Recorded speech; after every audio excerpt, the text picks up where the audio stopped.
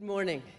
My name is Margaret M. Mitchell. I teach New Testament and Early Christian Literature here at the University of Chicago Divinity School, and it's my pleasure to be the chair of this panel. I'd like to salute and thank my colleague, Professor Abimbola Adelakun, for the invitation to chair this session and congratulate you on this splendid conference. Welcome to day 2. The topic of today's panel, this morning's panel, is Christian nationalism and the politics of history, nation, and identity. I would especially like to thank our panelists, many of whom came from warmer places, for coming to Chicago during polar vortex. Our format this morning is going to be a 15-minute presentation by each of our panelists. I will get to introduce them in advance. And then there's a 30-minute question and answer session. And if you have a question, you're invited to line up at the microphone, and that will be your destination for your question. Our first speaker is Gina A. Zurlo. Gina Zurlo is senior researcher and lecturer in world Christianity at Harvard Divinity School. As the editor of World Christian Database, associated with Brill Publishers, Dr. Zurlo tracks changes in religious and non-religious affiliation in every country in the world, past, present, and future. She is also a visiting research fellow at Boston University's Institute on Culture, Religion, and World Affairs, founded by sociologist Peter Berger, where she edits World Religion Database, also from Brill.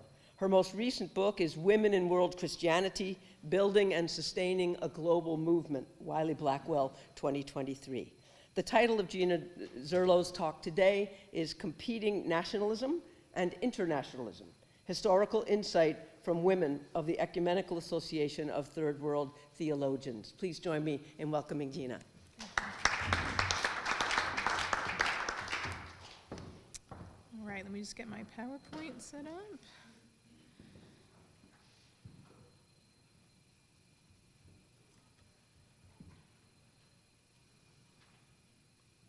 All right, good morning, everyone.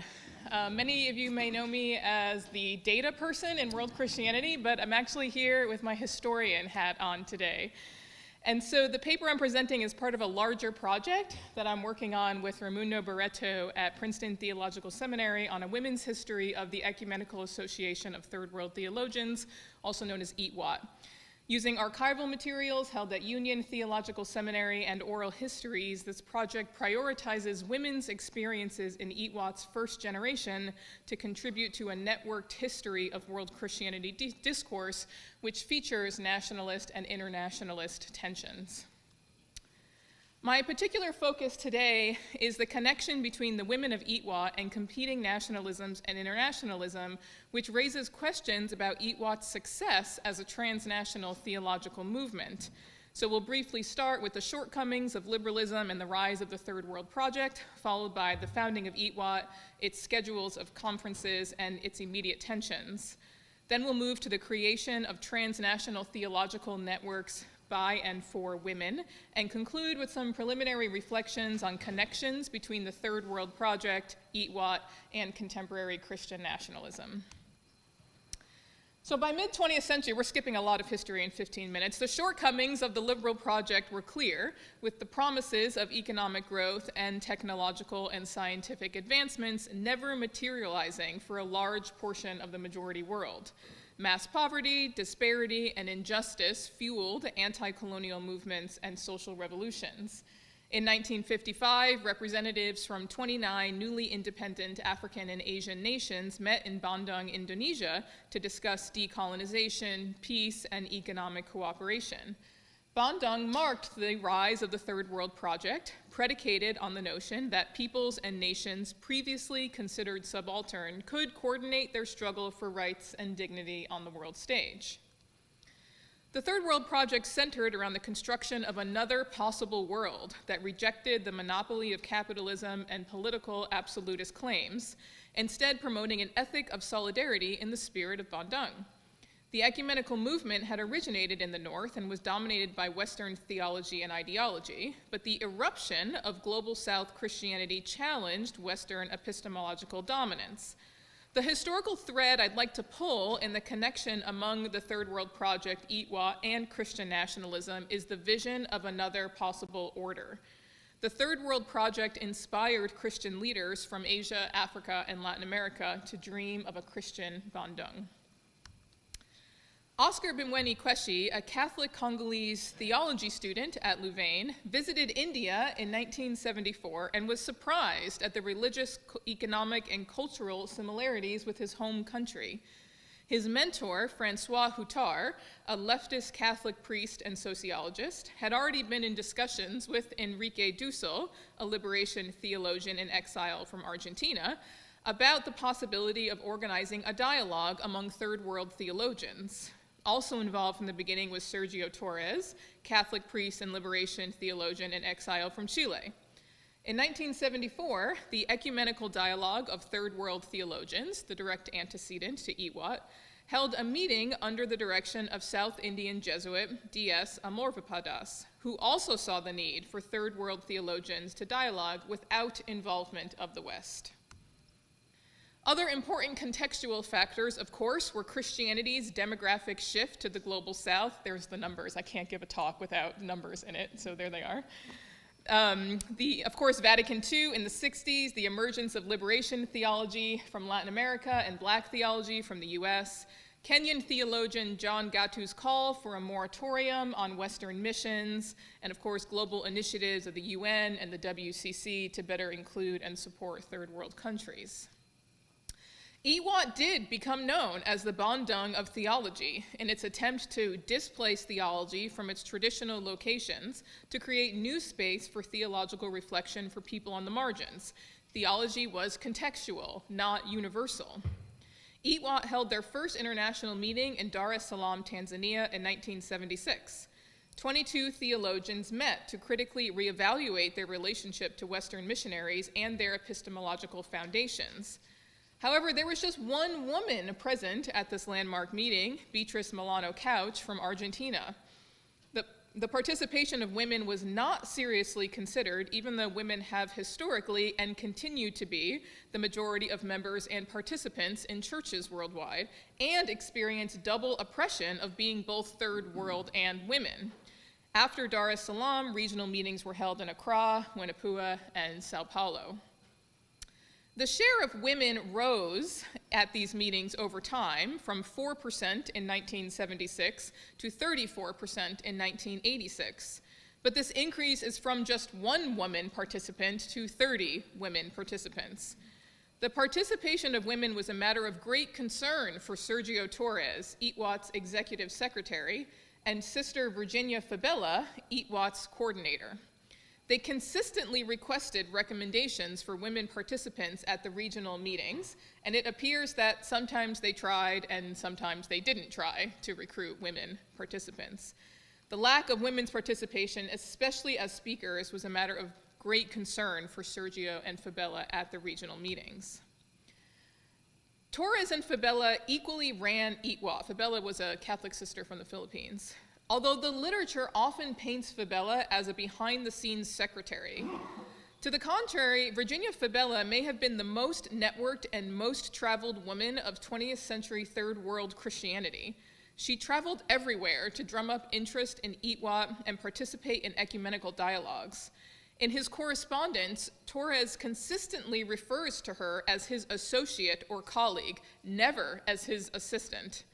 He frequently advocated to local partners, all men, to welcome her as the face of the organization.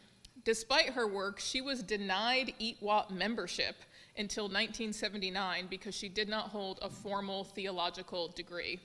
She received a Doctor of Ministry degree in 1992. IWAT had gained a reputation as yet another boys' club for the church. Sexism had taken a backseat to socioeconomic analysis, and feminist groups grew increasingly critical of the overrepresentation of men. Tensions boiled over at the New Delhi meeting in 1981, which prompted Indonesian theologian Marianne Katopo to stand up and openly confront the men on their poor attitudes towards women. the telling of misogynist fables, passing over women for important roles, constantly comparing women to men, the lack of recognition of sexism in formal papers, no engagement with feminist theology, and comments about women knowing their place were just too much to bear. The so-called greatest liberation theologians of the 20th century could not see their own oppression of women in their midst. Iwa attempted to shift the global theological center of gravity from the powerful to the marginalized, spurred by the Third World Project and framed by anti-colonialism and self-determination. However, the assumption that Third World Christians could be theologically united under a shared experience of oppression quickly fell apart. The internationalist New World Order aspirations of the Third World Project, adopted by Iwa, proved nearly impossible to achieve, except for the women. Creating a unifying theology was challenging, given competing national, political, religious, and socio-economic contexts of the Third World. Latin American liberation theology had a much higher international profile, and others felt threatened that it would dominate their theological perspectives. Indeed, African and Asian theologians came to believe that Third World theology was becoming a cover for the institutionalization of Latin American liberation theology. Latin Americans largely asked economic and political questions, where African and Asians asked cultural questions in dialogue with different religions. The split between liberationist and enculturationist approaches meant constant conflict between Latin Americans on the one side and Asians and Africans on the other. And these tensions were never really resolved, revealing the limitations of internationalist aspirations. And of course, most male theologians of any region offered no serious engagement with women. As EWAT's membership grew and diversified, they dropped the commitment to synthesize third world perspectives, instead opting for what they called cross-fertilization. No single approach could represent the third world as a whole, which might seem obvious to us now, but was not really the spirit of the Third World Project.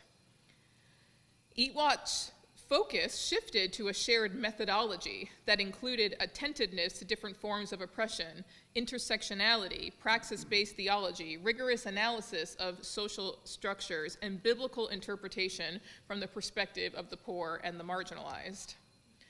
Although EWAT still exists, it definitely lost steam in the 1990s. Sarah Shortall says, EWAT thus suffered from many of the same pressures that beset other third world movements of the 1970s, internal fractures among the diverse nations of the Global South, and disinterest or hostility from their counterparts in Europe and North America. Hostility was on full display at the Geneva meeting in 1983, EWAT's first official dialogue between Third World and First World theologians.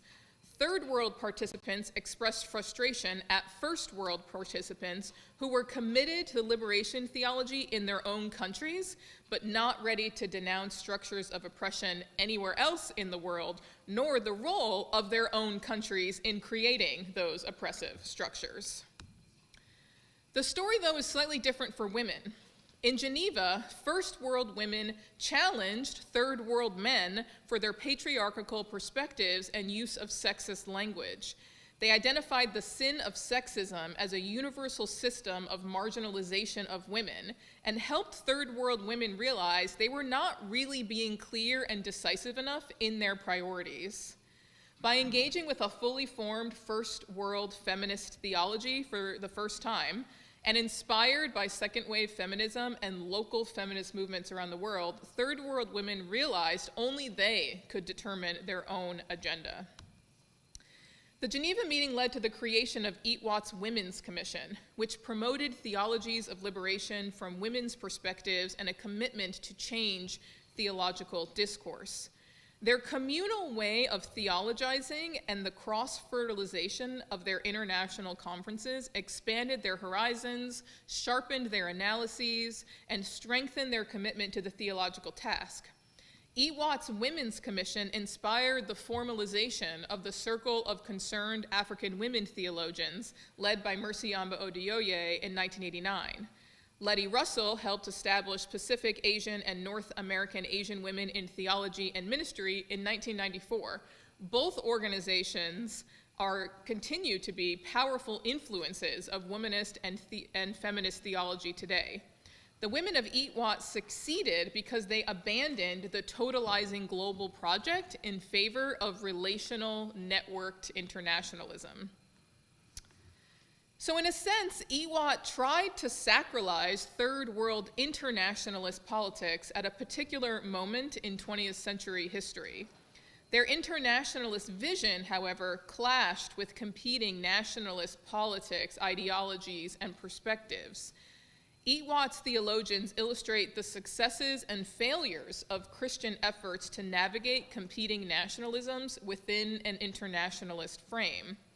The Women's Commission, however, had a decisively positive impact on the growth of third world women's theological consciousness.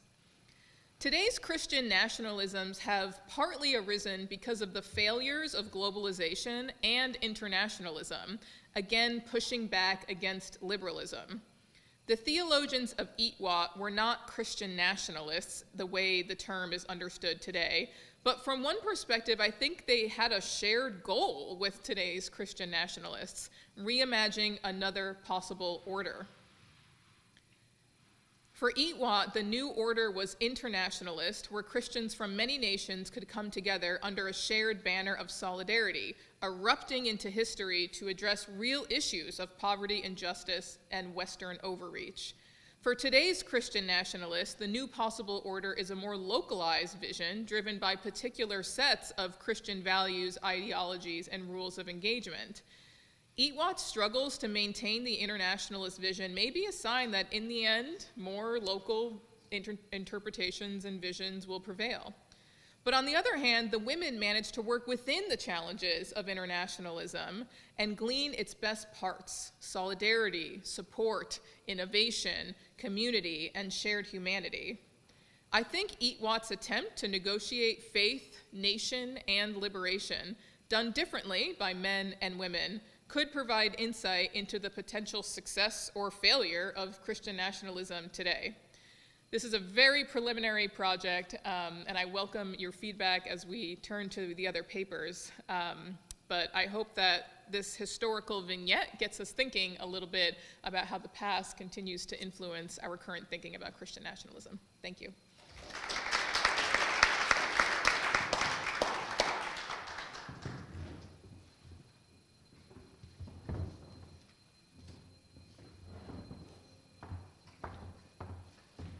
Thank you so much, Gina. What a wonderful kickoff to this panel.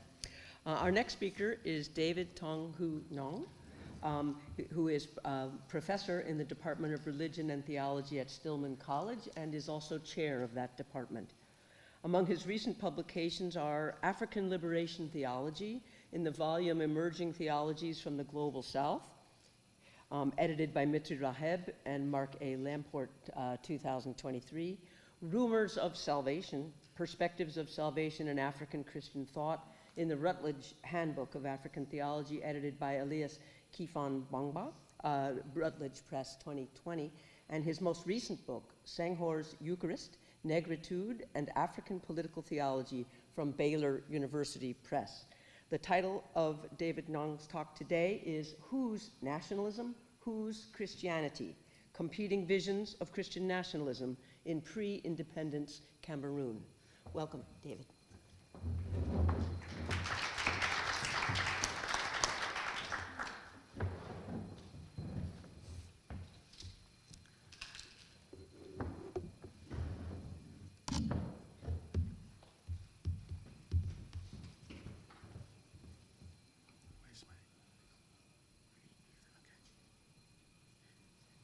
Stretch it away.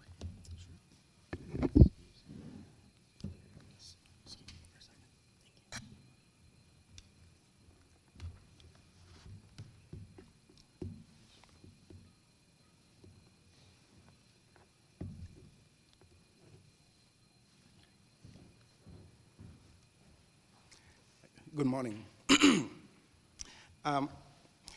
The story this essay tells is the story of competing visions of Christianity and nationalism in pre-independence Cameroon.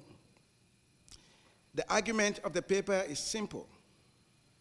It is that as far as Christianity is concerned, the pre-independence anti-colonial struggle in Cameroon was about which version of Christianity was to underwrite which version of nationalism. The issue, on the one hand, was what should the Christianity of a people or a nation look like? Should it look like the missionary Christianity, or should it be different from it?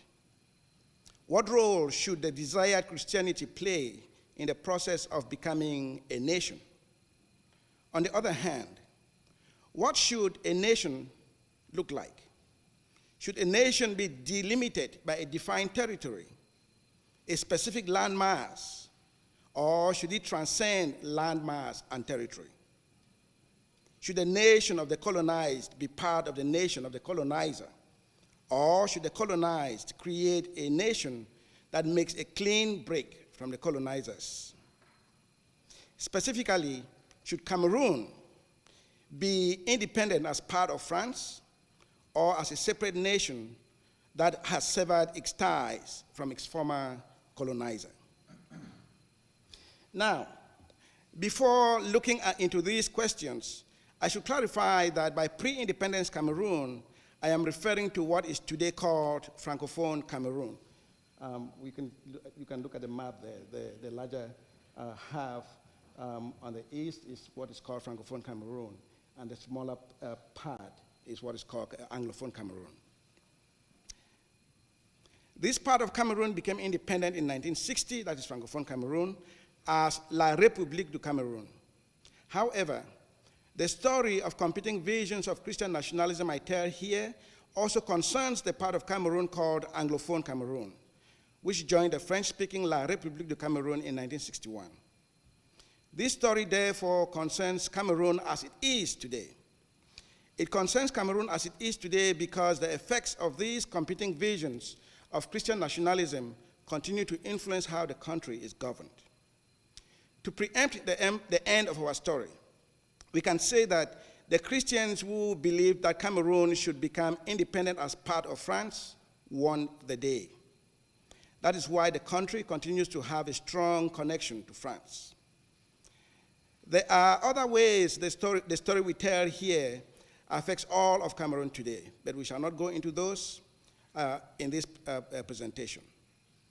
Our focus will be on addressing the questions that are raised by these competing visions of Christian nationalism. Now, pre-independence Cameroon was characterized by two versions of anti-colonial nationalism. A conservative version that focused on personal transformation as foundational to evolving a strong nation, and a radical version that focused on structural transformation as central to creating such a nation. But only one, the conservative version, was recognized as Christian nationalism. The radical version was described by its detractors, especially by French missionaries who were leading figures in Cameroon's Christianity at the time, as communistic and atheistic. While the radical Christians hardly defended their version of nationalism as Christian, I show from their writings, statements, and personality that their version of nationalism was underwritten by their understanding of Christianity. And their understanding of Christianity emphasized structural transformation and liberation, leaning towards liberation theology. Thus, both conservative and radical Christians saw Christianity as central to anti-colonial nationalism, even though their Christianity led them to think about nationalism differently. Because both drew from Christianity, the nation state came to be seen as a divinely sanctioned project. I raise the question here of whether Cameroon, as a representative of the nation state in Africa, should be theologically conceptualized as a divine project. In addressing the arguments of this essay, I first discussed the context in which Christian nationalism developed in Cameroon, especially focusing on the period between 1945 and 1960. I should say that I will not address that, in this presentation. That's a very long section. This period was characterized by efforts to contain radical colonial nationalism by French colonial administration, drawing support especially from the hierarchy of the Catholic Church in Cameroon. This hierarchy sought to determine the direction in which anti-colonial nationalism went by emphasizing Christian activities that made Christians fit for inclusion into the greater France, and by branding radical anti-colonialists as communists and atheists. Second, I argue that the radical anti-colonialists who were described as communists and atheists were in fact Christians whose view of Christianity leaned towards liberation. Finally, I argue that the appropriation of Christianity for anti-colonial and nation creation projects provides an unnecessary divine sanction to the nation state. Methodologically, I draw from the historical literature on Cameroon that addresses the period under discussion. Theoretically, I apply theological and anti-colonial readings of the sources. This work is part of my ongoing project on African political theology. Now, I should go to the context. The next part is the context, which I said I'm not going to emphasize, but it is important just to remember that the context in which Christian nationalism developed in Cameroon was a context of anti-colonial ferment, especially after the Second World War, and the creation of the most significant political party in Cameroon, Union de Population du Cameroun, in 1948. So what I want to do now is to talk about how proper Christian nationalism was defined in Cameroon. The Catholic Church and some Protestant churches became part of defining proper Christian nationalism in colonial Cameroon. And their nationalist vision coincided with the colonial vision of France. These churches became central. These churches became central to defining Christian nationalism in Cameroon because of their connection to French colonial administration. Most of the important Christian leaders in Cameroon were Catholic and from France. Important colonial administrators were also Catholic and from France. So Catholics came to occupy many of the critical positions in colonial administration, such as representing Cameroon in the French Assembly and then in Cameroon Assembly. One of the most important Catholic colonial administrators in Cameroon, a man who represented Cameroon in the French Parliament and almost became the first Prime Minister of Cameroon, was a medical doctor called Louis-Paul Ojula. He was born in Algeria, but educated in France, and then moved to Cameroon to promote Catholicism and French colonialism. Also, because French Catholic and Protestant missionaries held leadership positions in the church in Cameroon, they had trained Cameroonians who would tend to see things as the missionaries did. Thus, the views of independence and church life the French missionaries espoused was also espoused by their Cameroonian acolytes. For example, following the French idea of assimilation, the missionaries thought of independence as assimilation into France. Such assimilation was based on Christianizing and civilizing Cameroonians to bring them up to the level of metropolitan France. And Christianization was understood as transformation of individuals, beginning with the household. The proper home life became the focus of such Christianization. For this reason, they placed emphasis on transforming married life, focusing on proper Christian marriages, and promoting temperance. In fact, French Protestants in colonial Cameroon formed a temperance organization called Croix Bleue, or the Blue Cross, to combat alcoholism as part of their Christianizing of the people. This organization still exists in Cameroon today. The focus on individual transformation was coupled with the direct denunciation of the UPC as a communist group that should not interest Cameroonians. This denunciation of the UPC was made by both the French prelates and their Cameroonian acolytes. For example, in 1955, the French prelates wrote a piece denouncing the UPC as a communist party. They noted that they were for Cameroon's independence, but they wanted an independent Cameroon that was based on gospel values. This was followed in 1957 by an influential book by the Cameroonian priest Jean Zoa called Pour un nationalisme chrétien au Cameroun, a cover which you can see there. for a Christian nationalism in Cameroon. Even though the text was ironic in that it did not directly denounce the UPC, its emphasis on nationalism that was Christian was a thinly veiled jab at the UPC. The point was to dissuade Cameroonians from adhering to the UPC because its leaders were communist and anti-Christian. The UPC leaders, however, did not defend their views as Christian, but made a thoroughly Christian theological response to their detractors. So, what was their response? The response which the radical Christian nationalists gave focused on the 1955 statement which French prelates in Cameroon had made, denouncing the UPC as communist and warning Christians to eschew them. Their response represented a different view of Christian nationalism, a view that saw Christian nationalism as rooted in the transformation of social structures, leaning towards liberation theology and Pan-Africanism. The response argued that the French prelates who called for a nationalism based on gospel values were themselves not following the gospel.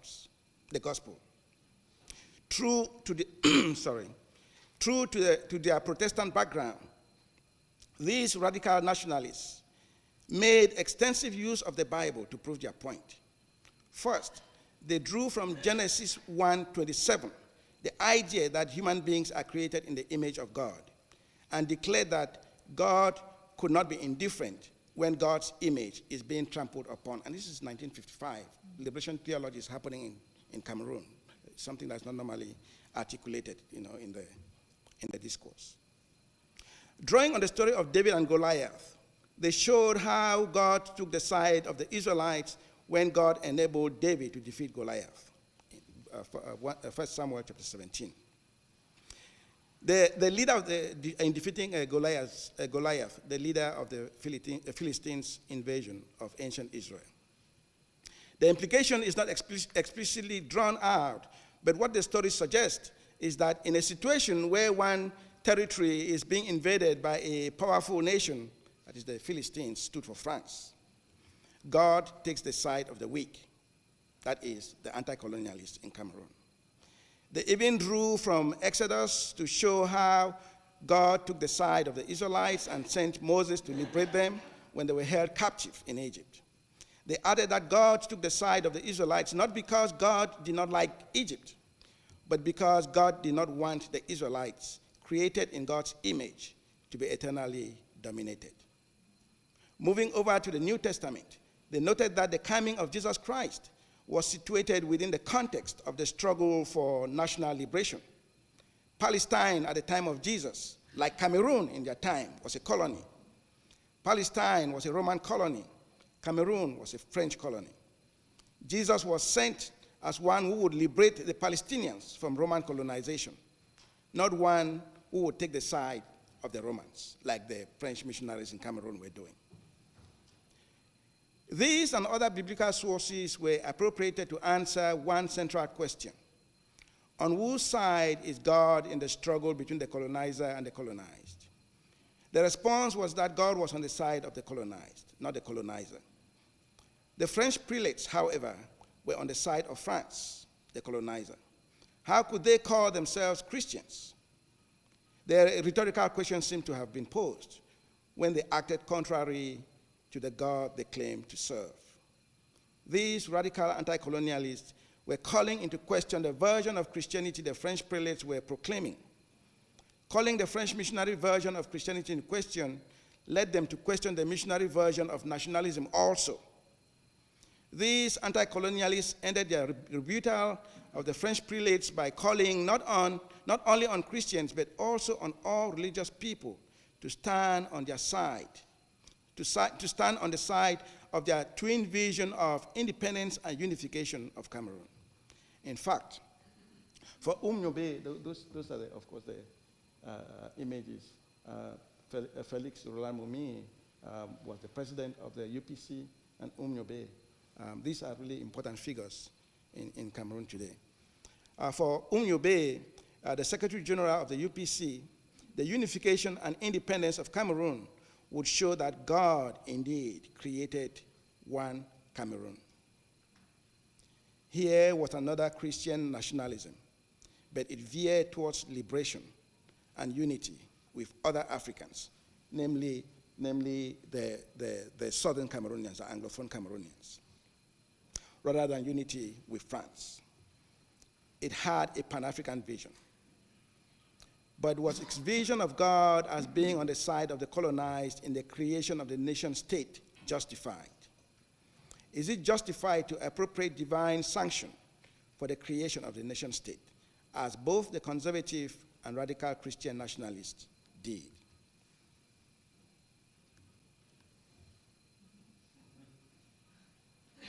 So, is God in the business of creating new nations and preserving them? Both colonialists and anti-colonialists would like us to think so. As you can see, the French missionaries in Cameroon appear to believe that God was in the French colonial business. Their vision of the French Empire was even influenced by an ecclesiology that saw the expansion of France as building a greater France and building a greater ecclesia also. But is the expansion of France for the glory of God and the church, as they seem to think? Cameroon's radical anti-colonialists and anti-colonialists across Africa and perhaps all over the world would say no. However, the radical anti-colonialists believe that God was also on their side. And today, the assumption that God is in the business of creating new nations and sustaining them has not gone away. It has often served to sanitize the rapacious genealogy of nation states. But we know that nations are often created and sustained through murder and the manufacture of enemies. This is a fact political theologians have noticed in their sober moments. What Christians should remember is that the story of the genesis of the nation is different from the story of the genesis of the church. The story of the genesis of the church is built on a call to repentance, a call to think differently about who one's neighbor is, to quote Professor Katongole. Should the genesis stories of the two bodies, that is the nation and the state, and the church, should the genesis stories of these two bodies, the nation and the church, not call Christians to be more circumspect in how they think about the creation and sustenance of nation states in the world today? Thank you.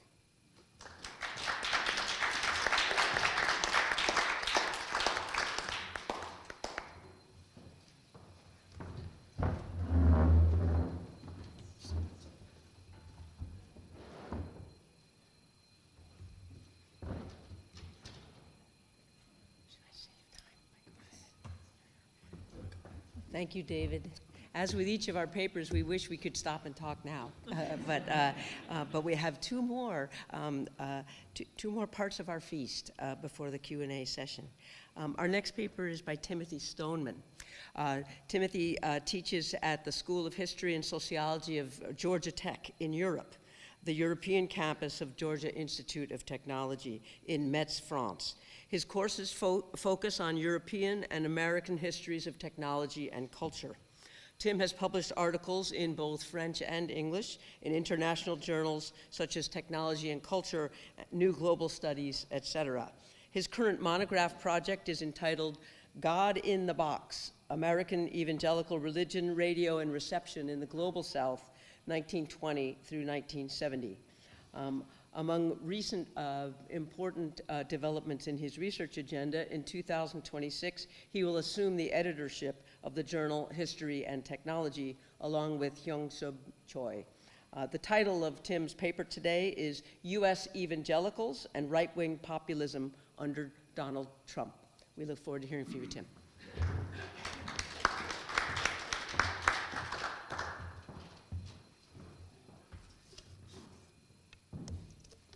So thank you very much. I'm going to shift gears here quite radically and bring us into the contemporary United States. The topic of my talk is the role of U.S. evangelicals in the contemporary MAGA movement. And my goal is to show the mutual imbrication of evangelicals and Donald Trump's MAGA in what we might call MAGA evangelicalism, expressed in terms of both political support and symbolic resources.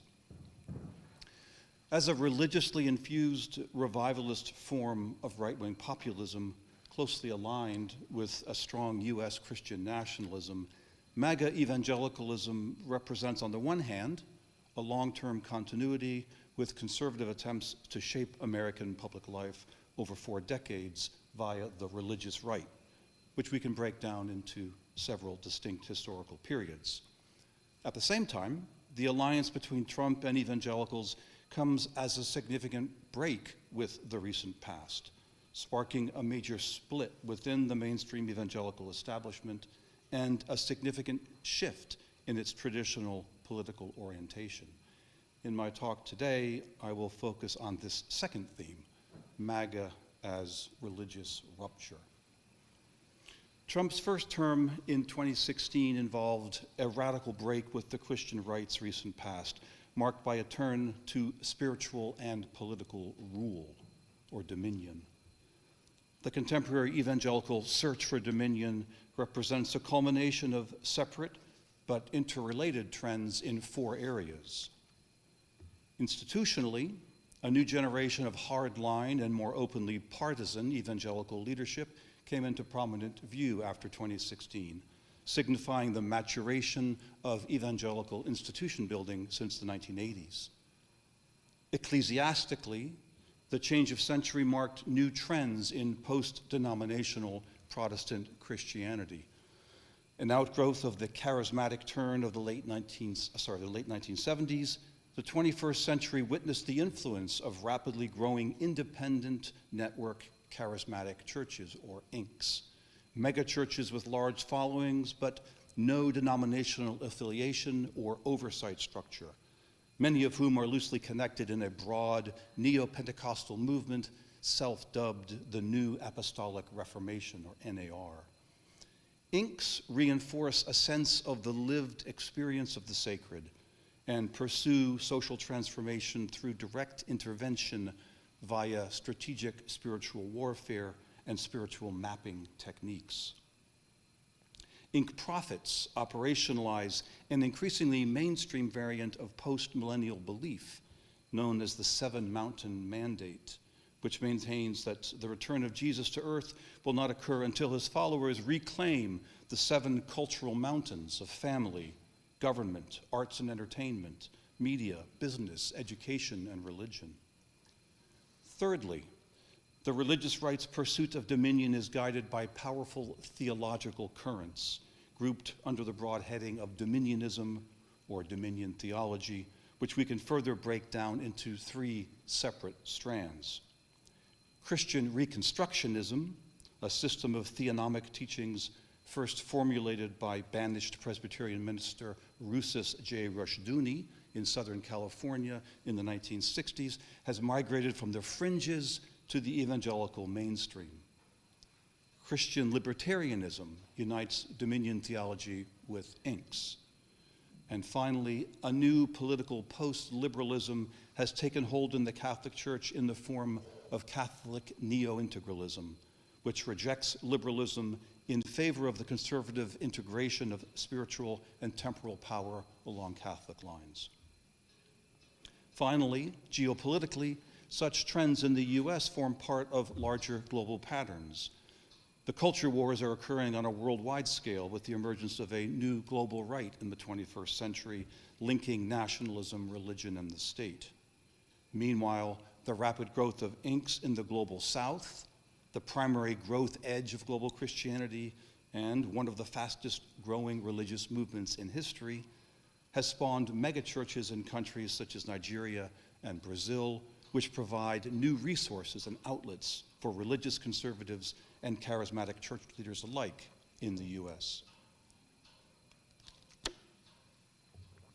The current period thus constitutes a significant break with trends over the past 40 years in American religious politics. A pronounced radicalization of evangelical political engagement along pronounced new institutional, ecclesiastical, and theological lines. Christian nationalism has re-entered the stage in a new, more virulent form, replacing the earlier traditions of civic Republican religion and American Christian exceptionalism. Contemporary white Christian nationalism coincides with the end of white Christian America and of Protestant hegemony, and creates a possible opening for illiberal and authoritarian elements of rule. Christian nationalism provides the lifeblood of the evangelical populism that has in turn enabled and nourished the MAGA movement. At least through the end of Trump's first term, culminating in the January 6 Capitol riots, evangelical populism proved the mainstay of MAGA, supplying the movement with the symbolic capability to speak and thereby claim legitimacy on behalf of the nation. Due to the involvement of evangelical Christians, MAGA has inaugurated arguably the first right-wing populist regime in US history. Populism has many permutations and meanings for academics and the public alike, both globally and in the US. To maintain rigorous use of the term, I rely on two specific scholars, Jan Werner Müller and Federico Finkelstein. For Müller, the logic of populism entails a set of exclusive moral claims to speak on behalf of the people, often pitting traditional elites against the people's singular interests. Finkelstein considers populism as an authoritarian form of democracy that derived historically from fascism in post-war Latin America, beginning in Argentina, and that represents the people in the exclusive form of the leader. In the US context, neoclassical right-wing populism of the right under Donald Trump has assumed an ethnically nationalist character. As Philip Gorski argues, such right-wing xenophobic populism functions as a secularized form of white Christian nationalism, or WCN. For Gorski, the four core elements of secularized WCN include blood tropes, apocalyptic narratives, persecution victimization narratives, and messianic expectations. Elsewhere, Gorski and Samuel Perry describe WCN as a deep story that encompasses both a mythic account of the American past as well as a political vision of what should be, joined together through whites' righteous exercise of freedom, order, and violence. As the authors state, MAGA was white Christian nationalism shorn of biblical references, but with the same deep story. In their delineating WCN as a cultural framework, Whitehead and Perry go to lengths to differentiate it from religiosity and white evangelicals per se, stretching both its normative and demographic parameters beyond a single, simple religious community. White Christian nationalism claims to speak no longer on behalf of just the moral majority from the 1970s, but the true nation as a whole by representing the country's original Christian identity, which the movement promises to restore. Over the course of 5 decades, during 4 distinct periods, from party partisans to cultural warriors to party insurgents and now would-be rulers, US white evangelicals undertook a journey as the country's self-appointed moral conscience to reshape not only the nation's elected leaders and laws, but its entire social fabric.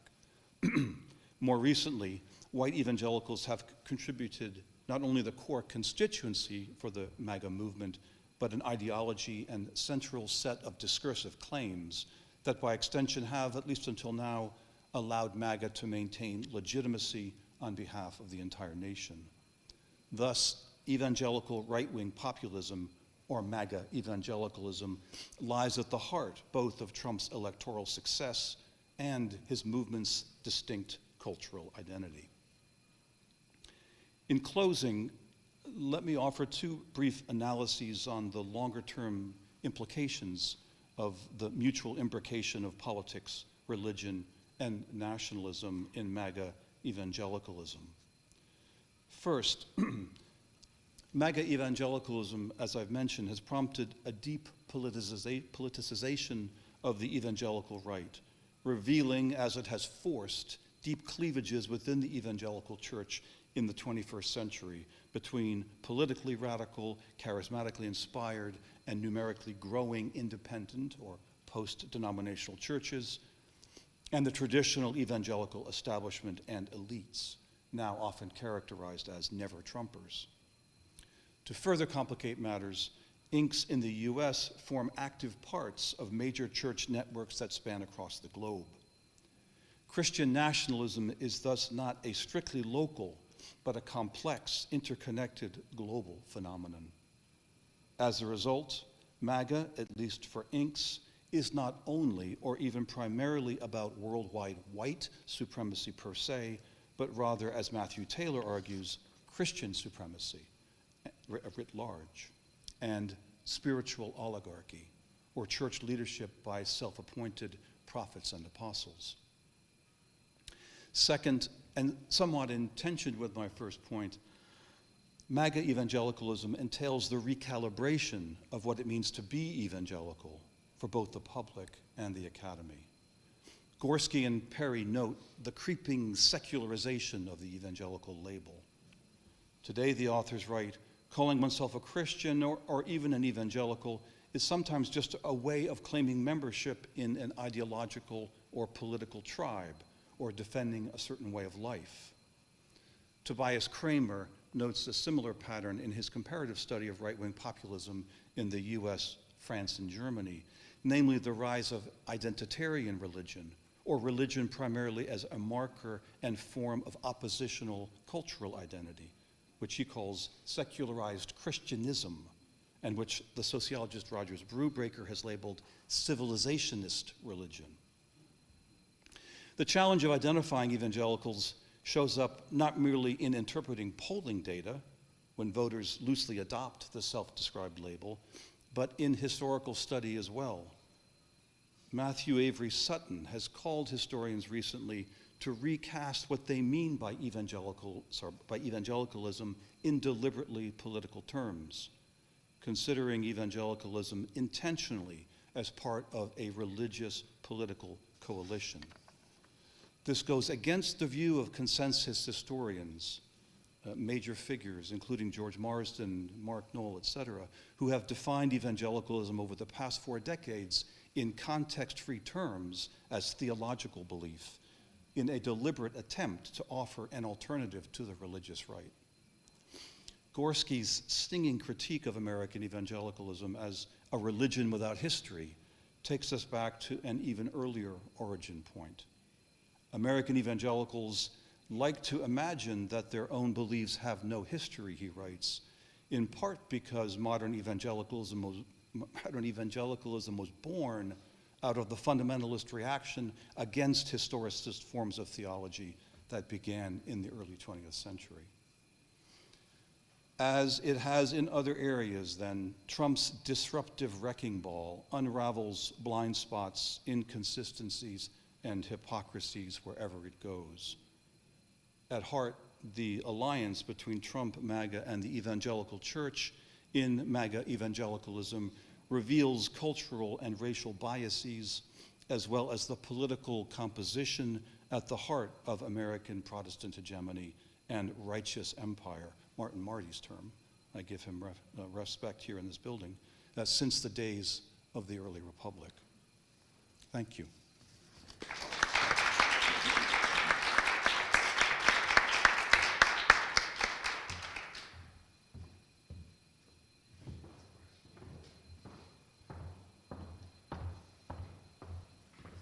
Thank you very much, Tim. Our final panelist before we will turn to some Q&A, so get ready to march toward the mic when we conclude our next paper, is by Tara Sage Wallen. Tara is an MA student in Religious Studies at UCSB where she earned a BA in Environmental Studies and Philosophy in 2022, with a focus on Native American Traditional Ecological Knowledges, or TEK. Her research interests include American Christianity and popular culture, contemporary Christian music, Mormonism and Mormon culture, indigenous ecological knowledges, as mentioned, pedagogy, colonialism and the academy, and intersectional analysis. Her current specific academic focus lies on the online tradwife movement, contemporary digital homesteading, back to the land movements within American right-wing political circles, and the intersections of high-demand religion and digital culture. Out of that research comes today's paper, I think, the title of which is Blood, Soil, and Sourdough, Fabricated Heritage and Christian Nationalism in the Digital Tradwife Movement. Tara, we look forward to hearing from you.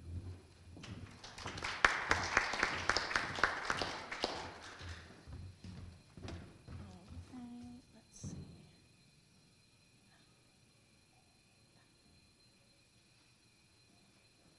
Sorry. Oh, there we go. Did I do it? No, I didn't do it.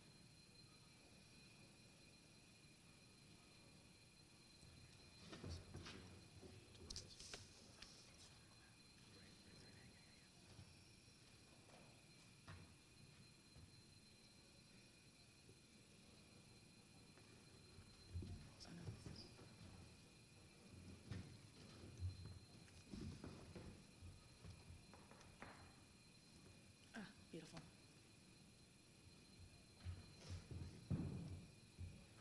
Thank you so much. Okay, awesome. Good morning. Hi, everybody. Thank you so much for being here, and thank you to wonderful, wonderful panelists. My name is Tara Sage, and yeah, my paper is called Blood, Soil, and Sourdough, Fabricated Heritage and Christian Nationalism in the Digital Tradwife Movement. And I want to start by showing a clip here that has been pretty widely circulated. This is from Ballerina Farm. Some of you may have been exposed to Ballerina Farm in the past, in collaboration with Evie Magazine, a conservative magazine who calls themselves The Future of Femininity. The caption on this video is, "The New American Dream."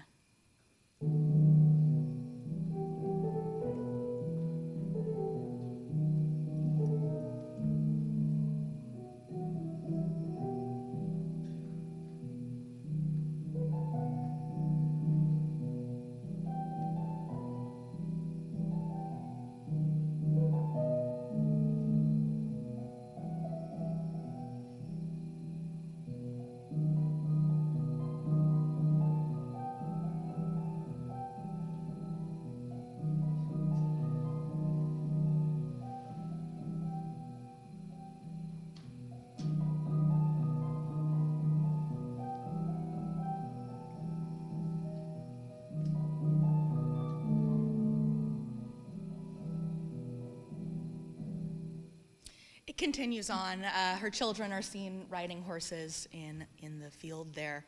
Now, at first glance, if this were to come up on your For You page, on your social media algorithm, you wouldn't necessarily notice anything glaringly political, but what you would notice is a feeling.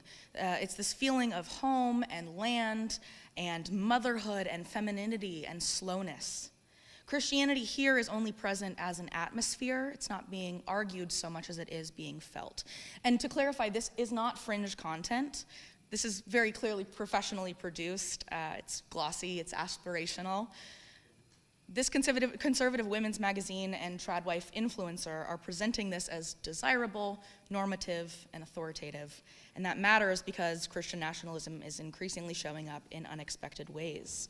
It's not always arriving as a rally or a policy platform. Very often, and especially with the seeming omnipresence of social media, it appears as a lifestyle, as aesthetics, and as a sense of what a good life is supposed to look and feel like. So before I continue, let me just quickly explain what I mean by tradwife, because I'm using the term in a pretty specific way. So tradwife comes from traditional housewife, And it refers to a loose but increasingly visible online movement that promotes women's fulfillment through heterosexual marriage, submission to male authority, motherhood, and domestic labor. These images were the first 5 to come up in a Pinterest search for Shradwife. So I thought they were quite evidentiary of the movement's imagery. Tradwife content emphasizes homemaking, modest femininity, fertility, homeschooling, and natural living, often framed as a return to tradition and a rejection of modernity. While there are older roots in evangelical complementarianism and new right family politics, the digital tradwife movement really took off in the late 2010s and early 2020s, particularly on Instagram and TikTok. Its growth closely tracks backlash to feminism and LGBTQ+ politics, pandemic-era domestic retreat, platform algorithms rewarding intimacy and lifestyle content, and rising anxieties around gender, reproduction, and national decline. And this is the key link. Tradwife culture becomes a vehicle for Christian nationalism when domestic femininity, reproduction, and return to tradition are framed not just as personal choice, but as moral obligations tied to the survival and restoration of a Christian nation. And this is the formation that I am particularly interested in. So the framework that I use in this paper is in the title. It's Blood, Soil, and Sourdough. Historically, Blood and Soil names a nationalist logic that binds people, land, and moral legitimacy together, the idea that belonging is inherited, rooted, and natural. And I'm not arguing that these influencers are reproducing 20th century fascism directly, but I am arguing that this logic persists. It's just been translated. So in the digital tradwife movement, blood shows up as lineage, bodily purity, fertility, and reproductive futurity. Soil shows up as stewardship, ownership, occupancy, and moral intimacy with the land. And sourdough names everyday practices like cooking, homemaking, repetition, and care, through which these ideas become normal and livable. Sourdough matters because it's slow, embodied, tended, and passed on. It is how ideology moves without sounding like ideology. And this is how nationalism becomes habitable. So this is where Sally Promy's concept of fabricated heritage becomes central. She uses this term to show how heritage isn't just preserved or inherited, it's made through aesthetics, objects, repetition, and display. Fabricated heritage doesn't rely on people being fooled, it relies on affective plausibility, when something feels timeless, inherited, or morally obvious. What tradwife content does is fabricate a sense of heritage around blood, soil, and domestic life, even when those traditions are historically selective or politically loaded. So rather than asking, is this tradition authentic, I ask what kind of past is being made emotionally believable here. And I think the best way to show what I'm talking about is through some examples. I'm going to focus on 2 case studies that very clearly illustrate these dynamics, but as I move into them, I want to say a quick word about how I read this material. So methodologically, I draw on Seba Mahmoud's work on ethical formation. Mahmoud encourages us to shift our attention away from what people believe and toward the kinds of selves that are being cultivated through practice. So rather than treating these videos as statements of ideology, I read them as training grounds, asking what kinds of habits, affects, and moral orientations they encourage and invite over time.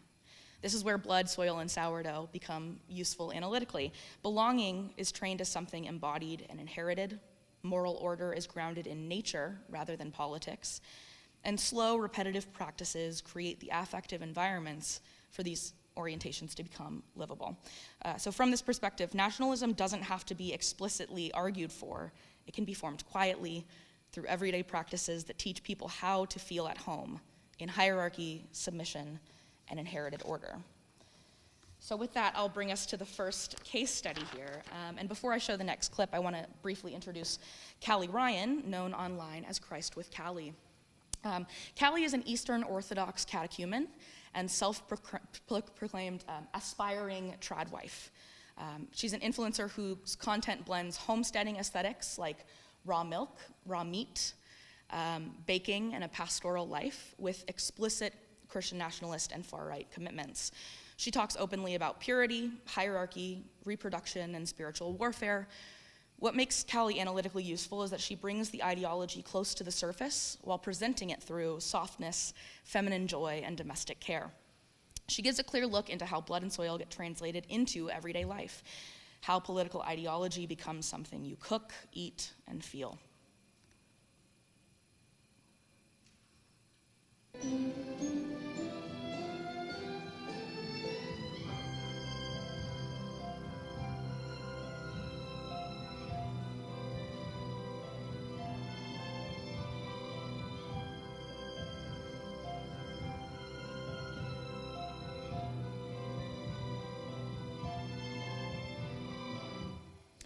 So I know it goes pretty quickly. Find me after. I can send the links if you like. But this reel, I think, is a great example. It works like a moral blueprint. Everything is organized into a clear binary, God versus Satan. Modern medicine, veganism, nightlife, and phones are all framed as corrupting, while nature, cows, marriage, and church are framed as divinely ordained. The soil here is functioning as moral authority. Nature isn't ecological, it's disciplinary. And notice how land appears. It's not history or sovereignty or contested, it's intimacy, bare feet and animals and touch. This is fabricated heritage working at the sensory level. Soil becomes something you return to, not something you argue about. This one I'm just gonna go ahead and pause so that folks can read. And for my panelist folks, it says, woke up white, not vaxxed, not liberal, not a feminist, straight, no tattoos, non-existent body count, Swedish, Austrian, Greek, Italian, noticer, and then there's a juice emoji, Orthodox catechumen, raging groiper.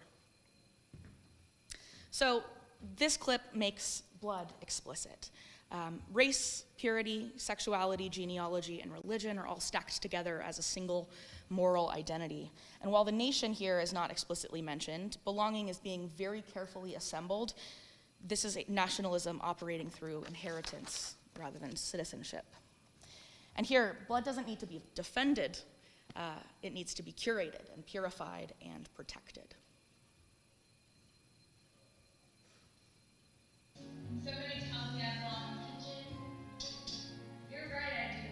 I love it here. Let's make the kitchen great again.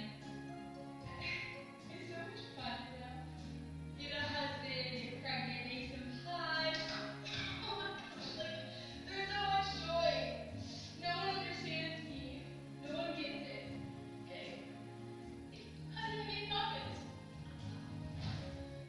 So this is where sourdough comes in conceptually. Here, restoration politics is miniaturized. Make America Great Again becomes make the kitchen great again. Instead of public debate and national unrest, we get domestic order. Instead of politics, we get virtue. The nation is rehearsed at the scale of the home. This is fabricated heritage in everyday practice. The kitchen is framed as a site of return, where a morally ordered past can be recovered through domestic life without engaging history, conflict, or structural power. Callie gives us a clear example of ethical formation when ideology is named, but the second case study shows how that same formation continues even when ideology disappears from view. And this shift from explicit politics to quiet practice is where ethical formation really takes hold. So this is our second case study here. This is Savannah Faith Stone. She represents a quieter version of this same formation. And unlike Callie, Savannah rarely uses overtly political language in the same way. Her content focuses much more on marriage advice, submission, and femininity, delivered in a calm yet firm tone. She was married at 18 and she's now 20. Her expertise does not come from experience, but from obedience framed as wisdom, which matters for how authority is being produced. Savannah exhibits how sourdough works, even when blood and soil aren't named, how hierarchy becomes emotional common sense.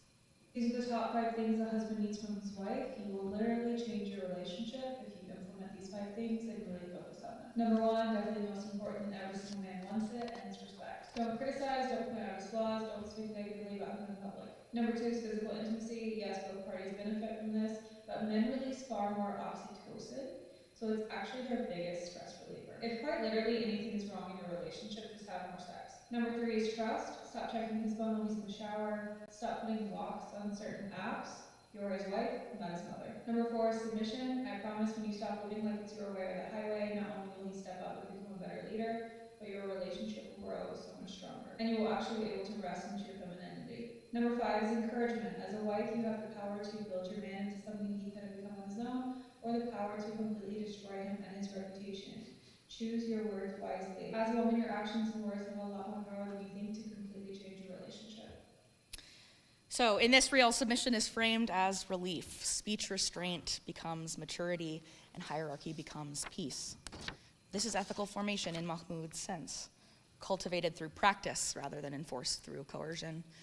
And this is how sourdough works, slowly and repetitively and quietly. No slogans are required here. So putting all of this together, we see that Christian nationalism is operating as an everyday theology in the tradwife movement, where blood and soil ideology is translated into embodied action and affective alignment. Blood organizes belonging, soil organizes moral order and land relation, and sourdough organizes repetition, habit, and inheritance. Fabricated heritage supplies the past, affect supplies the attachment, domestic life supplies the infrastructure. So wifehood is ethical training. Motherhood is futurity. Land is sacred inheritance without sovereignty, consent, or history. The home becomes the nation, and this is why softness matters. Softness isn't the absence of power, it's one of the most effective ways that power can work. So, like sourdough, this formation is alive, it's fed daily, and it's passed on through repetition, quietly shaping the future right there on the kitchen counter. Thank you.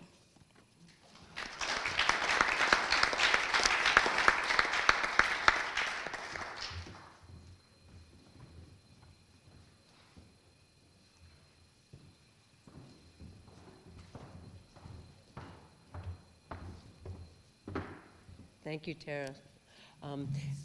We have roughly 20 minutes or so for conversation and questions. I am cognizant that Tara has to go teach in just a few minutes. So perhaps if there's a question or two for Tara, we might prioritize that. But otherwise, whoever is ready to go, come on up. And panelists will field the questions, please, as they're directed at you. Hi, Don. Thank you, panelists, for being here and for interesting research. Whenever there's this cultural ideological movement, just historically, usually there's a clear identification of the enemy, whether it be the Jewish people in the Third Reich or the intellectuals in the Mao China Revolution. Who are the enemies? There's a breadth of, okay, the secular elites, the enemies, but I feel like in order for a movement to be truly successful, there has to be a more targeted, enemy demographic. So in global Christianity, not just North America, but in different permutations in different geographical areas, who are the enemies? Is this for me? Sorry. It's for everyone, but since you have to go, so because you just showed us all those interesting social media posts, even though they're not naming it, who are they naming by those video productions? Yeah, great question. What I see mostly is that the modern woman is seen to be the enemy. Feminism is seen as the enemy, but more so it's modern feminists. There's a lot of content that you'll see on these people's pages where it's a direct comparison of people in this generation versus a godly woman, or people in this generation versus a godly man. And really, that's what I've seen, at least in the American context.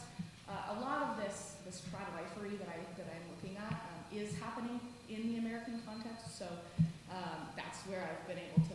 Oh, is it not on? Oh, there we go.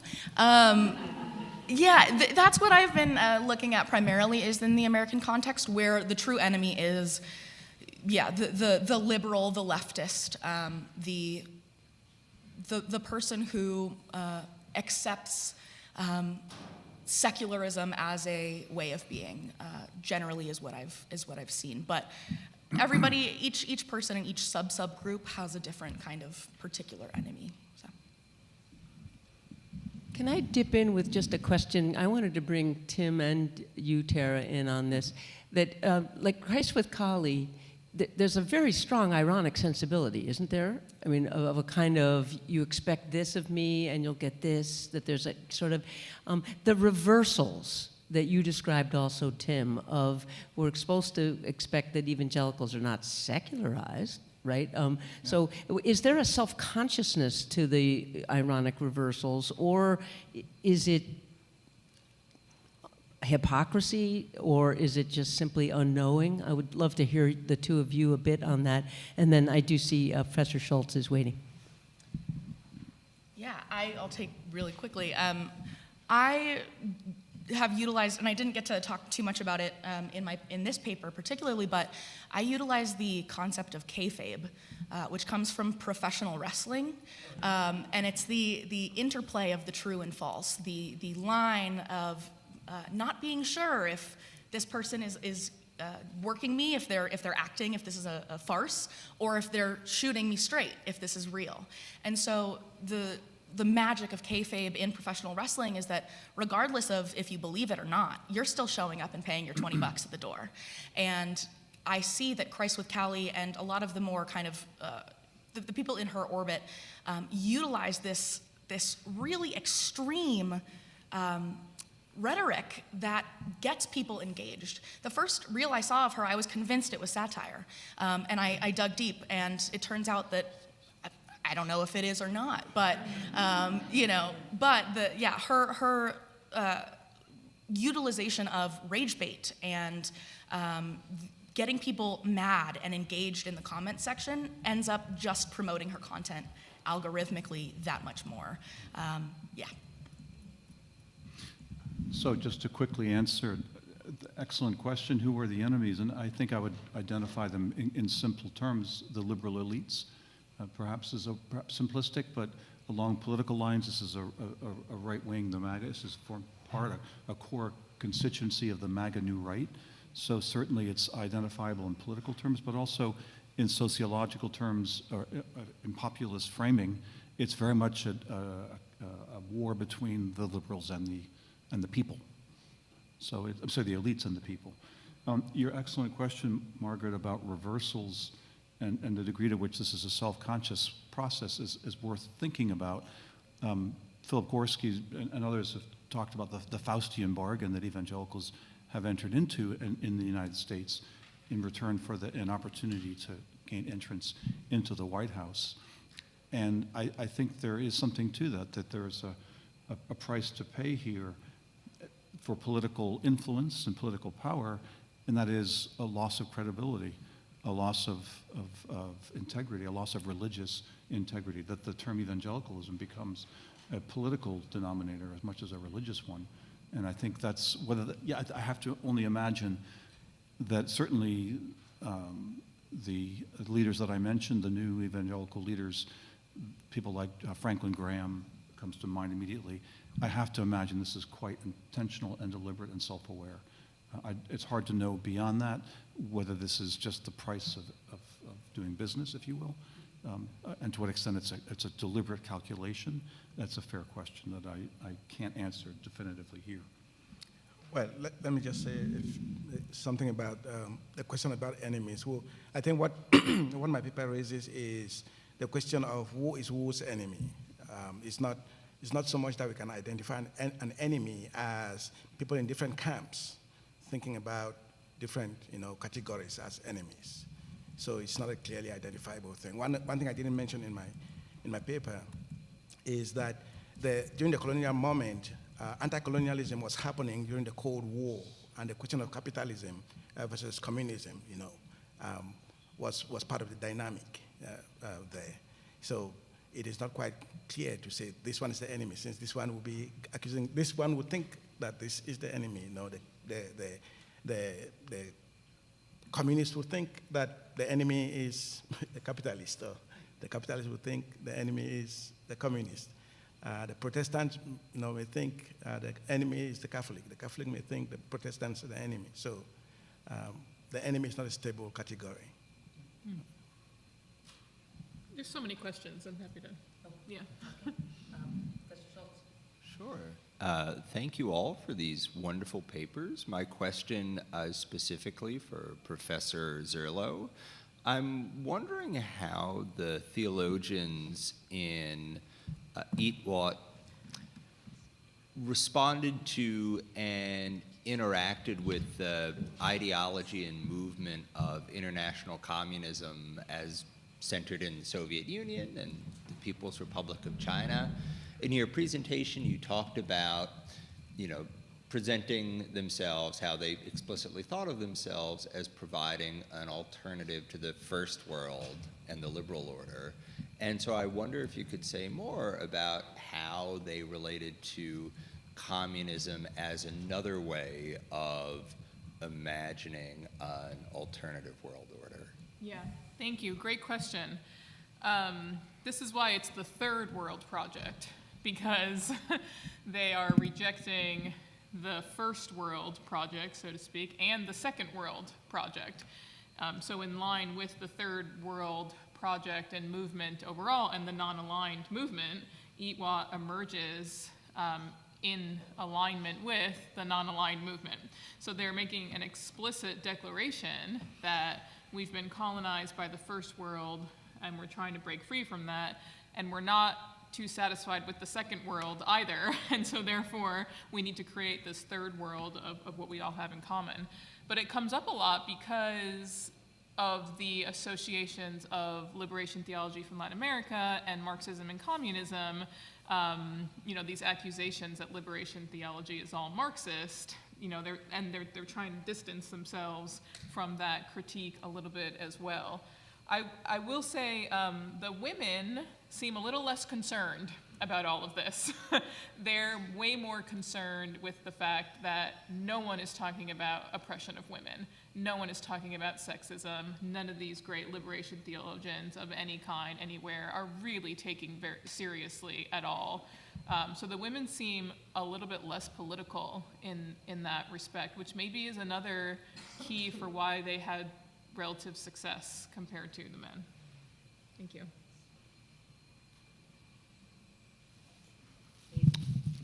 Hi, Lane Miller. My most direct question is to the Cameroon context. Working in West Africa with West African churches, I see this division all the time between the structural and the individual improvement. I see lots of emphasis on that. My question is, so the emphasis on marriage and leadership in particular has some resonance with this trad wife stuff. Mm-hmm. I'm curious what you see recapitulated of that trad wife material in your context.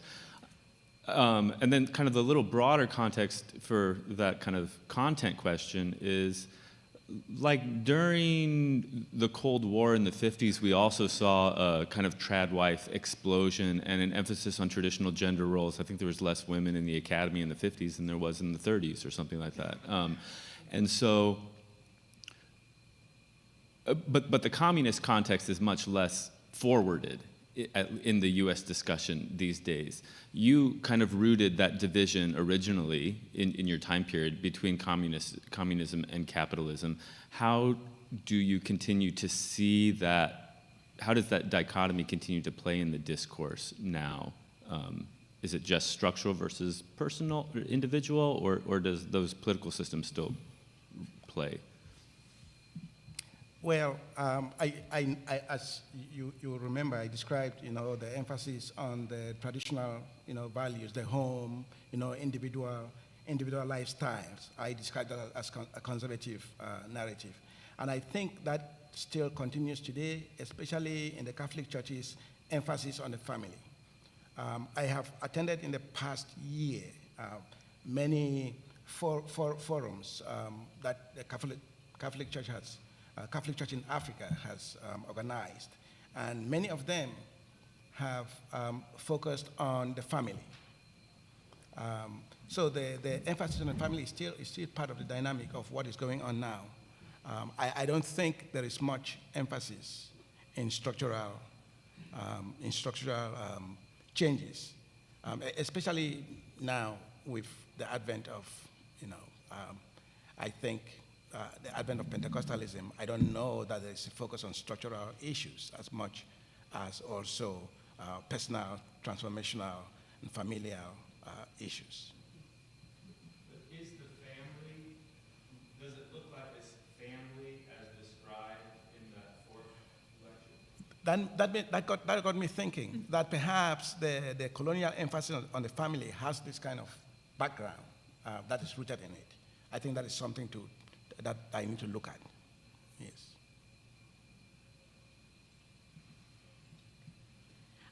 Hi, thanks. I have a question really kind of for the whole panel, I guess. I'm wondering if, given the kind of wide range of examples that have been presented here, if we can think, one question that I continually have is what is different about the kind of Christian nationalism that we see globally now, not just in the United States, but in Brazil, like other parts of the world. And if we can think in particular maybe with some of the historical examples that you all have given, which are other, we can say those are other kind of Christian ways of imagining the nation. I think Christian nationalism is always an option for Christians, sort of it's always available in the biblical text as one of the ways that we could imagine kind of Christian collectivity. And yet I do think there are historically specific iterations of this. So I think one of the questions that I have been trying to wrestle with is are there particularities to what we're seeing now? Are there theological, political kinds of particularities? I don't know. That's kind of for everyone. So.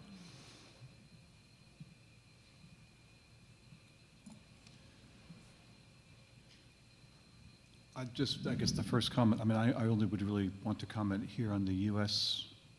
case, and I think the most obvious example, the alternative example of religious Christian nationalism in the U.S. is what I refer to briefly as civic religion, which is a long-standing, well, I should say a long-standing American tradition, but that was highly developed in the 1950s under the Eisenhower administration.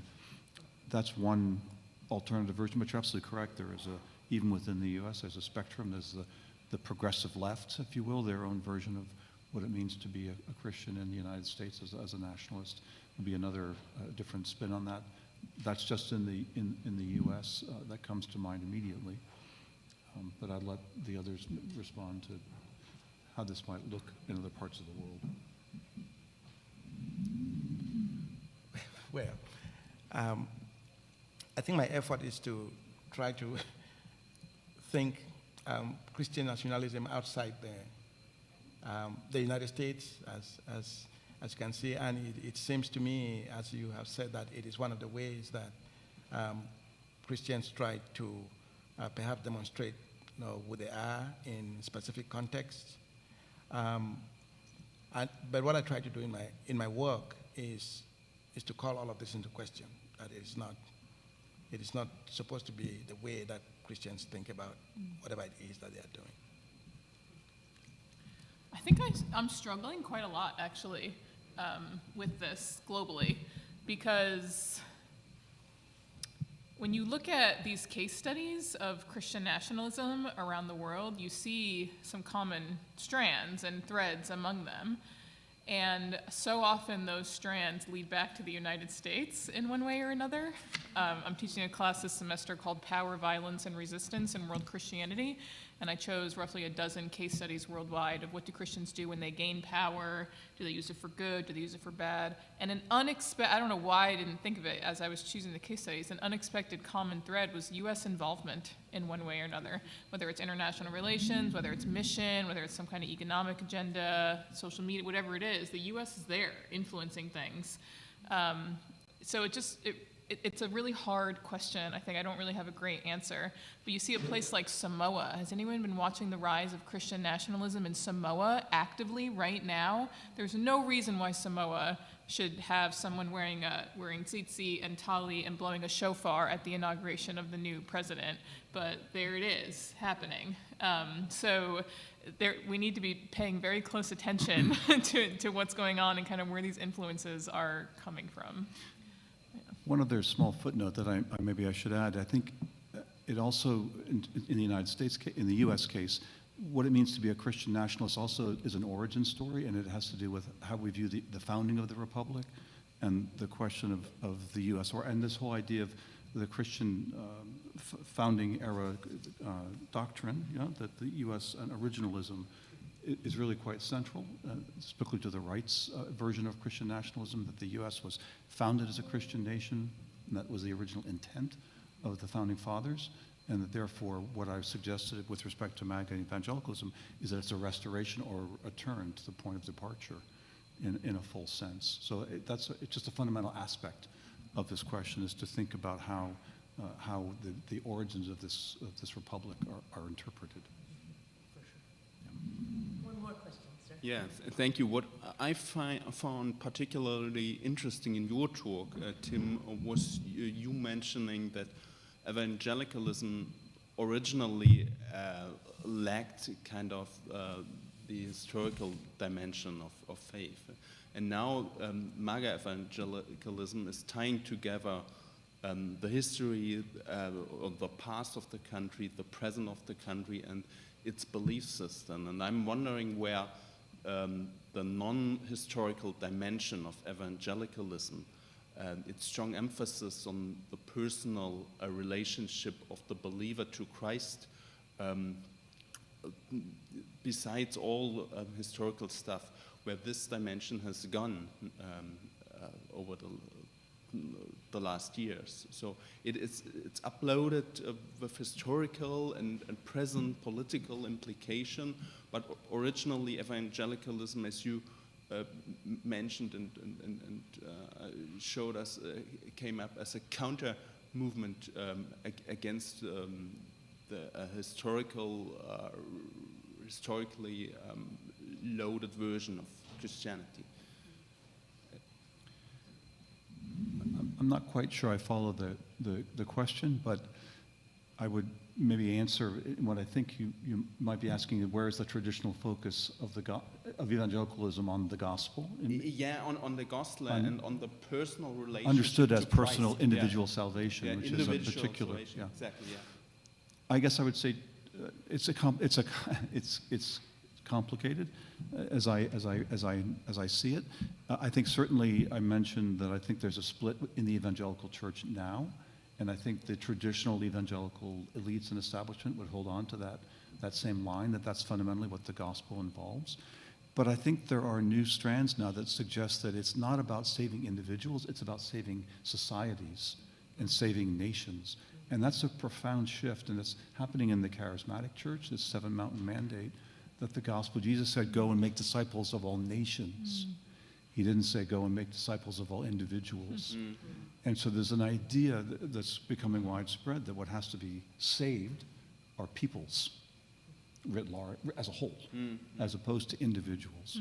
And that's a profound change, and that's why, again, among these charismatic churches, the idea of strategic spiritual warfare is that you're engaging in combat with demonic forces at the highest level, at the level of territories, in order to reclaim those areas for the gospel, for Jesus. But it's really a shift, and it's a post-millennial belief almost. It's about warfare at this macro scale, if that makes sense, rather than at the micro individual scale. Is that in part? Yeah, that makes sense. Yeah, but that's partly what is a battle going on between these two different wings of the evangelical church, because it's a very different understanding of what it means to be saved in a strict sense. So I'll stop with that. And it comes along with a strong emphasis on the human, on one's own power to make the salvation happen. But it's also, maybe one other quick observation, it's also extremely important with this Seven Mountain Mandate, because what it means is that it's about saving these areas of society, but doesn't even necessarily require that those individuals who are going about this work of reclamation are themselves Christians. Yeah. And that's why someone like Trump, who certainly in 2016 it wasn't at all clear that he was an evangelical, certainly not an orthodox evangelical believer, that someone like himself or other business figures or other leaders in media or other areas of society can be used by God. It was called the Cyrus anointing that Lance Wallnau, the prophet, provided at a crucial point in 2016 to suggest that God had chosen Donald Trump to carry out his work in reclaiming the U.S. government. And it didn't matter that, of course, he was a pagan leader, because Cyrus was. And this had tremendous power, this prophetic meme that circulated, that gave a tremendous amount of credibility and legitimacy to Donald Trump at a moment when if you remember, in 2016, there were 17 different candidates running in the Republican primary. Ted Cruz, Marco Rubio, several of whom had evangelical credentials. So the fact that Trump was singled out as, in some ways, would appear to be the least qualified on paper, but it was because of the role that Wallnow and Paula White, the televangelist, played in introducing Trump to this circle of people. But what I'm getting at is that it's clear to these leaders that God's anointing could be on someone who isn't even necessarily Christian in order to reclaim those areas of society. Thank you. In concluding, I just have to make a note as an ancient historian that I wonder, where is Constantine in all this? That the history of Christianity in many ways has been dual reckonings with Constantine. You could use the Cyrus example as well with Constantine, right? He wasn't baptized till his deathbed, etc. And yet there's a kind of blunting of denominational and theological traditions that have different views of relationship between Christianity and however one defines the secular power. And each of our papers today has done just a magnificent job of putting case studies before our eyes from the present. So I want to thank, in reverse order, I guess, Tara and Tim and David and Gina for just a splendid panel. So please join me in thanking them.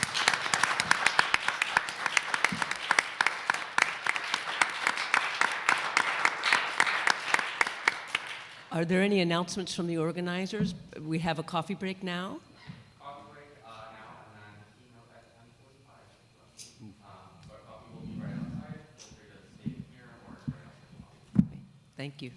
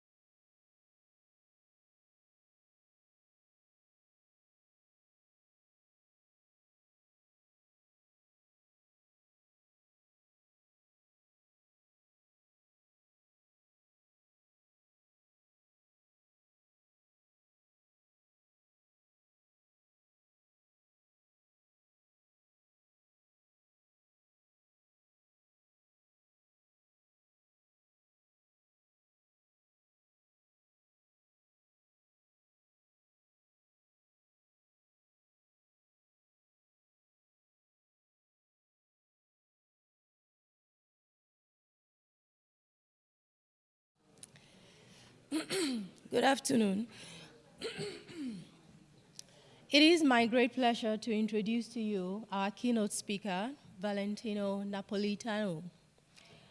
Professor Napolitano is an interdisciplinary scholar whose work moves across borders, geographic, intellectual, and ethical, spanning the Americas, the Atlantic, and the Mediterranean. She is a professor of anthropology and keynote scholar at the University of Toronto. Her scholarship engages many of the central concerns of this conference: nationalism, sovereignty, migration, justice, and the entanglements of religion and politics. Working at the intersection of sociocultural anthropology, critical theory, and political theology, she is especially known for her contributions to critical Catholic studies, theopolitics, borderlands and migration, and the anthropology of traces. Professor Napolitano is the author of numerous influential works, including Migrant Hearts and the Atlantic Return, Mujercidas and Medicine Man, and most recently, What is Political Theology?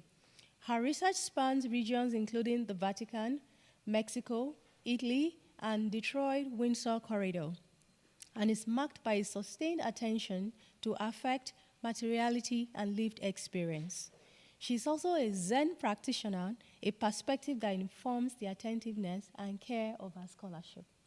Today, she will deliver our keynote address, Nationalism's Undoing, on substantiality and affective materialities of justice.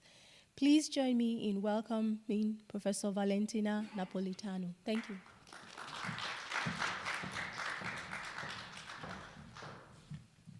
Great. Can you hear me? Yeah, great. I want to thank Professor Adelacum and Tara, if I remember correctly, Tara, team, David, and Gina for fantastic kind of discussion. And I hope to do some justice perhaps to pick up on some of those themes and hopefully open some others. So, and again, thank you to introduce my work, which really comes from sort of critical Catholic studies, so perhaps there is a little shift here, but I think we are really talking about this kind of rhizomatic configuration, so I hope there is room for maneuver and thought and collective thought. So, March 2023, I walk into an ample room in darkness. The only light poured through an oval portrait animated its subject. A beautiful young black man lies on his stomach in a field overflowing with vibrant neo-Baroque flowers. He rests on his elbows, hand clasped, exuding tenderness, abandonment, and sorrow. I recognize a ring adorning his left hand. The band reminds me of the one I gave my son. I ran around Toronto. Whoa, I didn't expect this. I ran around Toronto for weeks trying to find an engraver who could design a Kikuyu shield on a gold band for my 18th birthday of my mixed-race black son, Kamau. Those name means the silent warrior in this Kenyan language. Standing E-level with this majestic prone figure, I'm mesmerized and deeply saddened. By the way, oh, sorry, I'm coming. My eyes begin to fill with tears. This evokes to me the potency of Our Lady of Sorrow. The Baroque Madonna often portrayed with 7 blades piercing her heart. It is a sunny day in March, and I'm at the opening of Kehinde Wiley Archaeology of Silence exhibition at the De Young Museum in San Francisco, absorbed by the portrait entitled Christian Martyr Tarcissus, who is a 3rd century boy martyred for protecting the Eucharist in the street of Rome. And by the way, it's the take on a sort of 19th century Alexandre Falguière sculpture, which is in the Musée d'Orsay. And Kehinde Wiley is, for those who do not know, is the painter of the Obama portrait. Okay, so it's the official portrait. But I could be anywhere where shields fail vulnerable bodies in the face of annihilating systemic violence. Yet indexically, those same bodies become a front line in an agonistic charisma of undoing injustice, and in a deeply Christian form too. This doubleness, failure and force, vulnerability and charisma, already signal a paradox that runs through King de Wiley's work. The paradox is humbly enjoys the viewer. It allows one to contemplate in divine opacity rather than in the clarity of moral resolution. These bodies are not merely represented, they are positioned. They are laid down, often horizontally, on a defiantly abundant earth. That horizontality matters. It rhythmically pulsates with history of Western art, practices, and evoke mystic archives in profound ways for our present. While it subverts the omissions of Black life in Christian iconography by showcasing its Black subject, imposes historically reserved for white saints and martyrs. These figures are fallen, yet they are clearly ascended. They impel us to feel and connect those archived differently, not as distant histories of transcendent, but as living, contested side of pain, power, theology, and political struggle. By opening this lecture with King de Wiley's work and his profound Christian nature, I argue that what is at stake here is not simply representation, not only critique, but a reworking and re-inhabiting of Christian themes of martyrdom that it has once aesthetic, theatrical, enfleshed, and political. What lies at the heart of this conference engagement with nationalism and Christianity for me is the affective body, its form of intimacy, and its sensorial archives.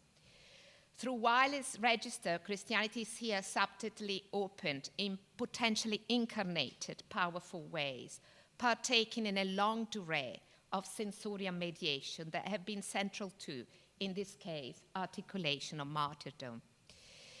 As Christianity has been mobilized effectively by hyper-nationalism at the moment of capitalist exhaustion, and of course, I'm taking Marine Le Pen and Joan d'Arc, but I could take the traditional wife that, that Tara discussed before. There is a potency to some of this archive that may be larger than we can imagine.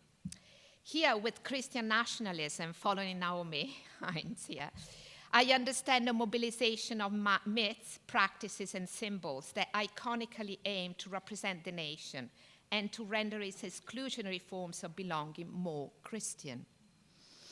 Hence, my first point, to put it boldly, is that we cannot afford potent affective archives of Christianity and their activation in the present to be hijacked by certain form of hyper-nationalism. We cannot afford that. This raises an important question. How can we think another wise of a Christianity without simply exiting Christianity tout à court? How can you imagine that, not as a rejection, but as a reworking from within? One that is not confrontational and divisive, yet agonistic in the sense of agon, to move it forward, to better, and activated by fierce compassion? One initial answer may lie in co-substantiality, being touch and touching, bodies in relation, bodies that bear history and grace in their flesh, body transverse and composed by multiple sensorial registers and multiple histories of violence. With consubstantiality, I refer to substances that are shared, such as food, fluids, flesh, and affecting materialities that bind people into social relation. By the way, the sourdough bread. I mean, it's just like so uncannily kind of resonating here in very many multiple ways. Fluid affect they bind people together. The anthropologist Julian Pitt Rivers, his well-known classic article, The Kith and the Kin, contended that divine grace is intrinsic to consubstantiality. Actually, I could just finish. Consubstantiality and flesh relations. Studying Catholicism in the Iberian Peninsula in the 1970s and 80s, he reminded us that grace can be the gift of social relation of amity. Yet grace can also deplete it out of social relations.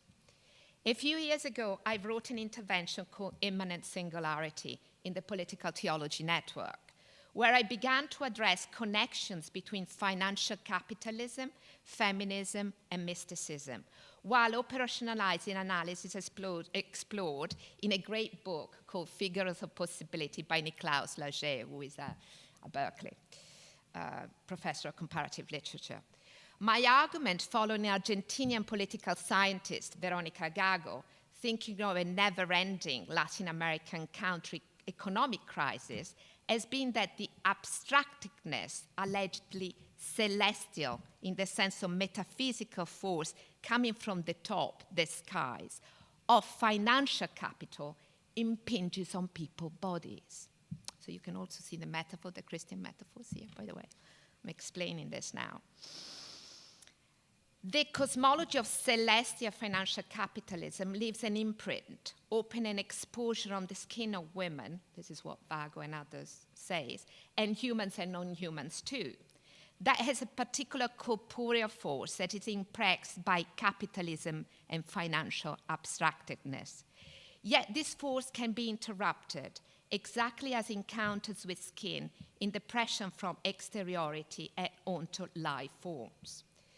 One dimension I wanted to stress with my writing on immanent singularity has been that the usefulness of active disimagination as a ground in political form, and that one I can talk more maybe on a Q&A, which is one of the grounds of Christian mysticism, this act of purposefully disimagination. One dimension I wanted to stress with my writing on immanent, active disimagination in its mystical quality is part of a process of figuration, a crafting and mediation of the soul that Lager beautifully rendered in his book, particularly in his analysis of work of Meister Eckhart and his disciple Henry Suso. The irreducible incarnation in the singular, which is what the mystical is, the irreducible incarnation in the singular, lends an important hand to feminist political and economic counterforce to a celestial financial capitalism that impinges, that is imprints onto bodies and social relations. As Silvia Federici reminded us, mystical and a heretical example from the early colonial Americas has inspired life forms that refused the civilized social contract. These forms of heretical example as well, offered resource for insurgent movements that rejected the modern state's monopoly on violence and its claims to be the sole site of sovereignty, political divine authority. So my second point is that destructiveness of celestial global financial capitalism in its enduring depletion of life remains more than ever worth examining through the counterforces of immanent singularities in which we are embedded. So I think the call for us is to find those spaces of to activate those spaces of immanent singularities.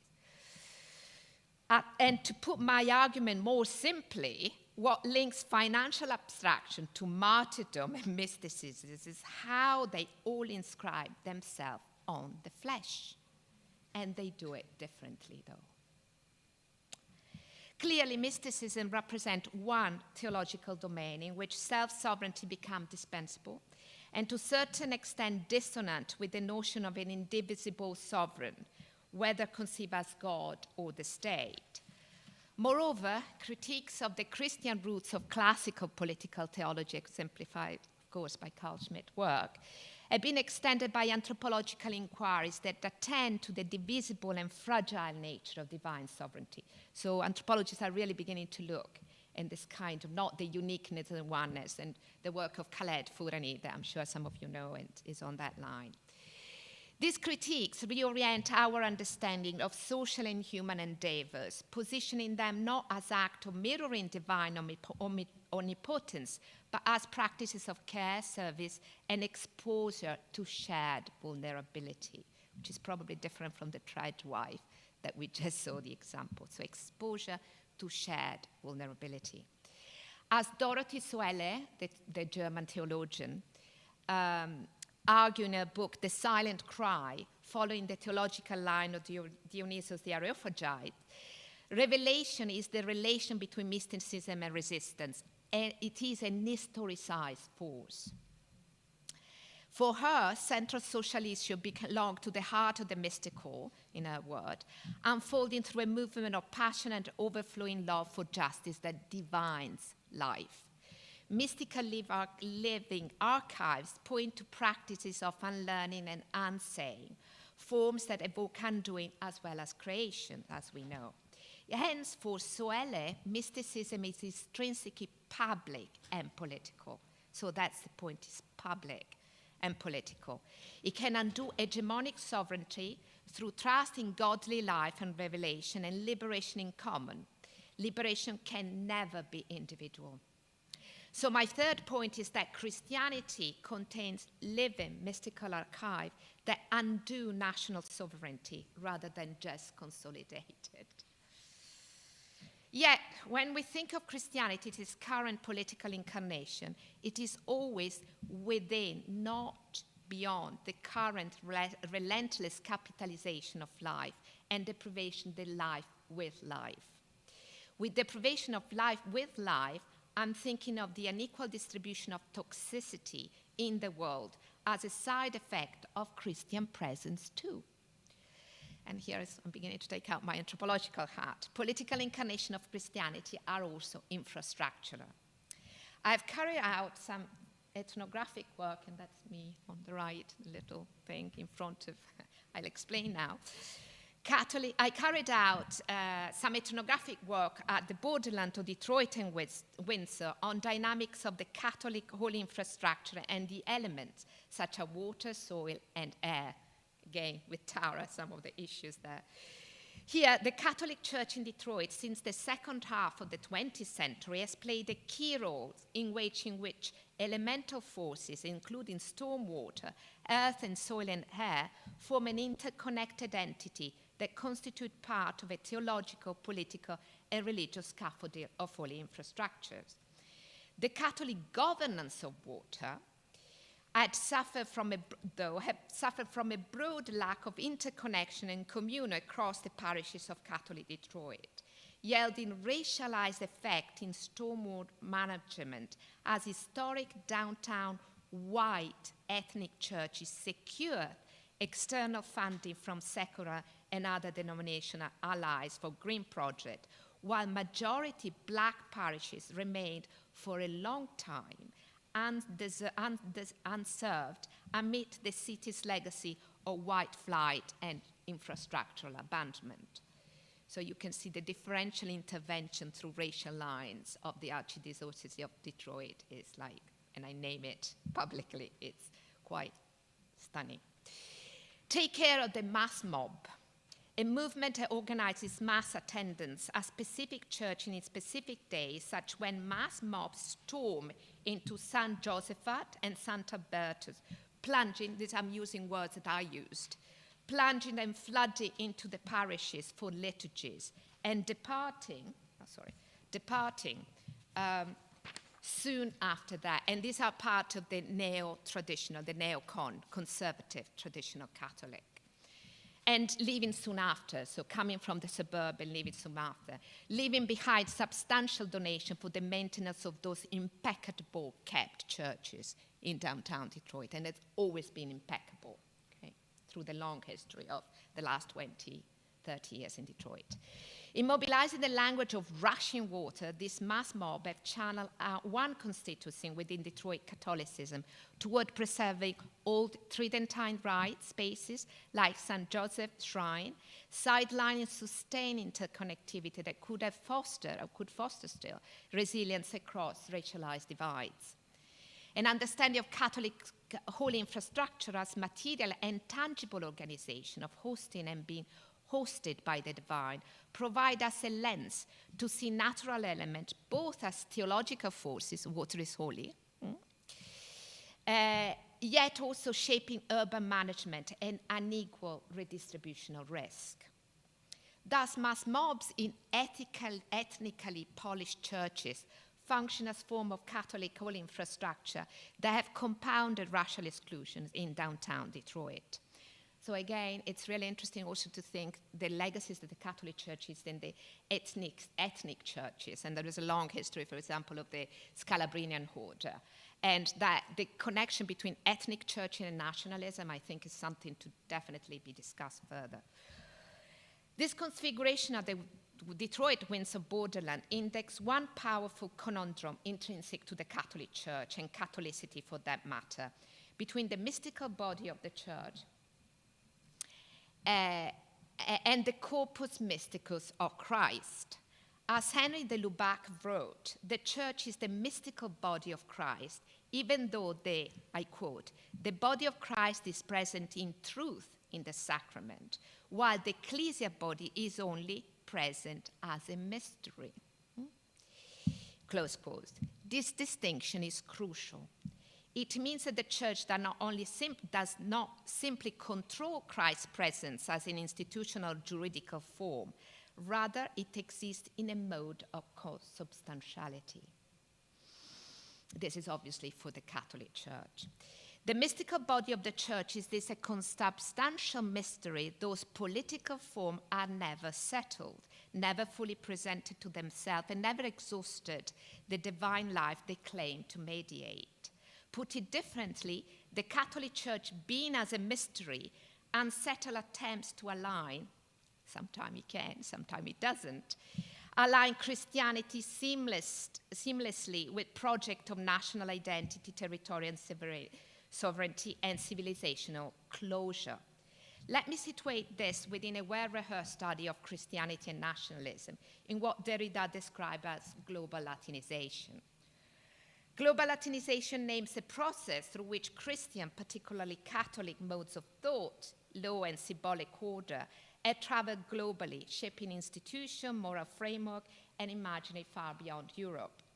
It is a process that operates, as Derrida says, through translation, but also through erasure, through the subsumption of local cosmology into an universalizing Christian grammar that speaks a language of deracination as abstraction. In Derrida's word, I quote him, "The strange alliance of Christianity as the experience of the death of God and techno-scientific capitalism is at the same time hegemonic and finite, ultra-powerful, and in the process of exhausting itself." Obviously, it broke quite a while ago, so this kind of also ghostly present of Derrida. Anthropology, close quote, sorry. Anthropology allows us to think through a grammar of universal Christianity in which deracination and abstraction intersect. Anthropology have long examined the link between blood, soil, descent, inheritance, and fate, exactly what we were talking this morning previously. The work of Elizabeth Povinellis and Candace Lukasek, among others, two anthropologists, illuminates and questions these relations, particularly the way in which kinship and genealogies are political, theological, and intrinsic to imperial histories. These works help us to focus on global Christianity as an entangled genealogical grid. But what is a genealogical grid? And how does it relate to Christian nationalism, and nationalism in the plural? In Povinelli's thesis, it is a way in which Eurocentric, and I would say sort of Atlantic-centric in that sense, society have conceptualized the power of descent, first through royal and aristocratic genealogy grounded in blood, status, and rank, and later through Euro-American transformation into dispositive of power based on the idea of universal humanity and membership within an abstract order of civil, social, and political rights and obligation. This grid undergirds political and legal systems that generate the figure of the deracinated individual, protected against a supposedly natural or savage world. To the work of some ancestral figure in social anthropology canons such Harry Louis Morgan, Rackley Brown, and Claire Levi-Strauss, this genealogical grid was further sedimented through chart of patrilineal and matrilineal descent, consanguinity and alliance. Her descent, reproduction, and kinship exchange became seen as the universal hinge of any society, organized around the prohibition of incest. The elementary structure of kinship, man and woman, parents and child, wife giver and wife taker, echoes the dyadic form imposed through missionary Christianization and later from the legal and administrative apparatus of modern citizenship, folding into colonial subjectivation into modern state history. Yet, counterposed to this genealogical grid, many indigenous societies, and that's the work of Povinelli again, including the Aboriginal Australians, articulate intimacy grid through bodily, affective, ecological proximities and obligation that cannot be contained within a model of descent. This produces relational forms that lie outside those forms of state recognition that typically privilege a patrilineal and heteronormative family. Indigenous intimacy grids privilege proximity over lineage, as I said, modeling relationality that challenge, to some respect, a Christianity genealogical grid. But how does a Christianity genealogical grid operate, I'm asking? Often through socially valued imaginary of self-sacrifice and persecution. Christian nationalism and neo-nationalism operate through genealogical descent, friends and foe distinction, of course, the Carl-Schmitt here, racialized logic, as well as through intimacy grid, the sourdough bread, and in flesh affective contact zones. This is exemplified, by the work of Candace Lukasek and a great ethnography called Martyrs and Migrants, Coptic Christians and Persecution Politics in the US Empire, which had just come out last year, which disentangle the dynamics of genealogical descent narratives, Christian martyrdom, and the remaking of American empire, US empire. Through ethnographic attention to Egyptian Copts and the refugee diaspora, Lukasik introduced the concept of economy of blood, showing how the suffering of Coptic Christians become mobilized by US evangelical and political actors to sustain global narrative of Christian persecution. This generated paradoxical double movement. While some Copts are welcome within evangelical circle as a simplification of a Christianity under attack, they are simultaneously racialized as subset, phenotypically Middle Eastern other within the US security apparatus. Lukasik analysis thus explored the geopolitical and affective contradiction at the heart of Christian imperial imaginary. Coptic suffering becomes a source for expanding imperial project while leaving singular subjects entangled in racialized exclusions. As Elizabeth Castelli once asked, what does occupy the position of the Christian martyr in the sweeping history of American empire? Close quote. Castelli shows that Christian martyrdom is not a pure historical event, but a narrative practice, a making of collective memory where public suffering becomes a display of an allegedly divine truth and political resistance. Hence, the re-emergence of Christian nationalism now is not simple nostalgia for a pure past, but an affecting attachment to something that was never fully there. A fantasy of coherence, protection, and moral certainty. Under late capitalism, affective attachment to a promise of a better life can be detrimental, tethering us to unfulfilled promises. And of course, here there's Berlant lingering there. Through this lens of affective attachment, the link between Christianity and nationalism emerged not only as a simple alliance, but as a shared disavowal of precarity. So a shared disavowal of precarity. In a world of the financialization of capital exceed the state capacity to provide welfare, nationalists supply an affective substitutes for security. And Christianity, especially in its political deployment, helps sustain this desire for certainty and belonging.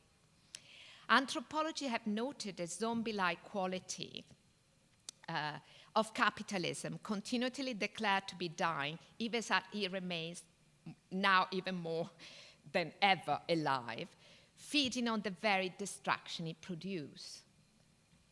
Yet it also capitalism also capitalized on life itself, depriving life of life. This paradox leads us, as some scholars have done, to ask how life presents itself in our capitalist contemporaneity, exactly as zombie, as a site of compulsive extraction, as an afterlife of excess. Excess is not a beloved concept for someone like Carl Schmitt in his orchestration of political theology. For him, order takes precedence over chaos and excess. This for him, miraculous is a form of exception, not excess, intrinsic to the function of the nation state. Yet, if a classic Smithian political theology frames sovereignty through a state of exception, an African modern sovereignty may well be marked instead by circulation of transgression. Here I'm referring to the work of Joseph Tonda that I really like a lot, The Modern Sovereign, the Body of Power in Central Africa. And I kind of put what is political theology that just come out that I co-wrote, where I actually talk quite a bit about Joseph Tonda. So those who are interested, well, not quite a bit, but making that connection. Joseph Tonga's work on Gabon and Congo is illuminating in this regard. He argues that magic operates as a currency of transgressive potency, not only in Gabon, but also within global capitalism and fetish imageries, and more broadly. The miracle here is not a religious analog to the secular exception. Rather, the miraculous diverges from, yet is always present in the everyday life of ordinary people as a form of transgression. This divergence is less a belief system than an embodied and psychic idiom traversing Christianity, witchcraft, in Tonda's argument, colonial regimes of debt obligation, and the modern state.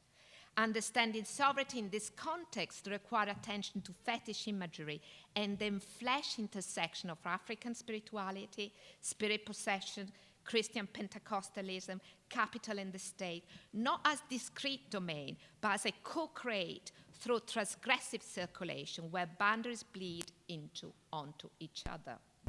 Sovereignty is always constituted through the body and in flesh body in a state of being value. Christianity, with its colonial impulse, demanded sacrifice through subjection to whiteness, a loss never fully repaired. This unresolved debt of coloniality remains a crucial theological hinge in the formation of the modern sovereign, Tonda discusses. Therefore, the modern African sovereign is marked by dangerous allurement of commodity, miraculous or demonic money, submission to the divine through co-substantiality rather than difficult word to pronounce for me, transubstantiation. Kind of, theological word. This is a political theology of the guts, activated through desire, money, fetish, and sensation. Black cars that are tinted windows, the leisure embezzlement, living dream, these are not metaphors, but affective infrastructure of sovereignty. From this perspective, a global South angle of analysis, this cautions us against collapsing exception into universal political theology. As the Belgian philosopher Isabel Stenger argued, ontological politics requires tales, rituals, and practice of think-feeling, and in order to open partial connection with other worlds. Co-substantiality and storytelling apprehend justice not through universal law, but through the interstices between the symbolic and the real, resisting translation as a form of mastery. This perspective of Christianity from the global South complicated fantasies of Christian, from the fantasy of charitable relation, north-south, but instead highlight a co-entanglement of world Christianity in capitalist form of life, death, and their unequal distribution.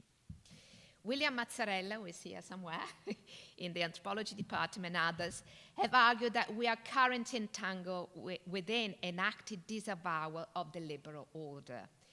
an order born out of Cold War binary, so a fantasy, an order, a fantasy of an order born out of Cold War binary imaginary of democracy and freedom flowing from the democratic North onto a democratic in need South. This has sustained fantasy of mastery and self-mastery, dominion and development, although now we are returning to, in the way here, we were talking about evangelical Christianity, this return to a dominion theology. To grasp the psychic mechanism of disavowal, so Mazzarella argued there is a disavowal here, I turn to Alan Bass' rereading of Freud's work on ego splitting and fetishism, which I regard quite illuminating. Bass proposes a shift from repression to disavowal. The subject knows, yet organizes reality so that knowledge remains inert. Populist, and I would say Christian populist form, subjects similarly know about structural inequality, ecological collapse, and interdependence, but arrange their worldview so that this knowledge does not matter. Here, interpretation becomes intolerable. Expert critique, whether academic, journalistic, or legal, is experienced as a condition of disavowal, not as an elimination, but as a humiliation. And this is a act where Bass is saying this is an act that is perceived as an act of humiliation. Thus, neo-popular nationalism may well operate through a managed refusal of differentiation. Thus, as Bass suggests, disavow sustain a fragile sense of reality by warding off interpretative complexity, by rejecting the very process that might defeticize the people, the nation, the leader, or in some Catholic church, which I know quite well, Christ the King. So how may we counter exclusionary nationalism based on universal Christian abstraction and fetishization? Zoran Mandani may well give us a clue. Yeah, your brilliant mayor of New York. He gives us a way to think how a celestial, better, allegedly celestial financial capitalism landed on the body of New Yorker, and by extension, possibly in other urban geopolitical configuration. Zoran Mandani's acceptance speech in early November addressed imagined political forms and sensorial act of this and reimagination. And in his words, and sorry, actually the Mandani speech was written by Julian Gerson, but obviously it was a kind of co-created from Mandani's speech. New York City, breathe this moment in. We have held our breath longer than we know, in anticipation of defeat, held because the air has been knocked down of our lungs too many times, held because we cannot afford to exhale. We all continue, all we have sacrificed so much are now breathing in the air of a reborn city, finger bruised from lifting warehouse boxes, palm colored by bike handlebars, knuckles scarred by kitchen burns. This hand have not been allowed to hold power. And I close quote. Consider the rhythm of breathing, linking it to obviously a long history of American Pentecostal Christianity here. I'm thinking the work, obviously, of Ashton Crowley, that I'm sure many of you know. Without an explicit Christian or mystical register, Zamdani's speech rendered how politics begin with the exposed, with the singularity of hands that work, that are touched and are marked. As for this exposure fold onto itself, Mandani speaks of knuckles, bodies, hand as the surface where capital force and mobility, capital mobility, financial mobility, register and hinged upon. Mandani called for the capacity to excel as not merely resistance. It is an existence, the excel is an existence against financial capitalism forces, an encounter, a call for different modes of meeting and exposure. And exposure through breathing out as a form of partaking. So it's really interesting. You can exhale. No, you can inhale. You can exhale as a form of partaking in common. The intimacy grid Mandani suggestively hint at is foundational to exposure. It starts from mark of an exhausted labor and moves toward the promise of shared power, transforming partaking into an opacity and porosity of breathing in common. It is an intimacy grid of political, theological, and labor form. Politics as a literary surface, where breath, skin, pain, and hope converge, where some substance is shared. This terrain of co-substantiality emerged vividly when we consider how shared substances fostered bonds beyond blood. In this sense, the amity of kin, of neighborliness, rehearsing river concept I was talking before, the grace that circulate among the kin, I introduced before, arises as these affective materialities are activated through grace, yielding a form of co-motion, a motion together that is profound civic. People need not to agree or move in unison, yet they are nonetheless galvanized toward an agonistic strive to better their condition of life. Consider, for instance, the ethnographic work of Isaac Vargas, who just graduated from the University of Toronto. Sorry, it was a different one.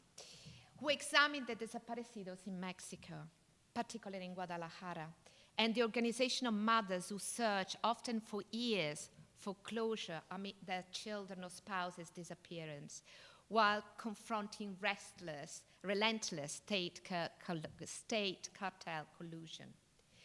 Anthropological insight teaches us that the burial served the living, reintegrated the dead into the social body. Isaac Vargas' research underscored the complexity of closure when bodily recovery and burial remain impossible. His work highlighted the centrality of material, affective, Catholic materiality as mothers seek and receive police files on their disappeared loved ones. In most cases, these files, known in Spanish as carpetas, are void or nearly void. So the police give them this kind of files about their beloved one, and they're basically void. There's none inside. Upon opening, this woman questioned the state failure to gather details, yet they do a faith work in repopulating these files with material traces they uncover, pieces of garments of their loved one, their own sketching of tattoo they beloved had. So they repopulated these carpetas and placing them on home altars beside image of the Virgin de Guadalupe or other Catholic devotional figure or whatever, but very much I'm making the argument now with the Catholic world. The carpeta, the investigation files, is an important trace, a materialization of mother's need and desire. Traces of, I quote, of the missing person composed of photograph, stories, interview description, and biometrical data. The file is often called mijito, my little boy, and is held in the altar and often in your own laps. I quote from his work, a mother placed a small table with a vase filled with beautiful pink daylilies, the portrait of her son, an effigy of the Virgin of Guadalupe, and copies of the investigation files, an altar where affection, hope, the call of divine justice, as well the signature of the state, converge. And I close quote. And I just wanted to just draw your attention here. Se busca todos son mis hijos. We are searching for that. They're all my children. Okay? So just keep that one in mind. Thus, this is also an entrusting the perceiving competency and limit of state justice in the care of the divine, often Marian justice. Through everyday rituals and prayer, mothers not only sacralize the documents, but transform their homes into political theological spaces. The sacred holding the carpetas foster impromptu ritual invoking divine justice, where the perceived failure of the police filing becomes not only remembrance, but a call to participation in an emergent popular forensic practice that you see on the right. So these are forensic groups of women going out and look for the remains. As Gina Nijar aptly observed in a wonderful book, The Sovereignty of Mothers, a sovereignty of mother is always plural, never singular, but at least dual. As he put it, one needs a tribe to raise a child. And I'm going back. This is the patroness of Detroit, Sainte Anne Mary and the child. So Sant'Anna and Mary, at least dual. What kinds of sovereignty, then, is instantiating when the Virgin does not merely mediate sorrow, but embodies it, when maternal suffering itself becomes the ground of social contract and justice? This, I suggest, indexes what I have already described, and I here echo the term as used by Texan state representative that you have, James Talarico, that calls it an incarnation of politics. I was really quite intrigued by that. A politics that hinges on the body, on intimate greeds, and in Catholic theology, I would argue, also on Marian configuration of justice. Marian configuration circulates across multiple constellations. One of such constellations emerged when Our Lady of Sorrow appeared in Naples on Our Lady of Palestine in September 2025, in the neighborhood of the Bassi Napoletani, where tourism and theatricality now intersect more than ever, so in the center of Naples. Here, Our Lady of Sorrow, Our Lady of Palestine, is not simply an icon, but a field of force, a sovereignty of mother in which grief becomes performative, and sovereign power is grounded in compassion, violence also too, and mourning. In this notion of sovereignty, in this configuration, power disrupts and reconfigures traditional nation state, juridical notion of sovereignty, by appearing as relational and bodily rather than commanding. Okay? Justice through this maternal sovereignty emerged not from codified law, but from affective attunement, shared vulnerability, corporeality, and the capacity to hold sorrow without closure. So the capacity to hold sorrow without closure. And here you see from the quote, once again, Madre Addolorata della Palestina, Our Lady of Sorrow, Palestine, lasciate un fiore per I miei figli, leave it a flower for my children, I miei bambini sono uguali ai vostri, my children are equal to yours. So going back to what the Virgin of Guadalupe was saying before, which, by the way, when I prepared the slide, I thought, my God, I haven't thought about the Leviticus Hobbes, but that figure really, I have to think about that mantle of the Virgin of Guadalupe. Anyway, I'm getting to the end now, but against forms of Christian nationalism that move relentlessly toward closure, a desire for rigid friends, a fault line, for a love graded accordingly to who is proximate and who is distant, and you know very well what I'm talking about. Palestinian Our Lady of Sorrow brings forward another living archive, an intimacy of a different nature, one in which friends and folk cannot be sustained because we are all coming out of the same womb, out of the divine womb. Going back to Povinelli's idea of the genealogical intimate greed, this Catholic example marks a powerful political theological threshold between the dead and the living. That is a very important threshold. A site for glimpsing injustice or justice, not as a retribution of moral certainty, but as a terrain of exposure, alterity, and mutual transformation. This intimacy greed mediated through the body becomes a site of touch and being touched, a living frame where subversion may remain possible. The intimacy greed as a consubstantiality of great, your children are my children, the bureaucratic materiality of a file on an altar to the Virgin of Guadalupe becomes my children, mi hijito, enables us to circulate of the divine gift of hope, a hope that we must constantly forge a craft in common, very distinct from the optimism of an individual. As Pope Francis has suggested in the light of Thomas Aquinas, hope is a divine gift, something worked through together across gaps, tension, and vulnerabilities within a life held in common. This was visible, at least in part, during aspect of Pope Francis' visit to Canada in July 2002. Pope Francis called attention to capitalism, cultural waste, and our universal denizenship on the earth as our common home. One of the most striking images of his papal pilgrimage was the frail, wheelchair-bound body of Francis as the agent of avowed penitence.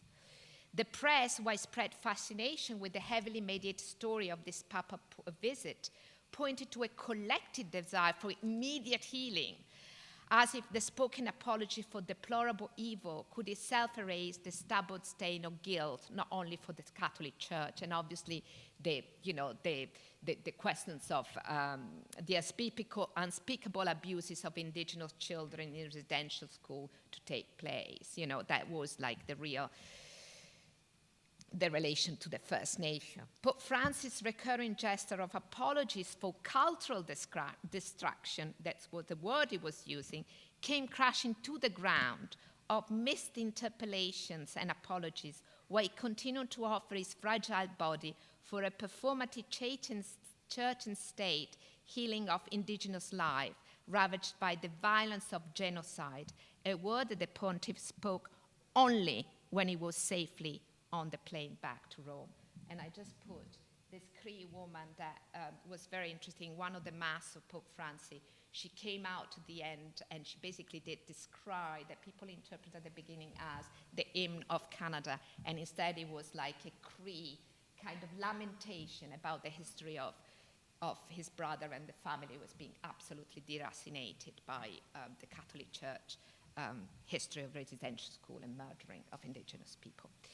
So, you know, it's a complex Christianity. I'm putting Christianity in its complexity here. You know, I didn't want to just leave the Marian archive as it. So, in this framework, though, the singular yet communal suffering of First Nation, Métis, and Inuit people became deracinated in the language, in a way, of this papal visit into the universal redemptive incarnation of blood of Christ, and by extension, the healing sovereignty of the Canadian state. That's how the dispositive of the Catholic Church was working, this universal language. Yet, this papal journey through the Turtle Island made also this papal journey made glaringly evident again that the colonial church infrastructure has been deeply ingrained in the Christianity of the modern Canadian state. Nonetheless, though, this papal visit was also a political, theological, and cosmological matter of a mystery of incarnation. This was an aging papal body, answering indigenous call for disentangling of Catholic colonial violence through its encounter with the sacred landscape, walking the soil, even in the wheelchair, and in its public act of listening. A fragility in common. Never be so clear and urgent now, after not even a year after Pope Francis' passing. So that kind of fragility in common was also present. So I tried to portray these two elements that compose that. It goes without saying, Christian nationalists cannot be understood or discussed as a silence. Well, that's very clear. Christianity exists in continuing tension and transformation, with spaces where other denomination, religion, spirituality, and spiritual but not religions come in contact zone. Such form of collaboration, especially in our current political and social life, are increasingly central to emerging ways of being and living across the planet. They also give rise to form of sovereignty from below, what we were beginning to discussing, that exceed the nation state and unsettle the putative secular division between church and state. A focus on sovereignty from below may well give us a way to study and understand form of Christianity and what is adjacent to it, that do not substitute but exceed a church-state paradigm, and for that matter, the church as a nation. I mean, I counterpose in order to what we were saying, this, you know, this nationalism and this kind of sovereignty from below. This is a focus on theopolitics that, together with other colleagues, in particular Carlotta McAllister and other people, we have been built up for a robust conversation between political theology and anthropology, building on apophatic theology and the spatial temporal oscillation between apophatic and cataphatic manifestation of the divine. So the divine is manifesting and it recedes. So it's there, the anthropological work is in this kind of ethnography of this foregrounding and backgrounding of the divine. Theopolitics and analytic to inquire into regime of the visible and the sensible, the shapes, form of power, life form, gender performativity, and the power of the powerless.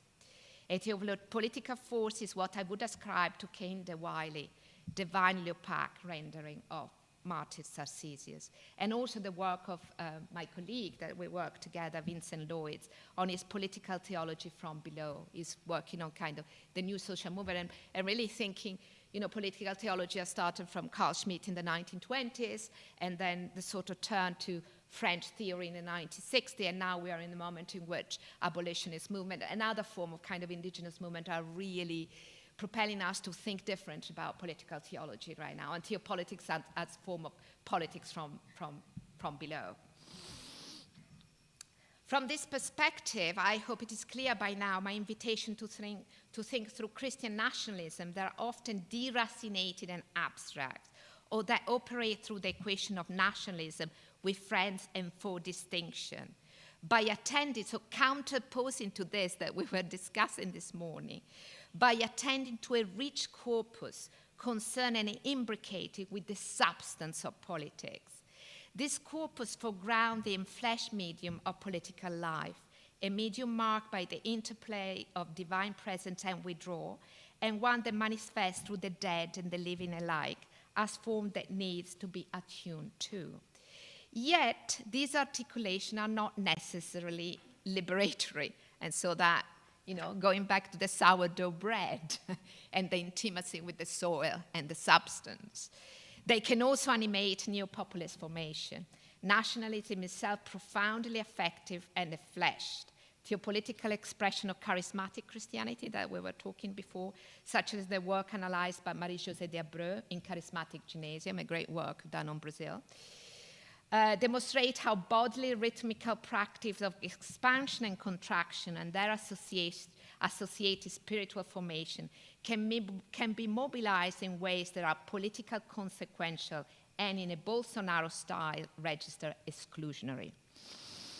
Nonetheless, when infused with counter-hegemonic potential, theopolitics or sovereignty from below, enfleshed in that relation between the dead and the living, and ensoiled in the elements, encompasses a form of divine justice, a justice attentive to the provisional and contingent nature of political order, to the singularity of enfleshed life, rather than transcendental, timeless claim of legitimacy.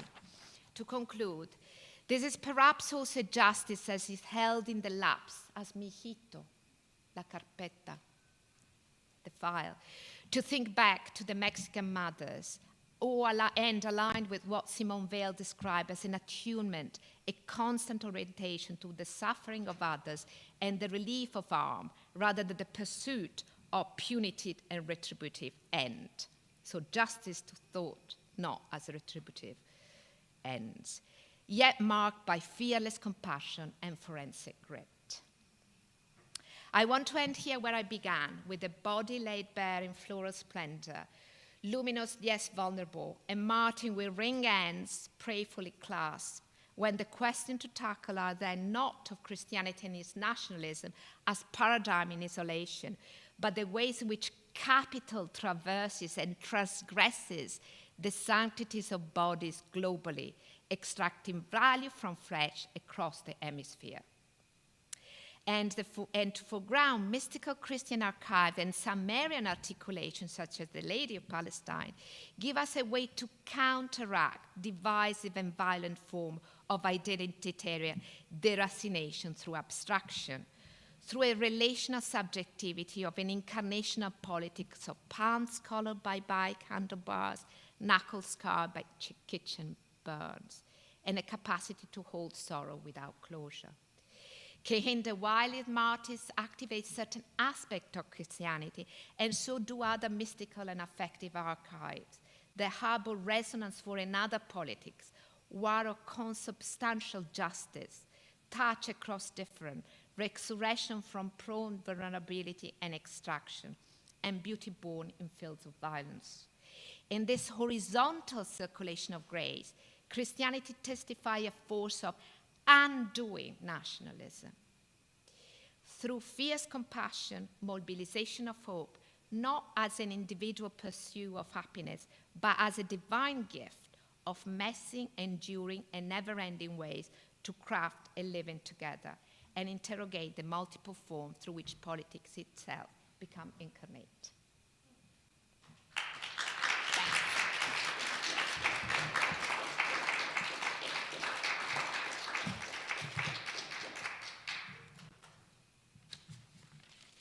Sorry for the tour de force, probably, but here we are.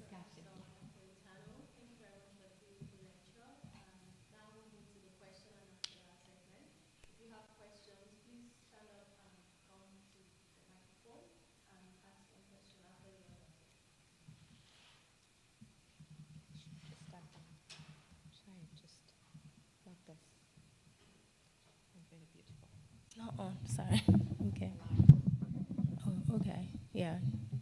Oh, thank you. So if you have questions, please do come forward and ask Professor Napolitano.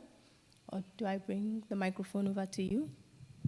Maybe. And also in conversation we had this morning, I thought it was really interesting. Okay. I feel. I should. Okay.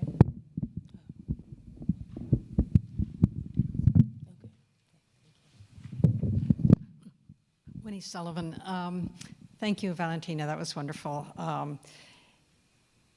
And this is, perhaps an unfair question, but one that preoccupies me.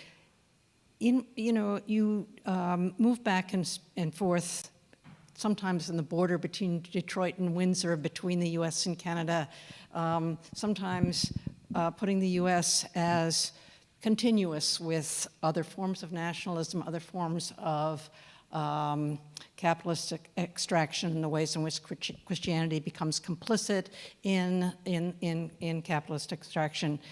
Do you see the U.S. as having anything distinctive? I mean, what is it that makes the particular form of U.S. Christian nationalism distinctive? If you have any thoughts on that, I'd be interested. I would say, like, Catholic, because this is really sort of the Catholic nationalism. Perhaps I would, in relation, particularly. Oh, sorry, probably have to talk here, isn't it? In relation to at least the Canadian context, in that kind of.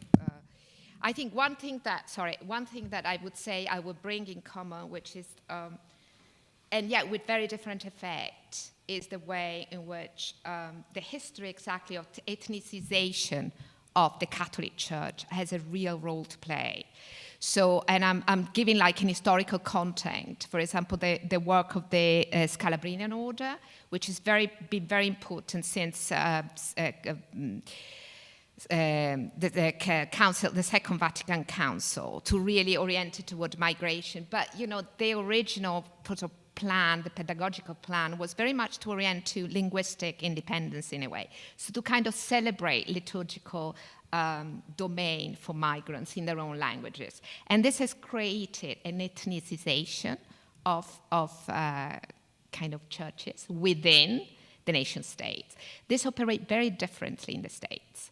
So very different within the examples. Again, I should really sort of talk, I take my hat as an anthropologist now, so talking through a particular history. So the history of Detroit, the ethnicization of the churches in Detroit has been really quite divisive, extremely divisive, and especially in relation to the Polish influence and the way in which, so it's created ethnic enclave that then are particularly short-circuited with the white nationalist agenda. And then Tridentine, sort of liturgical. While in Canada, they operate quite differently, also because the language of settler society in Canada and the relation of Canadian state to at least a discursive knowledge about settler society is very different. And therefore, this kind of Canadian Catholicism is operated in much more sort of alliance across other denominations. And so, for example, churches have been quite happily sold. Catholic Canadian churches in Windsor have been relatively happily relatively happily sold to other Christian denomination, Orthodox Christian denomination. While in Detroit, that has been much more kind of counter, by the diocese of Detroit has been much more counter. So that is to say that the way in which certain form of subjectivity and collective subjectivity has been mobilized in the United States from a particular side of the Catholic Church. And sorry, very briefly, I should try to, perhaps too long here to explain, but the Diocese of Detroit in the 1990s was, before the 1990s, was considered to be a very, had a lot of connection to liberation, to a certain extent, liberation theology, and was considered to be an experimental seminary.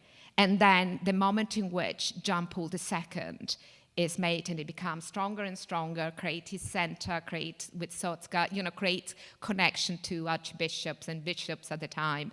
It's the moment in which that influence changes dramatically. And so the ethnicization and this kind of whitening, it's also a particular historical moment in relation to the presence of John Paul II. So I think John Paul II is the moment in which the US begin to see this Catholic turning to, I would say, neoconservatives. It starts well before Benedict XVI. That's my argument, if it makes any sense.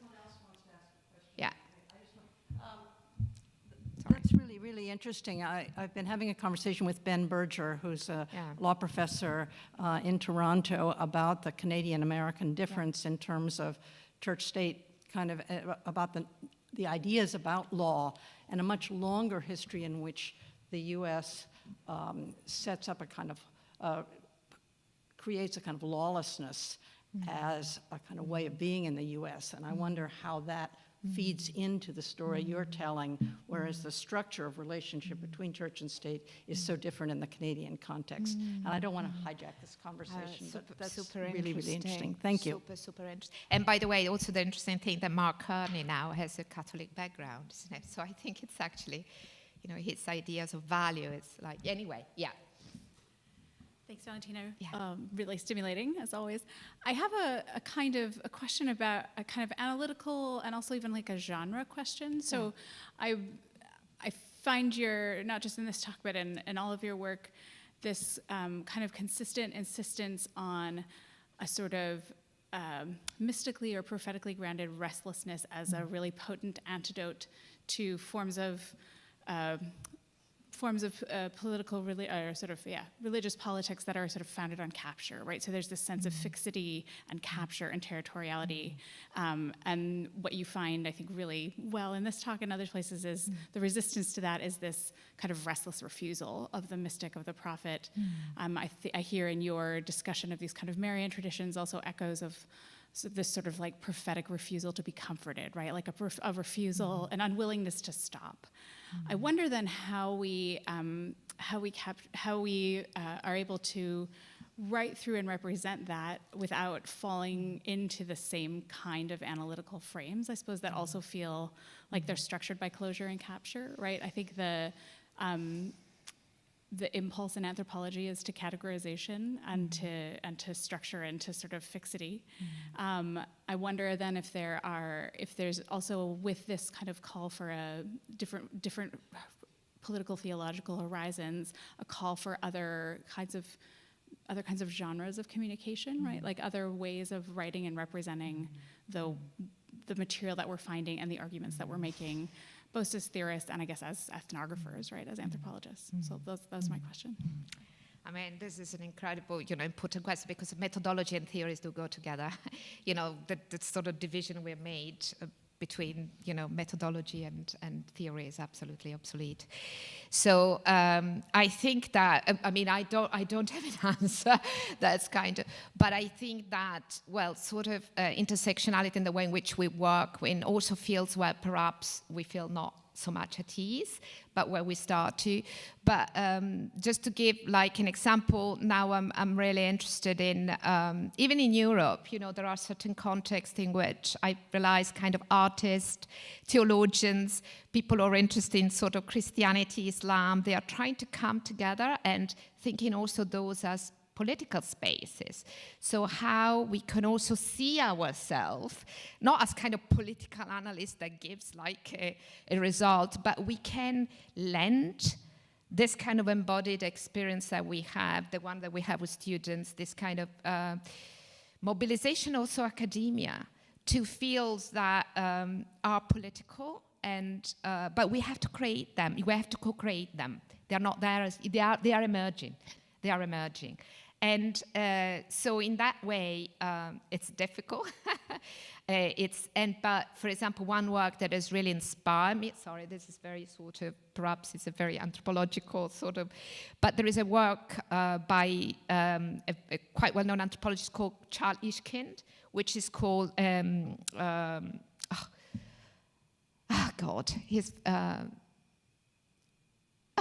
blanking out. His book on Andalusia, The Feeling of History, The Feeling of History. And it's a book that is this kind of understanding of the Andalusista movement, so this movement that is, after Garcia Lorca, is interested in since the 19th century, of thinking this space, like in Granada, of encounter between Islam, encounter and violence between Islam, Judaism, and Christianity, and thinking how these are emerging as different spaces now, so that we have to attend to different forms of sensorial register, which are architectural, which are sonic, which are political. And so, for example, he provides for me a way of thinking and writing, but I'm urging myself, I don't know you, but to maybe it sounds so, but to be out there in that conversation, in the political conversation. I still don't know exactly how. I think we are forging it, because I feel we need, with this experience, especially as people who work across different registers and see something emerging with all the political complexity of that. The Trans-Mediterranean is super interesting. Having worked on migration for quite a while, you just realize that Trans-Mediterranean, by the way, which has got a long history of, is where certain form of capitalism were very much connected to, to kind of Catholicism, early form, Cedric Robinson, very early form of capitalism was sedimented in the history of the Trans-Mediterranean, and yet is also where the heightened charge of that living try to find new ways of living together is exponential. So sorry, I'm just circuiting your questions, but it's a very, very pertinent questions. How do we do that?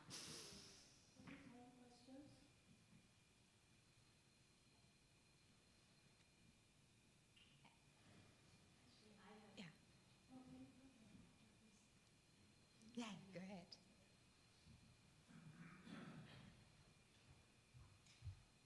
Yeah, thank you for speaking.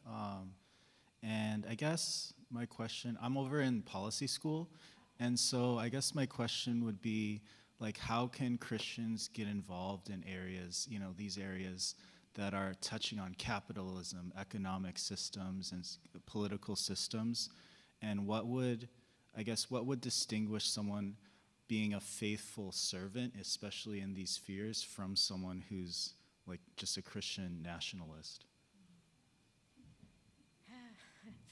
I think that from a point of view of really sort of pedagogies of how we do this, I think it's like the non-binary nature. That's really something we have to hold on to and work. I mean, I'm not saying it's easy, because this disavow works both ways. I think the liberal mind, the liberal spirit, also have other form of disavowing.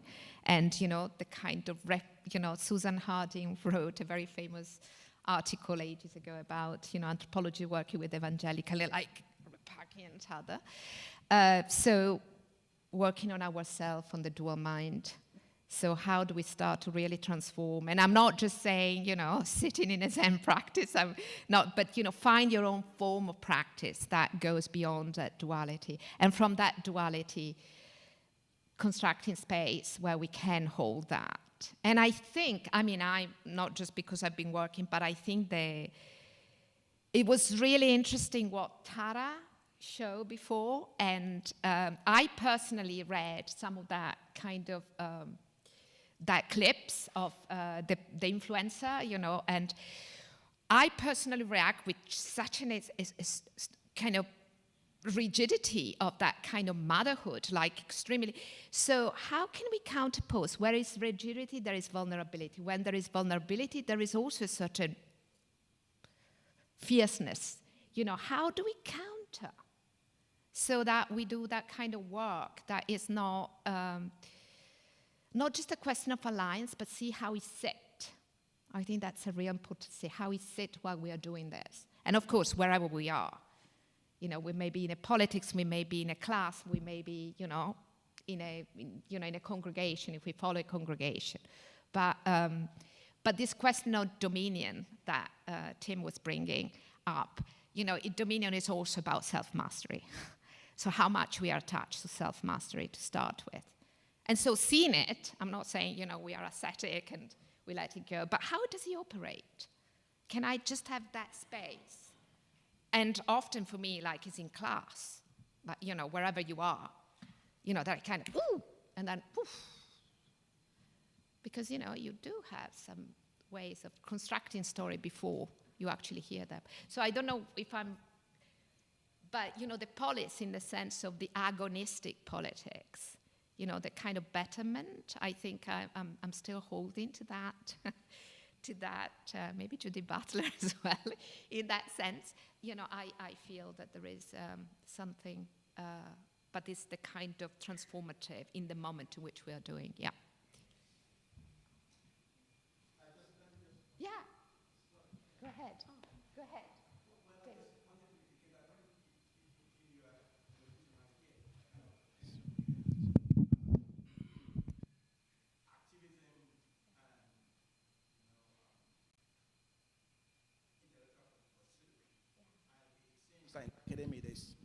In the academy, there is some kind of apprehension, in making a connection between activism and intellectual pursuit. So I wanted to ask if you make any such distinction in your own. Yeah, I actually been thinking a lot, and that's what I also wrote on, what is political theology. I'm more interested in activation. I've been working a lot with affective traces, archive, and materiality. I'm really more interested in the questions, how do we activate? What is activation? So that it's less about kind of activism and academia, but how certain archives are activated in the present, and what are the geopolitical configuration of forces that activate certain archives or kind of bring them forward. So the question of activation, which of course some of my colleagues also work in anthropology said, well, this is very kind of religious theological position. And I said, well, perhaps it is. And then at the same time, there is a force in that. Because we know that when it's activated, it becomes powerful in very many different ways. And so claiming that power, not so much as I activate, but I'm able to, perhaps with academia, with reflection, to know what is the configuration that activate and deactivate. Deactivate. In fact, when people think politically here, you say, often the language that comes out is kind of de-escalate. You are there, de-escalate. So this kind of what are we talking here? There's a consciousness kind of bringing affective charge and so becoming more aware of that, and what we do academically also is to activate,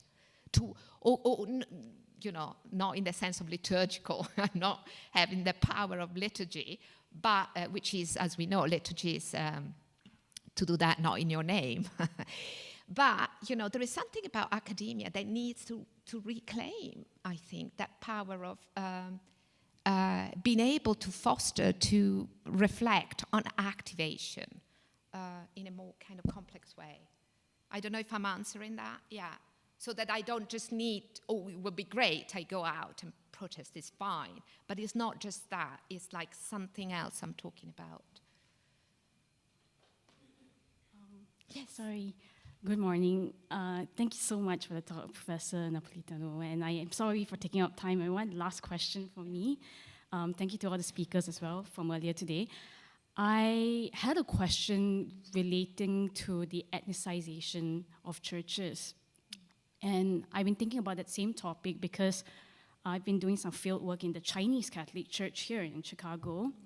And something that I found quite confounding or interesting is the complication of ethnic identity in the sense of how people who are from the same ethnic descent but come from different diasporas who've migrated into America at different points in time have very different value systems or very different approaches to, or very different relationships with America, with being a citizen, or even being Chinese. I think that's also something that's quite complicated and isn't quite as given or concrete.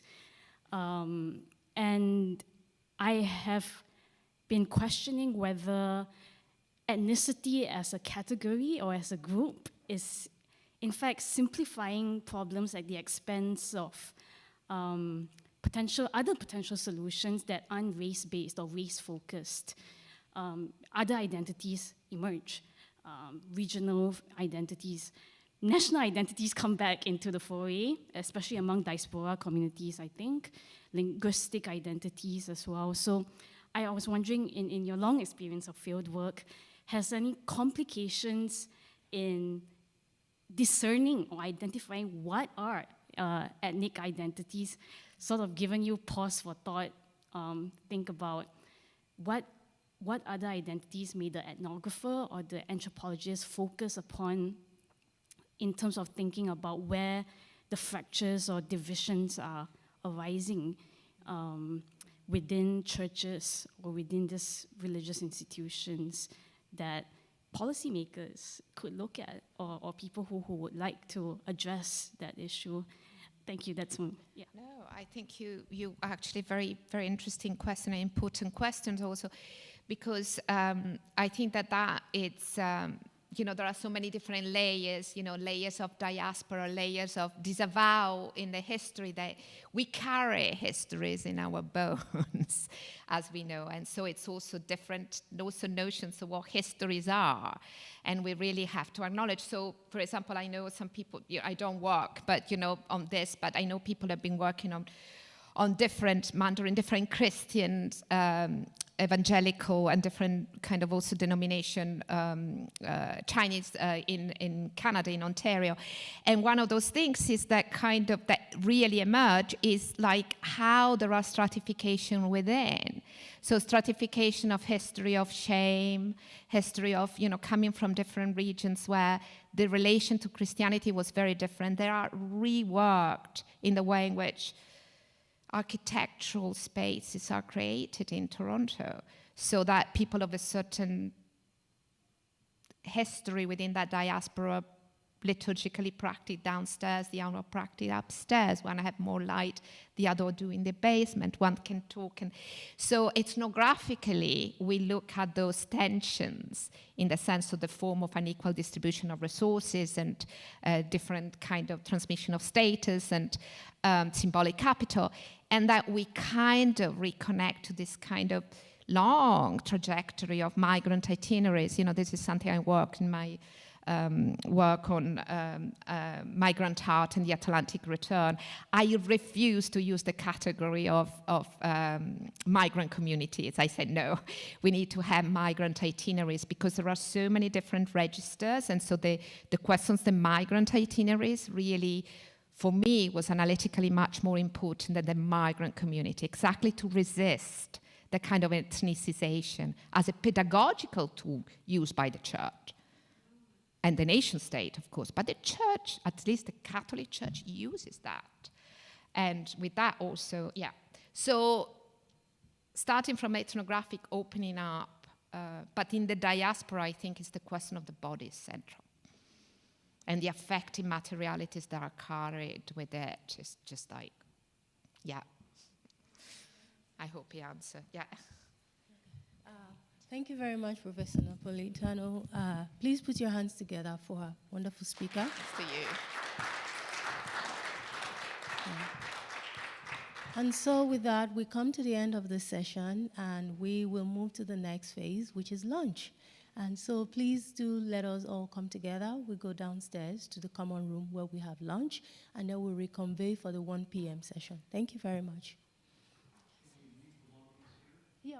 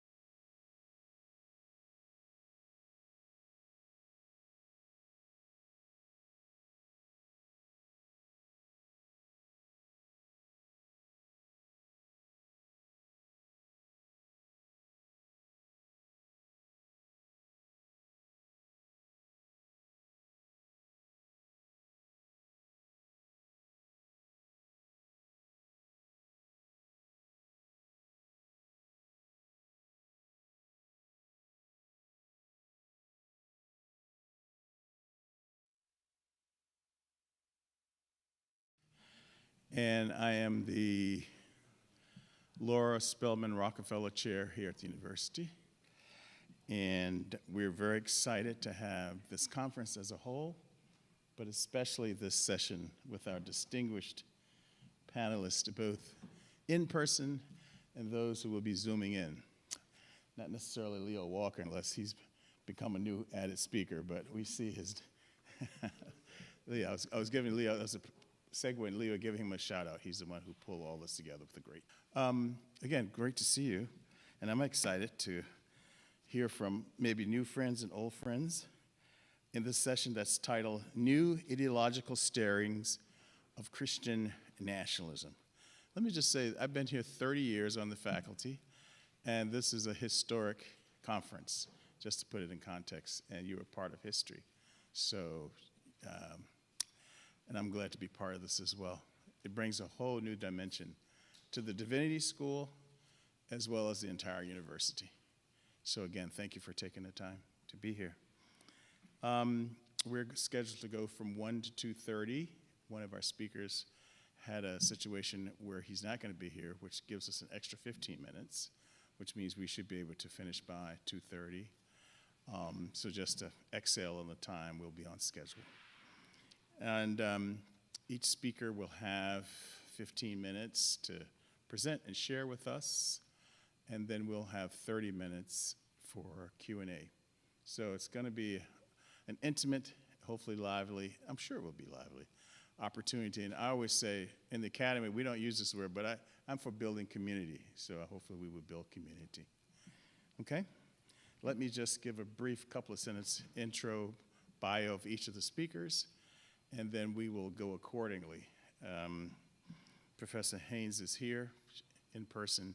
She'll go for 15 minutes, and then the remaining two speakers who are on Zoom will follow, and then we'll transition to questions and answers. And when we get to Q&A, again, 30 minutes, you'll be, have this, you can line up behind that microphone there, and I'll chair that session as well. Also heard great things about the earlier session, so let's see if we can elevate it. You know, we got to do better than they did, okay? Okay, so we began, first of all, with Professor Naomi Haynes, who is a senior lecturer and chancellor's fellow at the University of Edinburgh School of Social and Political Science. Professor Haynes is the author of Moving by the Spirit, Pentecostal Social Life on the Zambian Copper Belt. And her second book will be published in August of this year and is titled A Divine Season, Christian Nationalist Activism in Zambia. Look forward to that being, I'm sure you'll be looking forward to be published as well. I have been there. I hear you, sister, I've been there. She will be followed by Professor Leanne Williams-Green, who is a lecturer in the discipline of anthropology at the University of Sydney. She has published numerous journal articles and book chapters. As an anthropologist, Professor Green focuses on religion and inequality, and she examines how people try to live ethical lives in conditions where it would seem difficult to do so. Professor Green is committed to the possibility that anthropological writing and research can be transformative in teaching and engagement with the larger world. Professor Henrietta Nyamjo is a researcher in the Department of Sociology at the University of Cape Town, one of the beautiful places on earth. I spent many years there.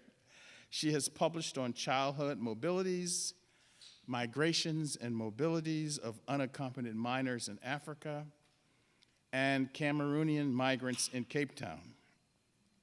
Her published works include Bridging Mobilities, ICT's Appropriation by Cameroonians in South Africa and the Netherlands. A second book is titled, We Get Nothing from Fishing, Fishing for Boat Opportunities Among Senegalese Fisher Migrants. Professor Nyamjo received her PhD from the University of Leiden. Let us give a warm welcome to Professor Naomi Haynes as she kicks us off.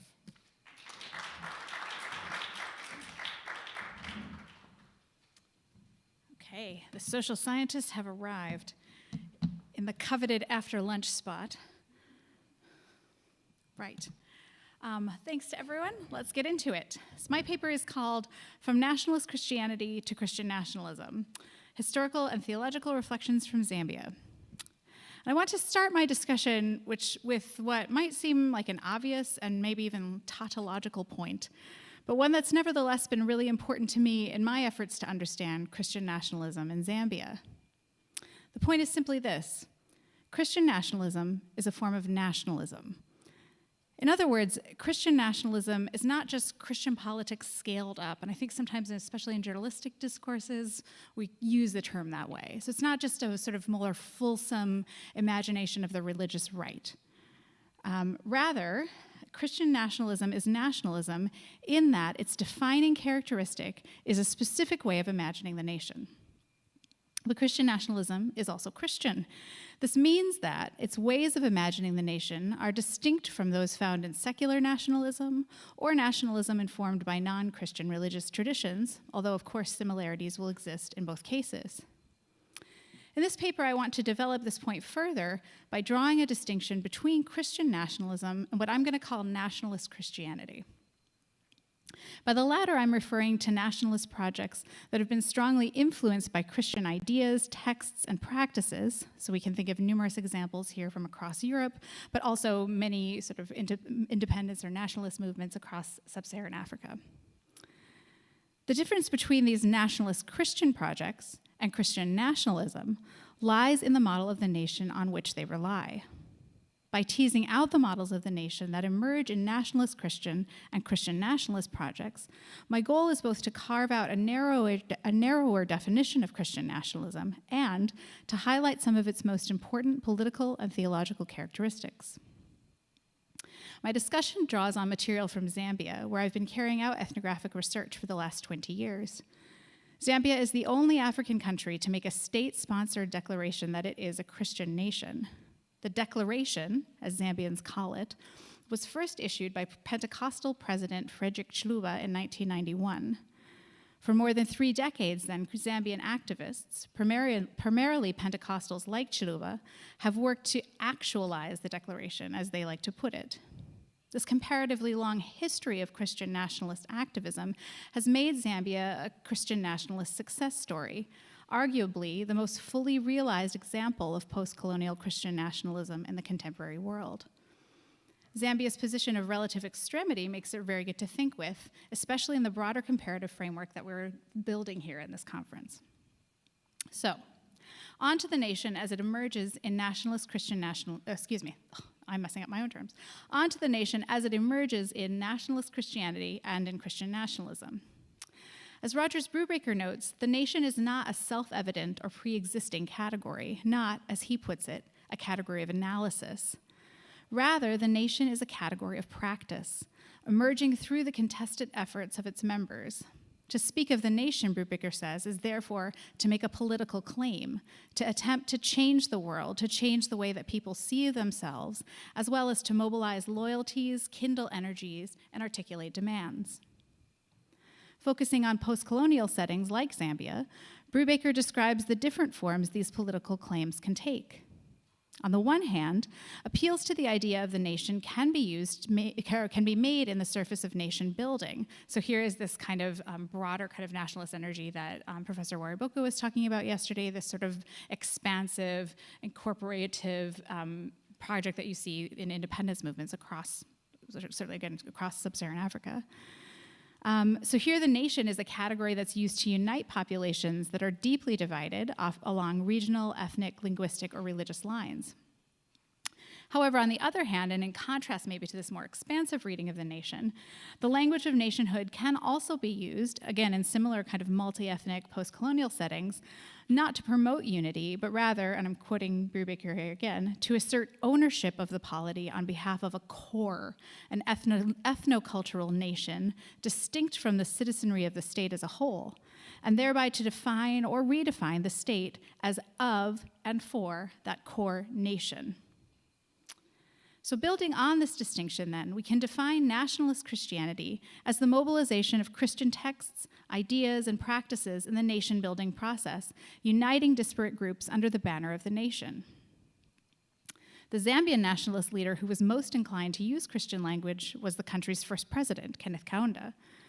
The son of missionaries from what is now Malawi who were working with the Church of Scotland, Kaunda often turned to Christianity as well as his related philosophy of humanism, which I don't have time to describe here, but has a lot of Christian influences, to promote national unity, as it was something that, as he put it, Zambians could all share.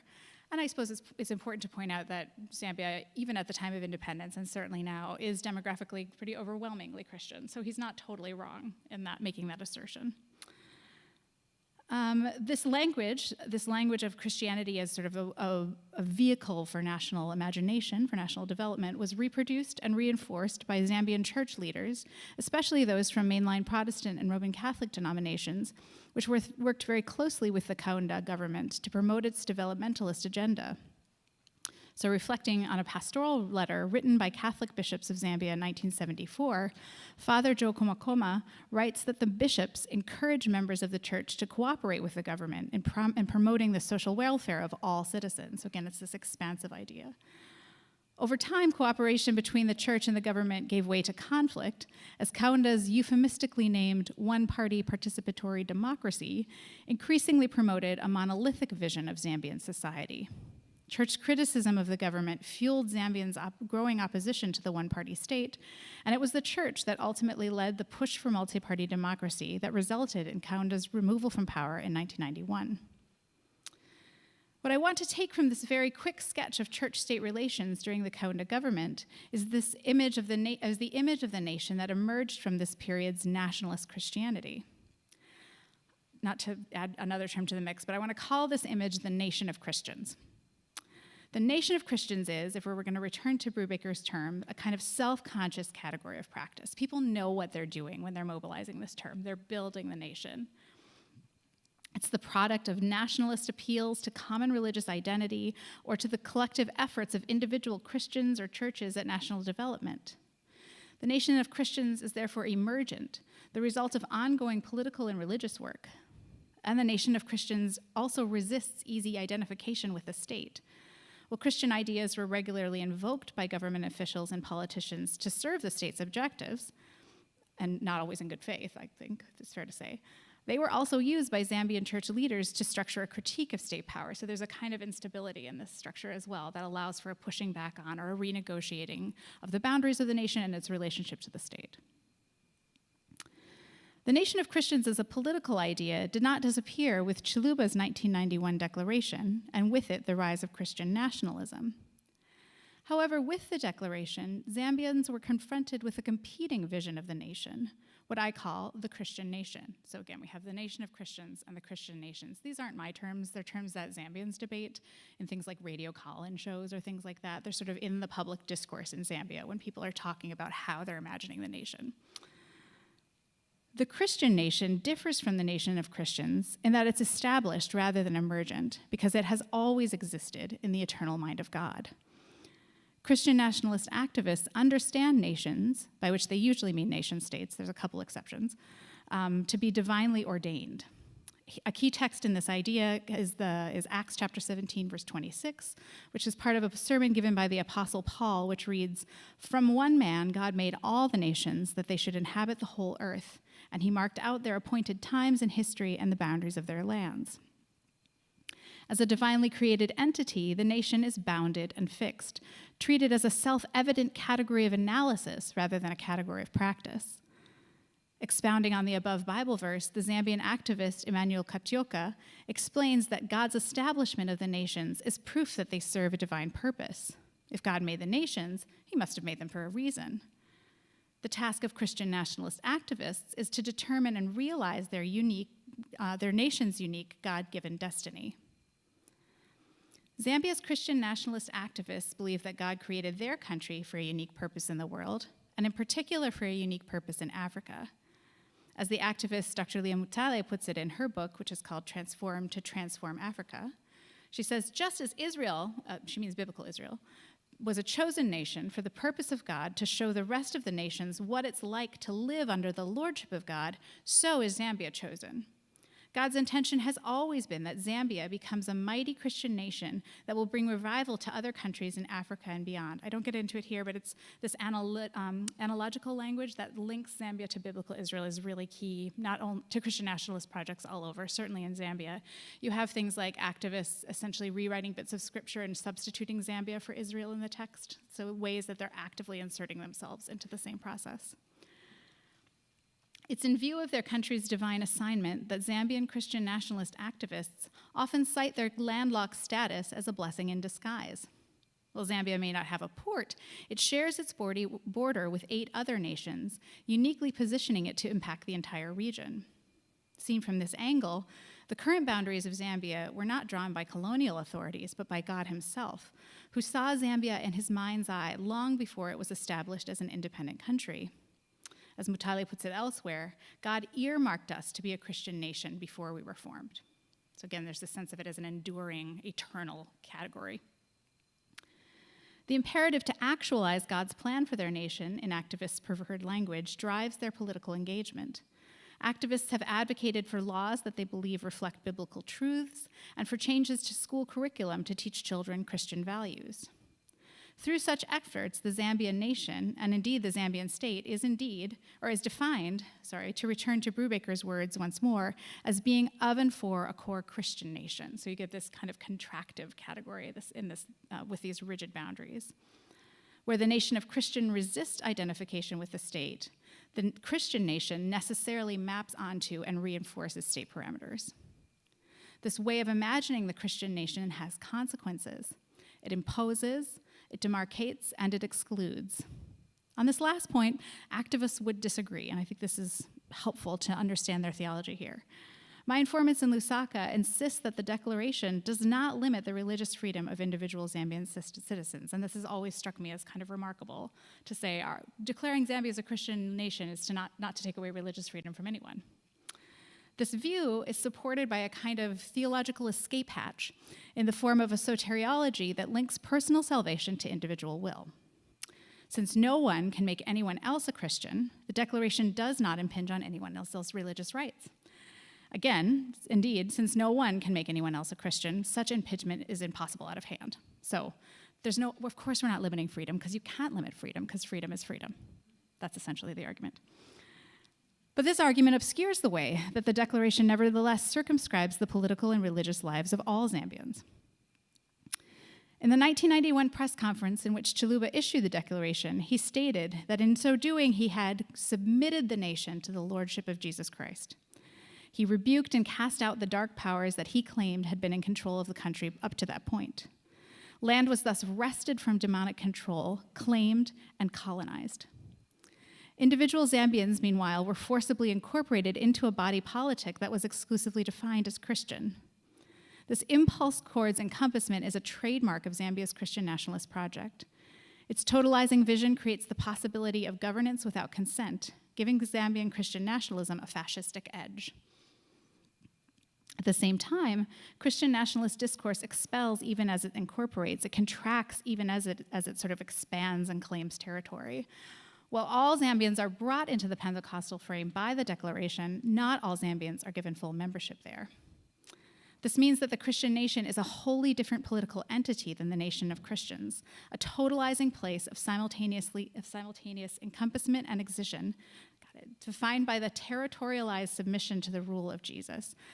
I don't have time to get into it here, but what that means not only is the sort of obvious exclusion of non-Christian Zambians, Muslims and Hindus, also LGBTQ Zambians, but actually a lot of Zambian Christians.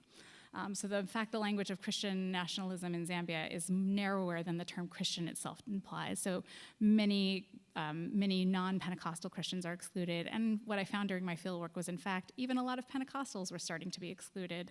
There was almost an internal, I call it an autoimmune response, that is driven by this kind of quest for theological and ideological purity.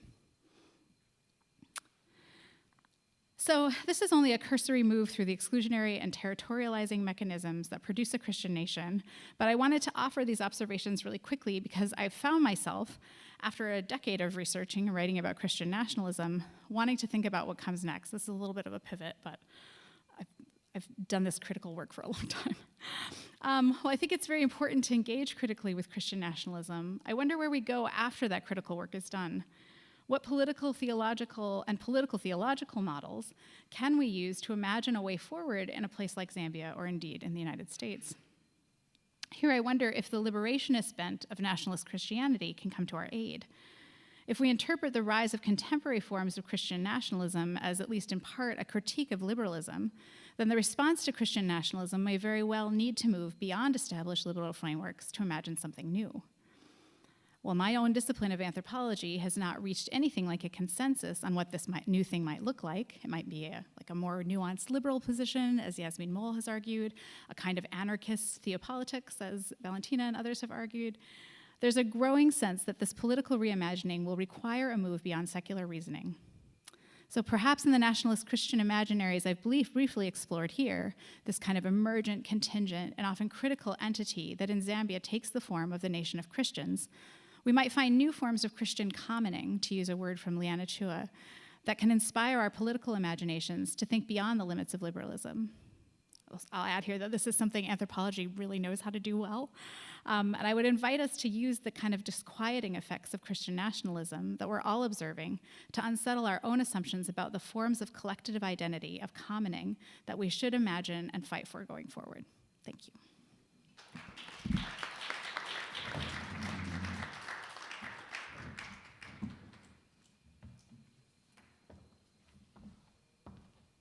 Thank you. We now invite Professor Leanna Williams-Green. Ah, there you are. Hi, Nana. So we'll see how this holds out with a phone. Thank you to everyone who's made this possible, to Professor Dwight and all the members of the organizing committee. So I titled my paper "Religious Freedoms and Exclusivist Patriotism: Unlikely Alliances Against Zimbabwe's National Pledge." In May 2016, Zimbabwe's education minister launched a national pledge which students began to recite daily in schools across the country. The pledge began like a prayer, Almighty God, and included aspirations to be united in diversity in the struggle for freedom, justice, and equality. Conducting fieldwork with Baptist Christians in Hyde, the capital at the time, I heard interlocutors condemn the pledge, as an array of other civic bodies also came up against it. As a partial outsider, I was a little bit confused initially by the strong reaction, given the content of the pledge reflected the fairly straightforward preamble to the nation's 2013 Constitution, and it was a section that didn't seem particularly controversial to me. But the unlikely alliance of dissenters signaled concerns beyond the content of the pledge itself. So in this paper, very quickly, I'm going to try and consider the reaction to the national pledge within a history of struggles over Zimbabwean patriotism. I examined how critics viewed the state's avowed commitment to religious diversity in public life as promoting a singular form of nationalism, both undercutting Christian exclusive claims to public space, and also raising the hackles of civil society and labor activists who sought greater freedom for political critique. My arguments that the pledge was embedded in a broader set of debates about belonging in post-colonial Zimbabwe, at a moment when patriotism itself was again under contestation. And I think ultimately the debate about the national pledge actually served as a really potent political critique of party attempts to merge patriotism and religion. The Zimbabwe National Pledge was first recited by students in government schools in early May 2016, at a moment when a range of other issues were at the forefront of public discourse. One of the things grabbing headlines was growing cash crisis and persistent economic turmoil, for which Zimbabwe is fairly notorious on the world stage. And the other hot issue was a developing civilian movement, leading to public protests, the likes of which had not been seen for many decades in Harare. With all these other matters occupying headlines, I initially learned about the National Pledge more informally through conversations among members of a network of Baptist and Baptist-affiliated churches in Harare, where I was carrying out long-term ethnographic research. Well, Zimbabwe, as many people in this room would know very well, like much of sub-Saharan Africa, has a very large Christian population. There are relatively few Baptists. And the Baptist Union, who I'm going to talk about for a moment, is an even smaller, decidedly non-Pentecostal subset of this group. Most congregants in the Baptist Union, at least in the urban areas, are also members of a very small Zimbabwean middle class, lacking the status of political elites, but with significant education and important resources. And this group tends to be more politically quietist. While they're willing to levy some political critique about government corruption or failures to protect the nation's most vulnerable, many in the Baptist Union remain highly skeptical about political change and about human institutions more generally. No political party or institution is seen as capable of producing the transformations needed in the world, least of all the nation state. Consequently, mobilizing politically, whether to assert Christian nationhood or to rally for greater religious freedom, at least among this small group, is often seen as a misrecognition of the source or unit of transformation. I know that's a pretty big claim. I don't have time to fully expand on it here. I've written about it elsewhere. I kind of want to make a different point today. But the political quietism of the Baptist Union doesn't mean equivocation. And I learned this particularly on an evening when Baptists met to study the Bible, but they started to quiz the teachers among the group. What had happened on the day that the pledge was introduced? It got a lot of sort of national press, but did the students say the pledge? What did the teachers do? Did the students have a choice? In the end, though, the more pressing question that occupied the group, which remained unanswered, was whether the content of the pledge was something that they felt a Christian could or should say. As with many others I spoke to, not even everyone knew what the pledge actually said. And so I'm going to read the text of the pledge. It's not long. I don't have my slides to share with you, but I'll read it aloud. It says, Almighty God, in whose hands our future lies, I salute the national flag. United in our diversity by our common desire for freedom, justice, and equality. Respecting the brave fathers and mothers who lost lives in the Chimurenga, Mvukela, and national liberation struggles. We are proud inheritors of our national resources. We are proud creators of and participants in our vibrant traditions and cultures. We commit to honesty and the dignity of hard work. It's worth saying too that the pledge is in English. The group had questions, this group debating in the Bible study, had questions about the nature particularly of respect and traditions and cultures. So did respect for those who died in the struggle for liberation amount to worship? And just which traditions were they to be proud of? These are fairly familiar concerns among this congregation, who are engaged in their own assessment of what it means to be a distinctively Zimbabwean Baptist Christian, navigating the relation of tradition and culture with Christianity in their multiracial social worlds. But questions about the content of the pledge were, I think, in some ways marginal to the more frequent concerns that I heard aired about it. To wit, I heard a young Baptist friend discussing the pledge with someone her elder, a soft-spoken but well-respected middle-aged woman.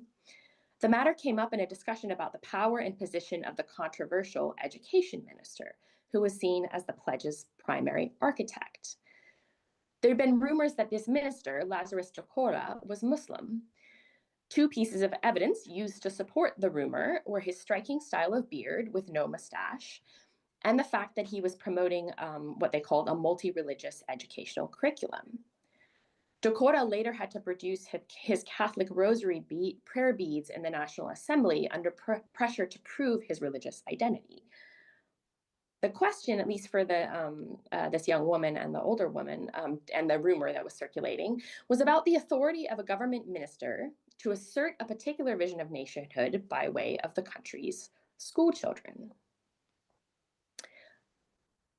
As I've already pointed out, when the National Pledge was first introduced in Zimbabwe, it was met with not just suspicion, but resounding criticism from many sides. So the Baptists were kind of debating the minister and his role and the content of the pledge, but there were a number of other groups that were much more vocal. I termed the various dissenters an unlikely alliance because these different groups had very different approaches, both to political mobilization and also pretty different reservations about the content of the pledge. But I think within larger historical and cultural frame, their criticisms actually align much more closely. So I'm going to talk a little bit about the critics briefly and then put them into what I see as this larger frame. One of the early responses that I learned about was a march, quote, against Dokora, the minister, organized by a parachurch group, the Prayer Network of Zimbabwe. A digital flyer advertising this march was circulated through WhatsApp chats associated with a Christian exercise group that I attended with many Baptist women. The largest teachers union, ZIMTA, expressed their rejection of the pledge in a Facebook post that was then picked up in various news publications. ZIMTA said the pledge, quote, infringed on the professional independence of teachers and that it had been introduced without necessary consultations. The ZIMTA president also pointed out the fact that the pledge begins like a prayer and, quote, Christians have said no to that, producing what he called a dilemma and predicament for the teachers. Christian Voice International Zimbabwe sought to have the pledge debated in Parliament only to have parliamentarians question Christian Voice's motives by asking who their funders were. The Christian Voice echoed what many other civic groups also stated, and I'm going to quote from their spokesperson, that the national pledge is a way of indoctrinating school children with ZANU-PF ruling party propaganda in an attempt to create a docile society. Scholars at the University of Zimbabwe, Francis Machungura, Memri Hyde, and Mabel Matakenya, conducted surveys and interviews with schools, teachers, and parents in the period after the pledge was introduced. While these scholars themselves and others they interviewed seemed in favor of the pledge, the scholars found that a majority of students that they surveyed were not interested or comfortable with reciting it. While the National Assembly had refused Christian Voice's call to debate the pledge, the Zimbabwe Lawyers for Human Rights brought a case against the introduction of the pledge on behalf of a father, a member of the large apostolic faith mission.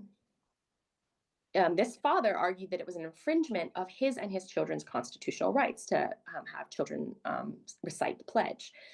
The case was eventually brought to the Constitutional Court, and then a few years later, the National Pledge was actually ruled unconstitutional. So while the legal case treated the pledge as a question particularly of freedom, of both religion and of conscience, its introduction was also characterized as a response to a national education review and the place of religious education, RE, within it. As a relic of the colonial era, RE privileged Christianity in its design. Recommendations from a landmark educational review commissioned in the decades after independence weren't implemented, and one of the calls in that report was for a greater philosophical basis to underlie all the teaching, which was seen as sort of absent. And the report was advocating for a distinctively Zimbabwean epistemology without weighing in directly on the place of religion in that framework. Because the education minister, Dokora, treated the pledge as part of efforts to implement the larger curriculum review, he also suspended certain activities while the review was ongoing, while he was attempting to implement these changes. And among these was Scripture Union, among the groups that was suspended. Scripture Union is a nonprofit Christian organization that most prominently runs evangelism and discipleship clubs in schools and has done for many decades. And its suspension alarmed a lot of people in the Zimbabwean Baptist Union pews because many of them had been part of Scripture Union during their formative years, as indeed many of the sort of middle class, Black middle class in Zimbabwe had. We might well read the alarm over Scripture Union and questions about the minister's religious affiliation as an assertion of exclusive Christian authority in public space, married with some Islamophobia. So on the one hand, a lot of these critiques were a fairly straightforward attempt to preserve Christianity as the default religious educational framework, as part of ensuring that public institutions, and so the nation, remained default Christian in nature. But religion scholar and historian Munetsi Ruzivo suggests that the position of many Christian groups and that of the minister actually shared more in common than either would like to admit.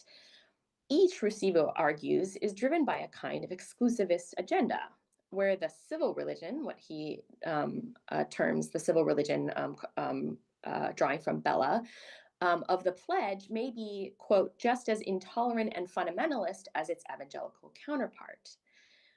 And I would argue that the nature of patriotism in post-colonial Zimbabwe plays a key role in the reactions of each and how they might actually converge. So I'm going to talk for a moment about that context of patriotism. So not only was the pledge a way to raise the issue of religious plurality in continuing debates about neo-colonial religious education and the beard of the education minister, but it was equally a challenge to patriotism itself. Amidst economic and political turmoil, people were asking what about the country there was to be proud of.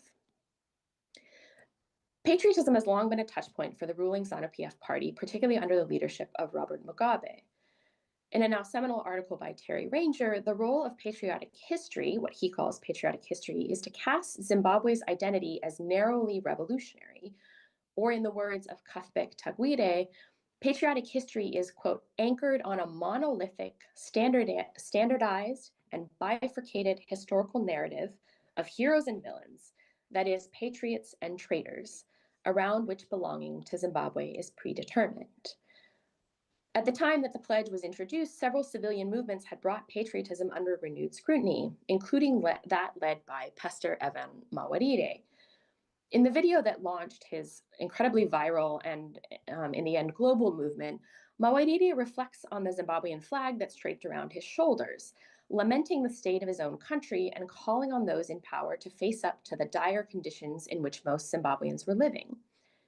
In Mawarire's case, the Zimbabwean flag itself became so iconic of calls for political accountability that the government moved to radically restrict the use of the flag by civilians, including stopping parliamentarians from carrying or wearing the flag into parliament.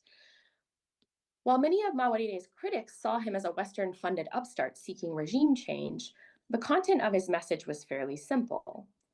If he was a middle-class working man but could not afford to send his children to school, what had he to be proud of about being Zimbabwean? Under such conditions, how could anyone be patriotic?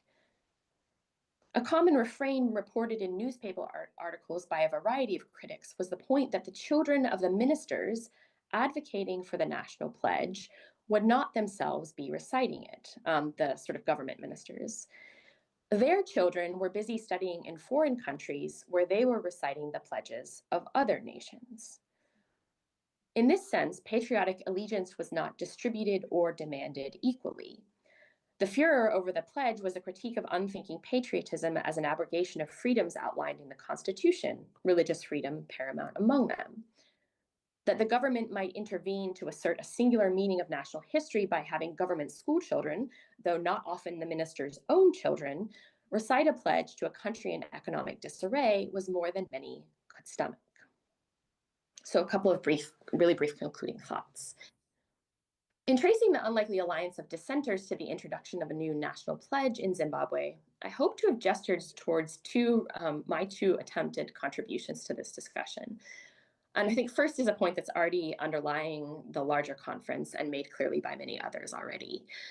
That is, questions about the relation between Christianity and nationalism, multiculturalism, and ideology are situated ones. While discussions so often center the potency of American Christian nationalism, debates about nationhood and Christian identity, in particular as Professor Wariboko outlined yesterday, debates about nationhood and Christian identity are always shaped by history, and we cannot presume in advance that particular doctrines, allegiances, or actors will take the same general form or produce the same consequences everywhere and every time.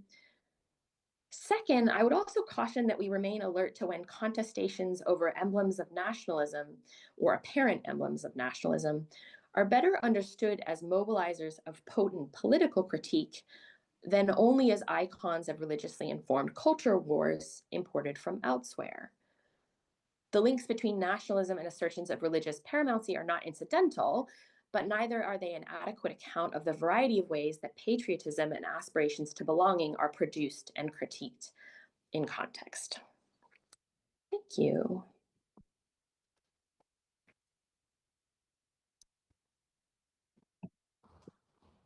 Thank you. Very enlightening. Zambia, Zimbabwe, and now we move to Professor Henrietta Nyamnajo.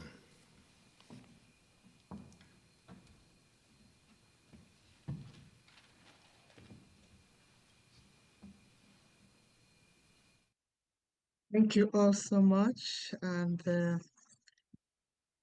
thank the organizers for this conference. I'm joining in from Tokyo, so it's still the wee hours of the morning in Tokyo here. So if I'm inconsistent, note that I still have a sleep. So today I'll be talking about from Pentecostal nationalism to religious freedom to selling God and to religious censorship, the seesaw of religion and Christianity in South Africa. And just to give you a context that we all know South Africa's history, where they're coming from, and how the apartheid was instituted and pushed forward by the Dutch Reformed Church, and during that time things morphed to other Pentecostalism joining the bandwagon in protest of the Dutch Reformed Church. So South Africa has been going through different cycles and constellations of Pentecostalism and the Dutch Reformed or mainline churches, and today they are almost back full circle to what happened in the past. So the history of Pentecostalism in South Africa can be traced back to John Alexander Doe, who established the first church in Johannesburg in 1895. This was later followed by the establishment of the Apostolic Faith Mission and the Full Gospel in Johannesburg in 1903 by John Lake's Pentecostal Mission Group from the US, from America, absorbing the vast majority of former Doe adherents. However, soon after the conversion process was completed, African Pentecostals found themselves relegated to second-class status by the white-run bodies. Like many things in South Africa, religious traditions have important links to a painful and racist colonial and apartheid past. This history of South African Pentecostalism is well known and radically shifted from a composition of both whites and black to becoming mainly black rather than white pioneers who were responsible for its rapid growth. It expanded initially amongst oppressed African people who were neglected, misunderstood, and deprived of anything but token leadership by their white Pentecostal masters, who had apparently ignored biblical concepts like the priesthood of believers and the equality of humankind. Nevertheless, the population of Black Africans steadily increased by the 1960s. Pentecostals, like other churches in South Africa at this time, yielded to the pressure of white society and developed racially segregated churches, and up until 1991, only whites could be legal members. That's of the Dutch Reformed Church.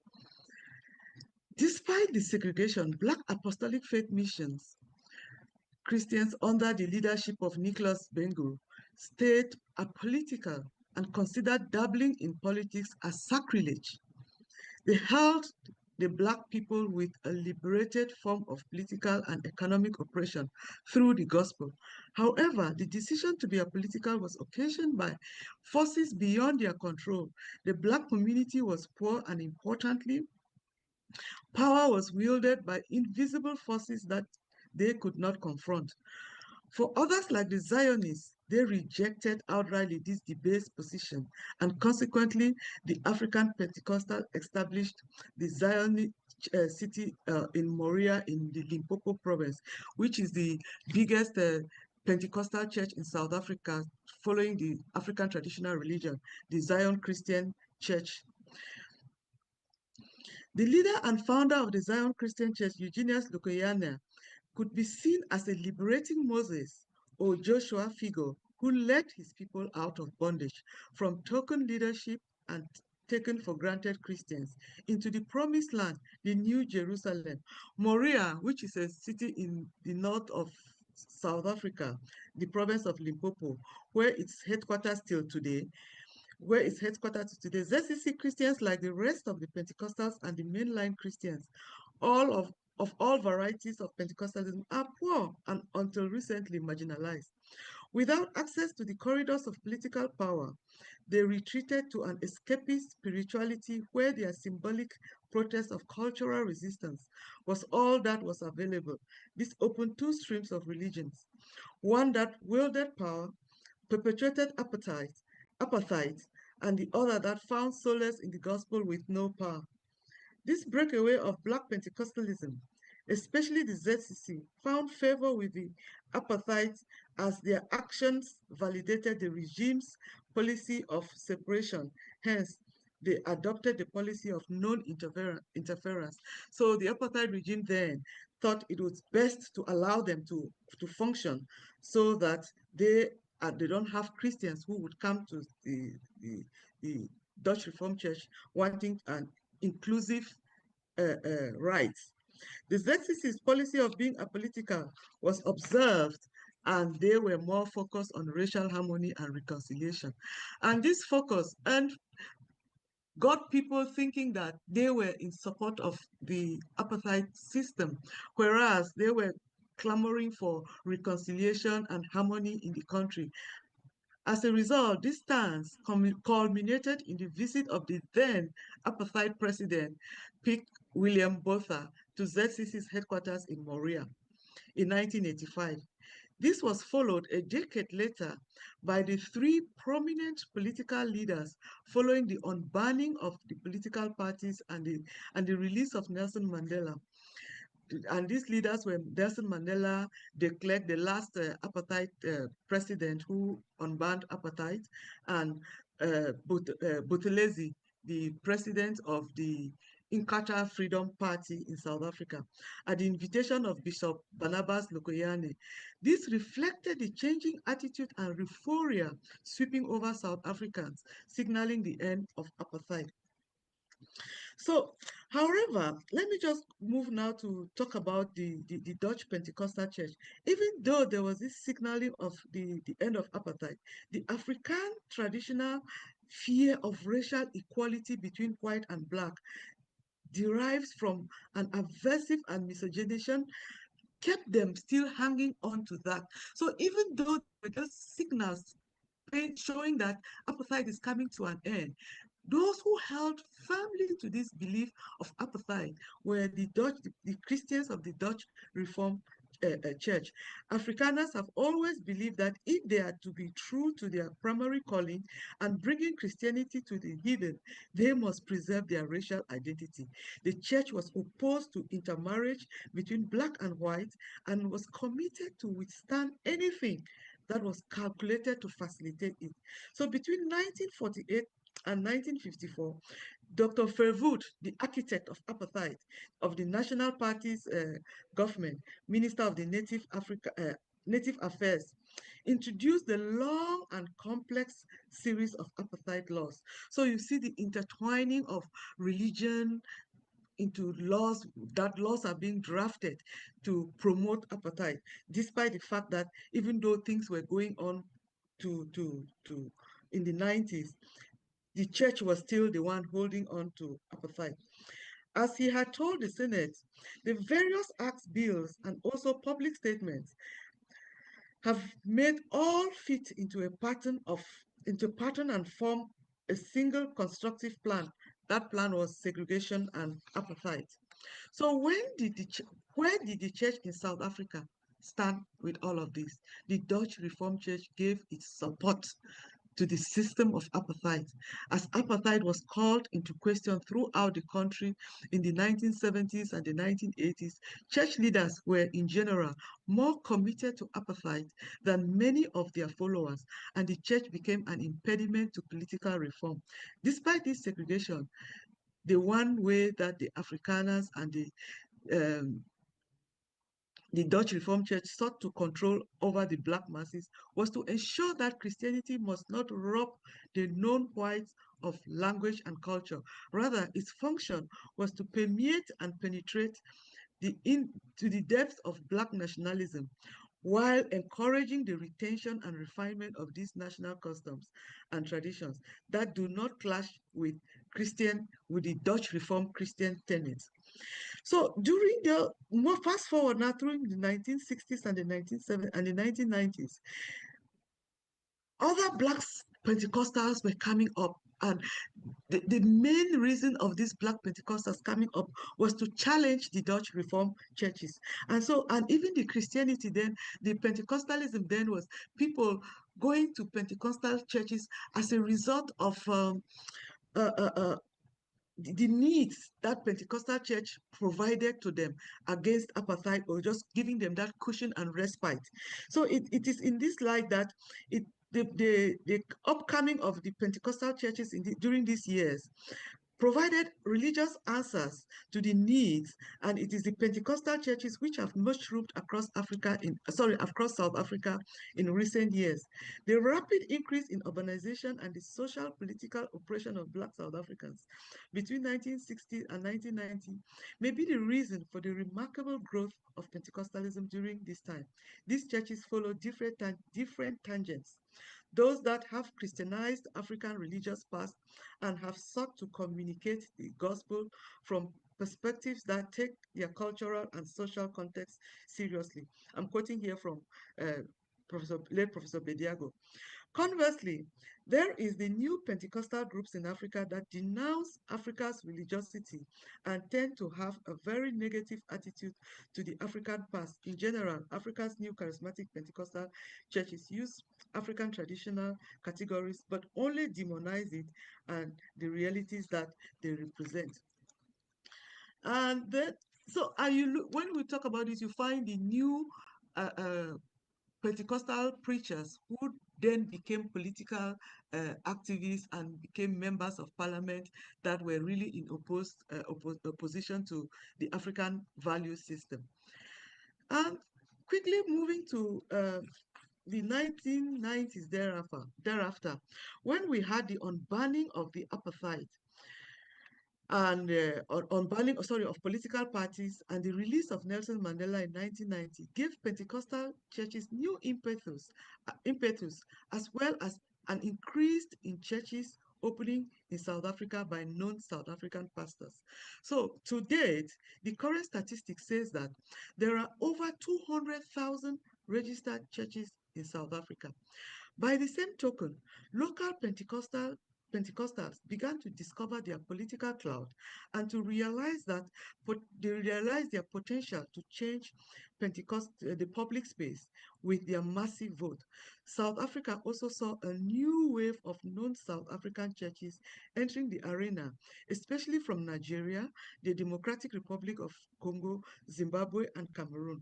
A lot of the churches with headquarters in Nigeria.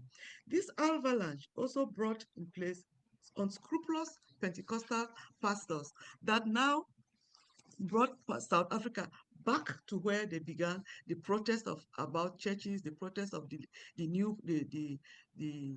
apartheid, and the protest of the dominating pastors. And with these new Pentecostal pastors, I would just want to share a bit of my slides so you have an idea of what I'm talking about.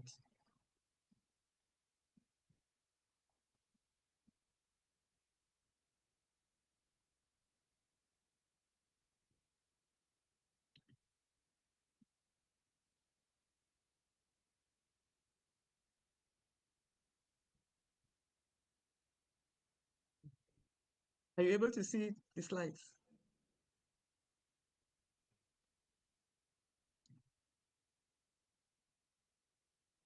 Can you see my slides? Yes. Okay. So I want to focus a bit more on these Pentecostal pastors that has brought us to a full circle. So this, what I term the new generation charismatic Pentecostal pastor, you have the likes of. So these are all three different pastors from three different nationalities.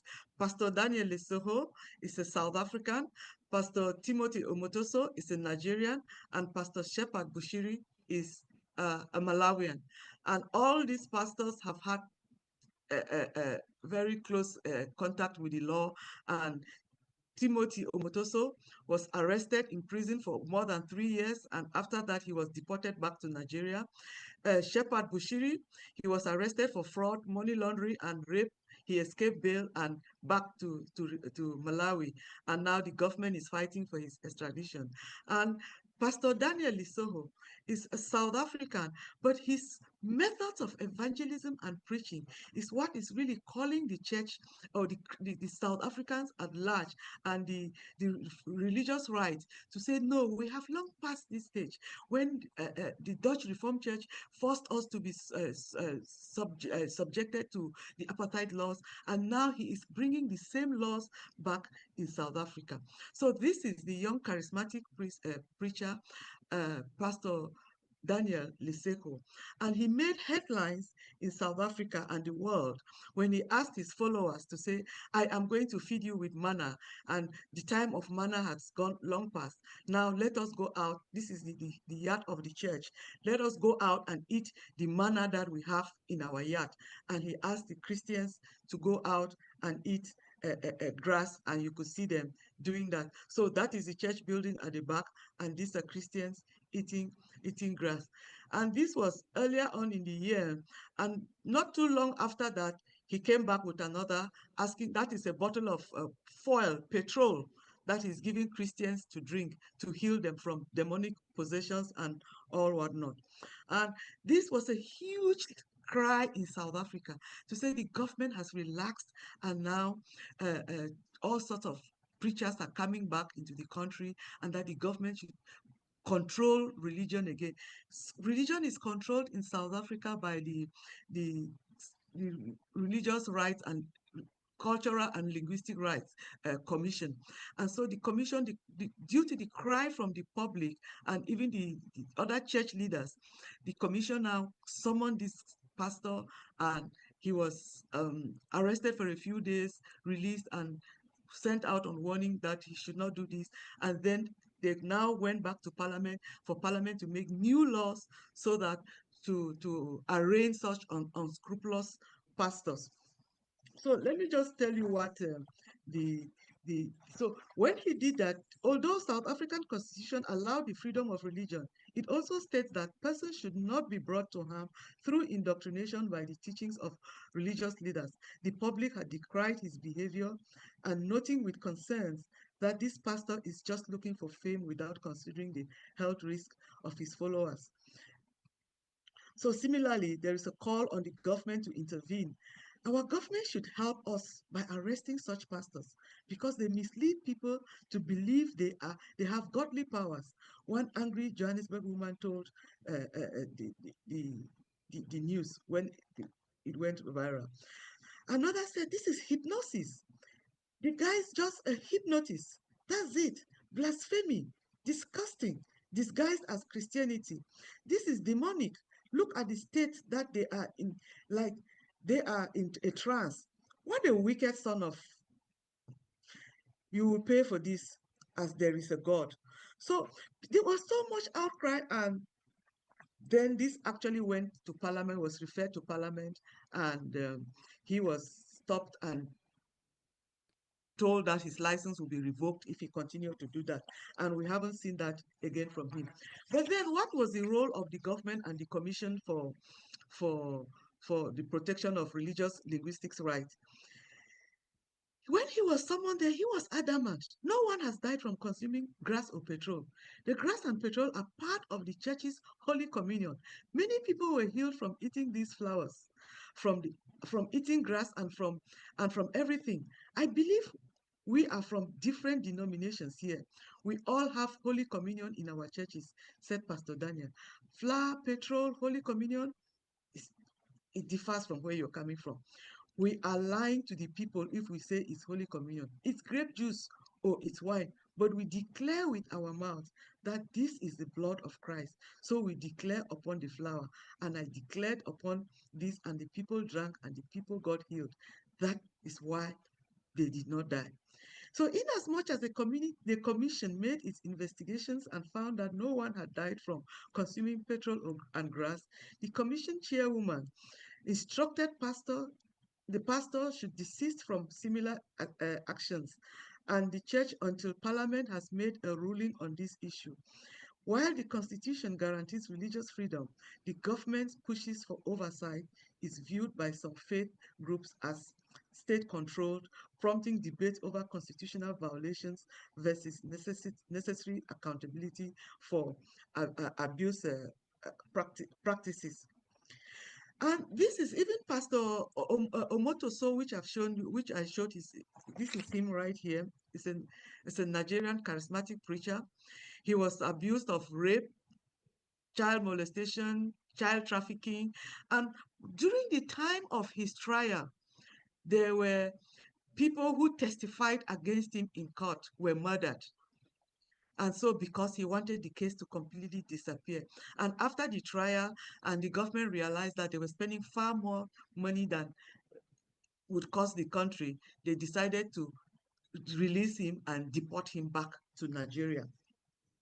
So just in the interest of time, as I have argued elsewhere, these pastors seem to be providing a supply to a veritable and powerful demand, that there is clearly a warped but a codependent relationship between the prophets and their followers. Just like in the days of apartheid, where Black Africans, they joined the churches because of the struggles of apartheid, the segregation, the discrimination, and they felt that going to God, they will find some solace in the Gospels. Consequently, Christians exhibit a spiritual as it is material hunger. In other words, it is a hunger for social and spiritual security, a hunger for full humanity in the context of ongoing and multiple forms of dehumanization. As noted by Tinyiko Maliloke, with fewer than 10 million out of 51 million South Africans on medical aid, it means that more than 80% of South Africans have no medical insurance whatsoever. Add to this is a scenario, an unemployment rate of more than 25%. The 3.5 million young South Africans not at work, at school, are being trained in any skill, as well as a failing public service and education system. These churches are extremely fertile hunting grounds for the Daniels, the Mburus, and the Timothy Umotosos and the Shepherd Bushiris. Without medical insurance, job, and education, many people are looking for quick, cheap, one-stop permanent solutions to their health and financial problems. The reason for becoming Pentecostal during the apartheid era, I intimate, is the motivating force behind the dependency on religion in post-apartheid South Africa. Despite the call by religious rights and for Christians to pay attention to the curtailment of their religious freedom, most of the population and the stance of the Commission for Religious Rights is to censor churches. Hence, we see deportations of pastors, arrest and imprisonment, closing down of churches. Thank you so much.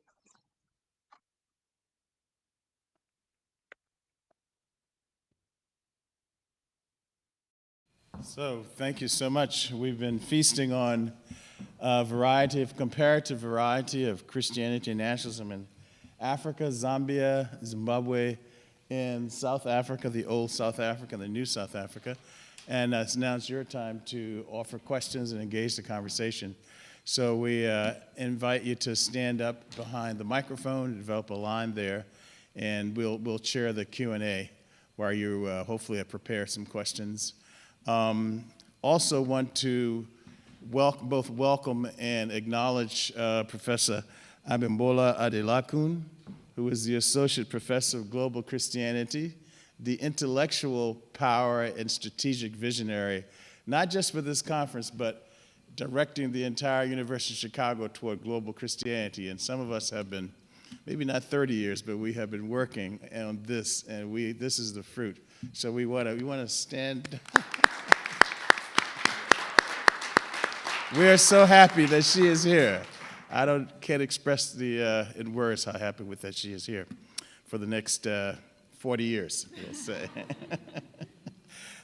So let us begin. Question, maybe just name or location, whether visiting faculty or grad student or staff. Sure. Hi, I'm Gina Zurlo. I'm a researcher and lecturer at Harvard Divinity School. And thank you to our panelists. I'm curious if you each could maybe offer some commentary on the specificities of Pentecostalism and Christian nationalism. Is there anything specific about Pentecostalism that leads it down a Christian nationalist path or doesn't lead it down a Christian nationalist path? And if it does go down that path, is there anything uniquely Pentecostal about it?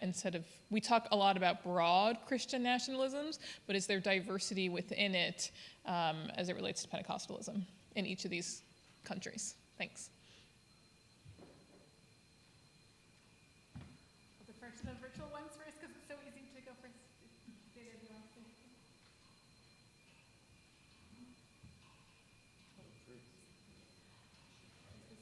Am I meant to change? Yeah.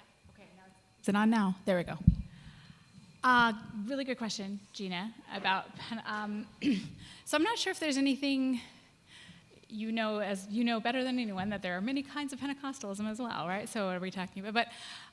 So my money's on the prosperity gospel. I have this paper that's in like peer review purgatory. Maybe one of you are the reason why, but where I'm trying to. I think there's something about the prosperity gospel that forms a kind of a Weberian like elective affinity with Christian nationalism. There are a lot of common theological shapes between the prosperity gospel and at least the versions of Christian nationalism I think we're seeing now. These are both sort of theologies they're both kind of legal structures, right? They're both theologies that are really territorializing. They're about claims, they're about capture, they're about rights.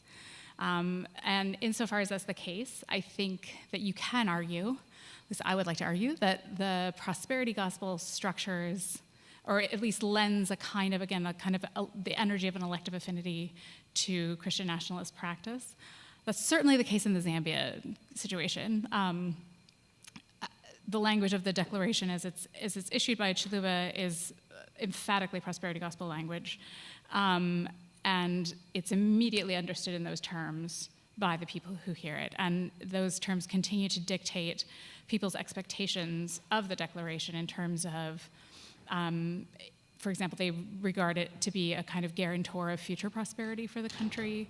When people talk about the declaration, one pastor says, well, as soon as the declaration came in, we were suddenly buying these commodities from Zimbabwe that we didn't have access to before. Now that's because Chiluba also liberalized the economy and did lots of other things, but he made that immediate connection to this kind of economic prosperity. So my money's on the prosperity gospel as a particular kind of driver of certain forms of Christian nationalist ideas.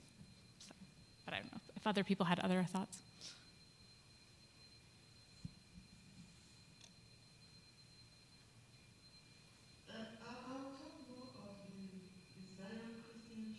In South Africa, where they are really, they have a very cozy relationship with the government. And so in a way, the government is touting them as the example of a church where they preach reconciliation, and they preach African traditional values, so they don't shy away from the African traditional values, but also they want to see a more harmonious and reconciliatory South Africa, and that has been their stance from way back. And proof of this is that every year the Easter period, when they have their annual pilgrimage to Moriah, the president is always there. So if the president is not attending, the president is sending a delegation. So the government has truly identified with this church as the church of the nation, the church of the state, and hence when they are clamping down on especially other Pentecostal churches, especially the prosperity gospels and the charismatic churches, South Africans would always compare them to the Zion Christian Church to say there has never been a scandal about them. They are upright, they are this. If you come to our country, this is what you must do. If you cannot do it, then we show you the door. So I think the ZCC is the model, and that's the model that the government has adopted.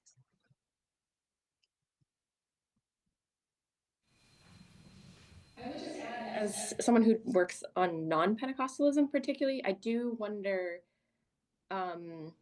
there's certain forms of, at least with my Baptist interlocutors, certain forms of Reformed Christianity, and particularly Calvinism, that makes people really skeptical about anything that's considered a human nation. Like maybe in contrast to Naomi talking a little bit about sort of the givenness of the nation, that my interlocutors would see the nation as very much like a construction, a human construction, and so it's not a place that could produce the kind of spiritual transformation they would want. So they'd be very skeptical of. People will kind of throw around maybe ideas of like Christianity and nationhood, but they're not invested in Christian nationalism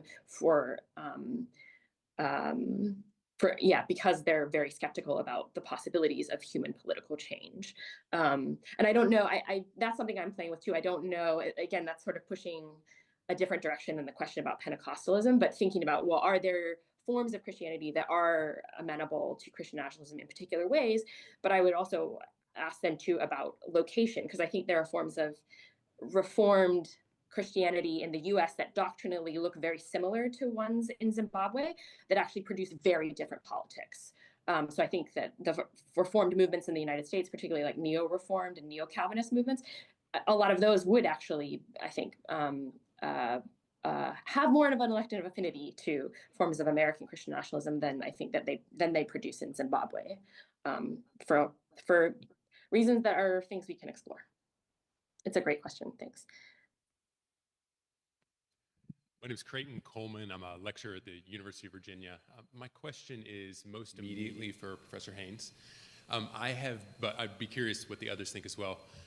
I have been interested in the potential durability of Christian nationalist movements. They often seem quite brittle, especially with regards to Pentecostalism. I'm interested in its propensity to kind of fracture repeatedly. In your paper, you mentioned, I think you called it an autoimmune response, and I thought that was really interesting, but I'm curious if you could narrate a bit more some of the dynamics causing this like cannibalistic turn inward, where Pentecostals are even being pushed out. Thank you. Great. Well, I won't tell you everything because then you're not going to buy the book. But no, I think to go as briefly as possible, and actually this does cut to Henrietta's paper, I think, really nicely, because essentially what happened in Zambia when, in this period that I call the divine season, that was what a bishop called it, which is this kind of period of sort of unprecedented state-level support for Christian nationalist projects that happened during the presidency of Edgar Chagwa Lungu. They did a lot of things in terms of policy, but actually the thing that they spent probably most of their time on was trying to develop a framework for the regulation of the church, and specifically for the theological regulation of the church. And they wanted to do this in a way that meant that the state wasn't regulating the church, but that the state was requiring the church to regulate itself. And they very, very quickly homed in on the particular targets of these interventions, which were not mainline churches, who still represent the majority of the Christian population of Zambia. So they were like, Catholics know what they're doing. They've got their own internal structures. The Council of Churches in Zambia, which is most of the mainline people, they're fine. It was very clear very early on that the particular targets of their interventions were Pentecostals, but only certain kinds of Pentecostals. So like kind of upstart people, folks who were meeting in government school classrooms, the kind of people that I had studied during my first fieldwork, actually. And also the kind of people that they themselves had been at earlier in their careers. So these are sort of now established Pentecostal elites in the capital, people with some international connections, with large churches, founders of denominations in many cases, wealthy and influential men, like across the board, who are kind of coming for their sort of embarrassing country cousins. So I actually think it was a bit of I think it's a social class thing a little bit. This is about the kind of like social mobility of Pentecostals in the Zambian public life. These are people who've clawed their way up to the level of influence that now they're more or less on par, let's say, with like the Archbishop, the Catholic Archbishop of Lusaka, or the sort of the leader of the United Church of Zambia in terms of their public recognition. And actually they start dressing like those people, which I think is really interesting. Now, in 2003, when I first went to Zambia, you would never have seen a Pentecostal in a clerical collar, for example. Now that's very, very common.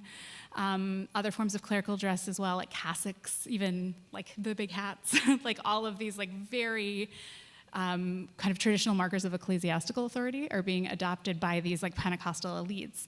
So there's this move towards, I think, social mobility, social recognition that I think has in some ways triggered this autoimmune response, right? Where they're like, meanwhile, my brother over here, who is maybe also like doing things like they'll accuse them of strange practices like the ones that Henrietta has talked about, and that there are cases of that. I suppose the other way this connects to Christian nationalism is they generally describe those practices as emerging from outside the country. And I think that's also very interesting. In official documents, even legal documents, they'll say these are foreign practices. They're coming, and Shepherd Bushiri's also spent some time in Zambia, so sometimes that's actually true. They are people who are coming from outside of Zambia. But the discourse is, again, one about this kind of like the religious purity of the nation that also then sort of justifies this kind of autoimmune response. So I think there's a couple of layers to it, but I think once you set the kind of bounds of orthodoxy at the level of the nation, there's nothing, the obvious response is some sort of inquisition, right? Like some sort of process like that, so. So my name is Tim Stoneman at Georgia Tech Europe, and I wanted to direct the question, I think, primarily to Naomi, but also to all three of you. So Naomi, you gave us a very useful, I guess we might say, typology of Christian nationalism, building on the work of Rogers Brubaker. And I wanted to go maybe one step further and ask us to think about maybe the relationship between different versions of Christian nationalism and time, particularly historical time, and even a shared historical time. And you mentioned in the case, for example, of the Christian nation, that there's a very, a long sense of time. It's an eternal category that's ordained before it's performed. I'm thinking now these other two categories, and of course, obviously, of the work of people like Eric Hobsbawm and the idea of nationalism as an invented tradition. Yep. And I'm wondering to what extent and in what ways that might apply to Christian notions of nationalism. In what ways are they invented, and in so doing, to what extent and in what ways do they share a common historical past? The case of Zambia, also Zimbabwe, and maybe South Africa as well. So thank you. Yeah. I don't know if Henrietta and Leanne want to go first. I feel like I've spoken quite a bit already.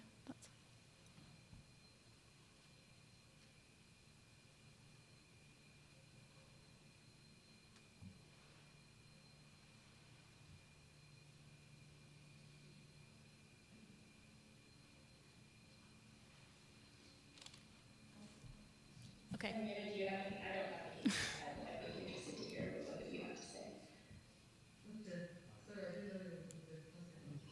Yeah,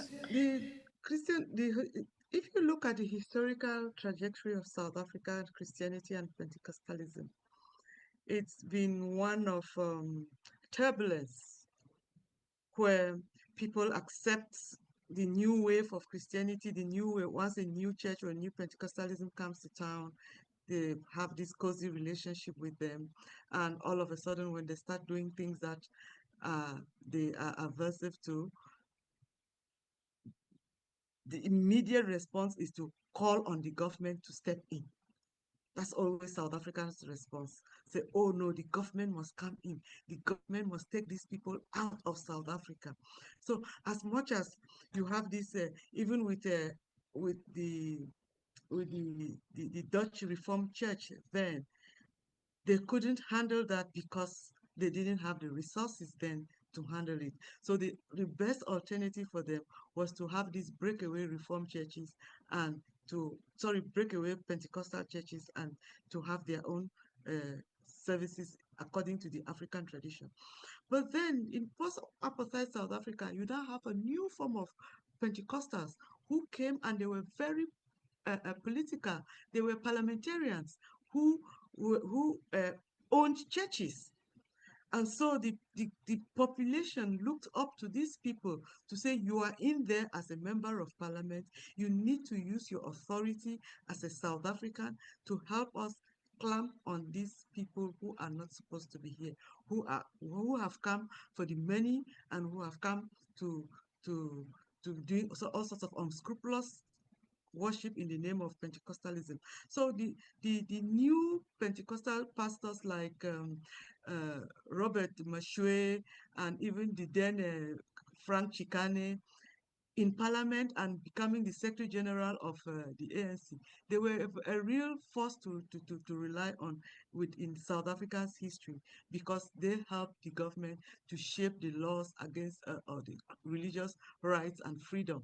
And those laws are still being renewed, new laws are coming in place up till now because of these people. Oh, right now it's Kenneth Meshwe. Chikani has retired. It's Kenneth Meshwe who is still in parliament, and he's the one that is really putting forth new laws. And this is not in the interest of the religious rights and freedoms run or upheld by the Africans, because they say they are clamping on their religion. Everything they say is directed at Africans and the newer form of Pentecostalism. That's what I could say to that. I think really quickly, just in terms of this invented tradition, like I'm so there's a small temptation to talk about Scotland, where I live, where we're like, there's this active nationalist movement that's clearly inventing tradition. I think one thing I have a little, this is like a pet theory that's not totally developed. My colleague Tom Boylston talks about the allochthony of Christianity. So allochthony being the opposite of autochthony. It was a new word for me. So the outsideness, the coming from outside.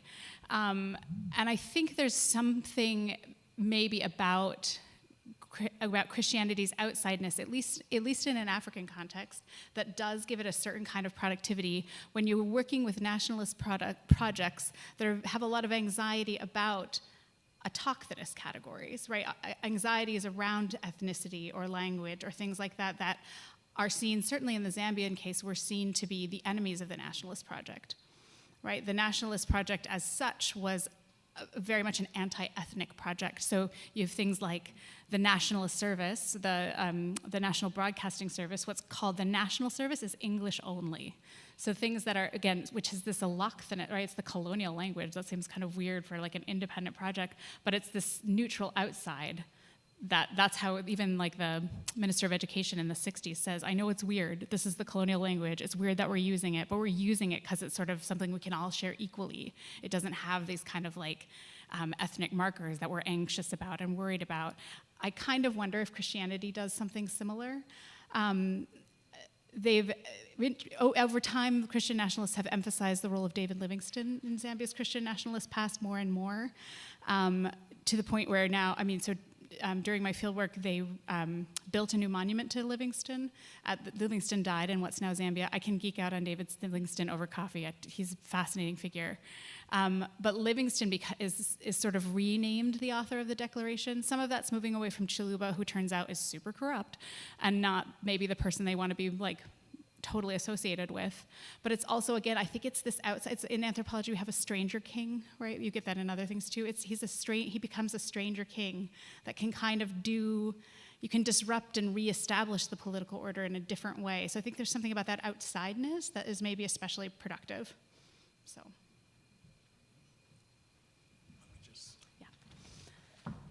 Just want to check with the conference organizers. I know we're over 7 minutes. So how shall we proceed?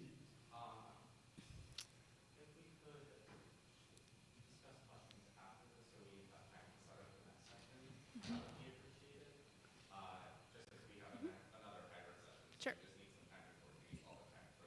Okay. So, well, first, thanks for raising the questions. Hopefully you can have one-on-one afterwards. But let's give a round of applause for our distinguished panelists. It's very engaging. And I hope you're able to either have one-on-one conversations or pick up materials, journal articles, books, and August 2026 books. Pre-order it now. But again, thank you so very much. Thanks, everyone.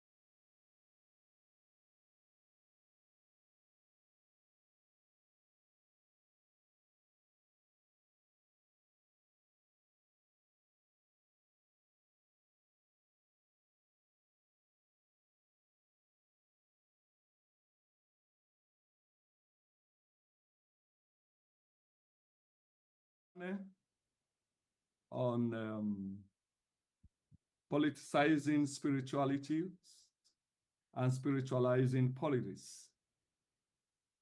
We're having 4 speakers this afternoon.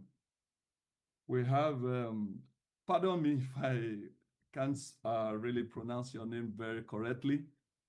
Please pardon me. Yeah.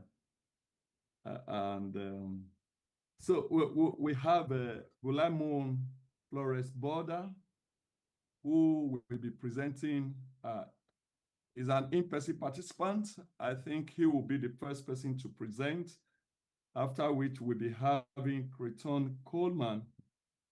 The Hank will follow, and Anne will follow thereafter. Please, as they present, we can put down our remarks and questions so that after the presentation of all the participants, we can ask questions and comments and interact thereafter.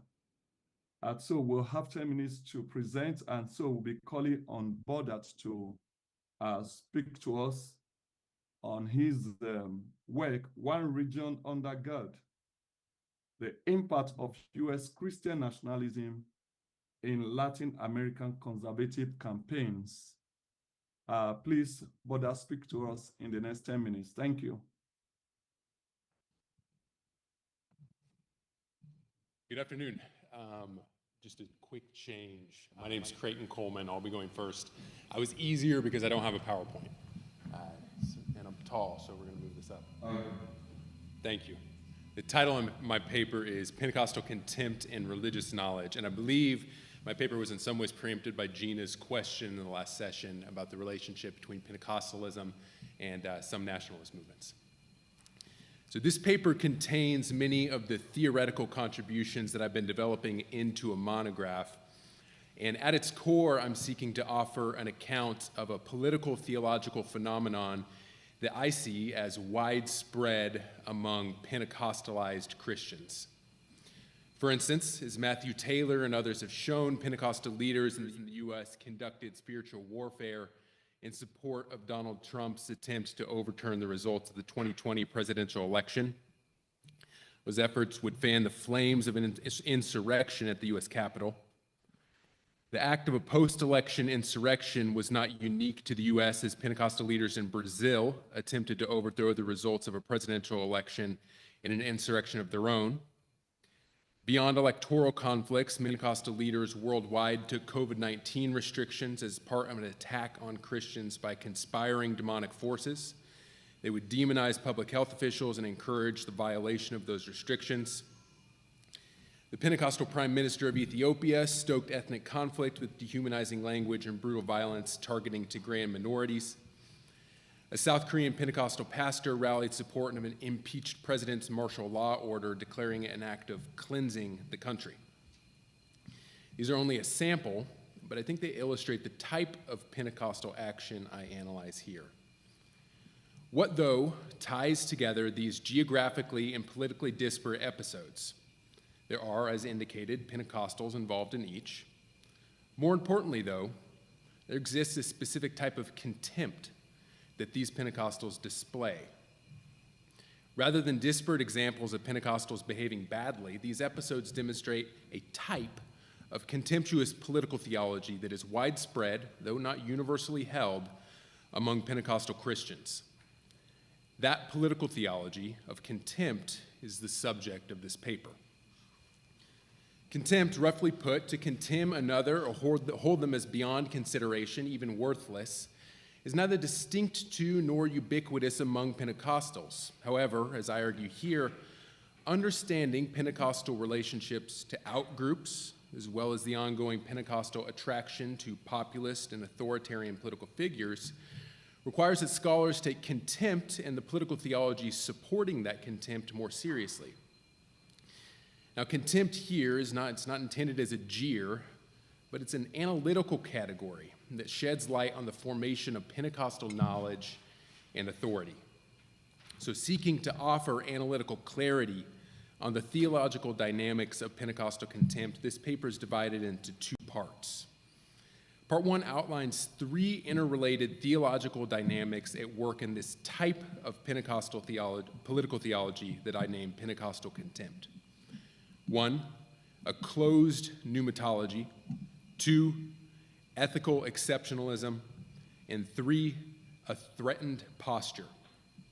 Pentecostalism is highly particular to each cultural setting, and therefore I take one example of political action arguably driven by Pentecostal contempt to illustrate these dynamics, the January 6th insurrection.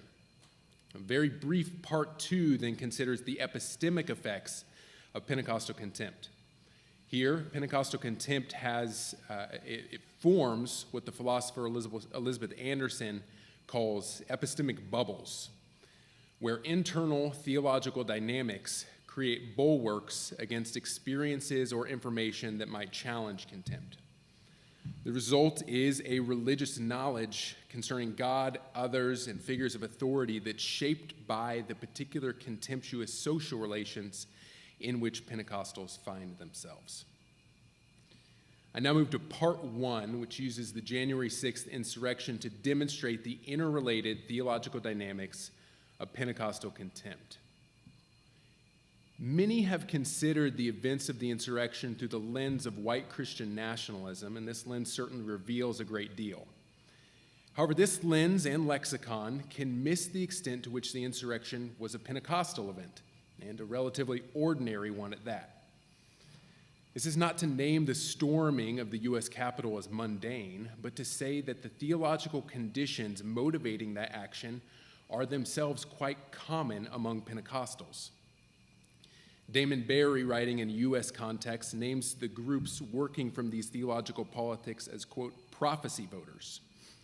Rather than older iterations of conservative Christian politics that were motivated by values or nostalgia, these voters are motivated by prophecies communicated through a network of apostles and prophets. Charismatic religious authority and experiences of the Holy Spirit increasingly motivate political action and structure dispositions towards the world. Consider spiritual perceptions of the 2020 election and the subsequent attack on the U.S. Capitol. Participants voiced their belief that the Holy Spirit had inspired and empowered their actions. Joshua Matthew Black, an insurrectionist who reached the floor of the U.S. Senate, narrated his experience as an encounter with the Holy Spirit. In a video describing his experience, he says of people following him through the Capitol that, quote, "It must have been the Spirit of God in me because people tended to do what I said and I'm not like an imposing figure," end quote. The Spirit was immediately attached to Black as he committed a violent act. The presence of the Spirit only deepened when he reached the Senate floor. Black says, quote, "The Holy Spirit just fell on me and I started weeping. It was awesome. The presence of God is like the best drug on earth. It was awesome.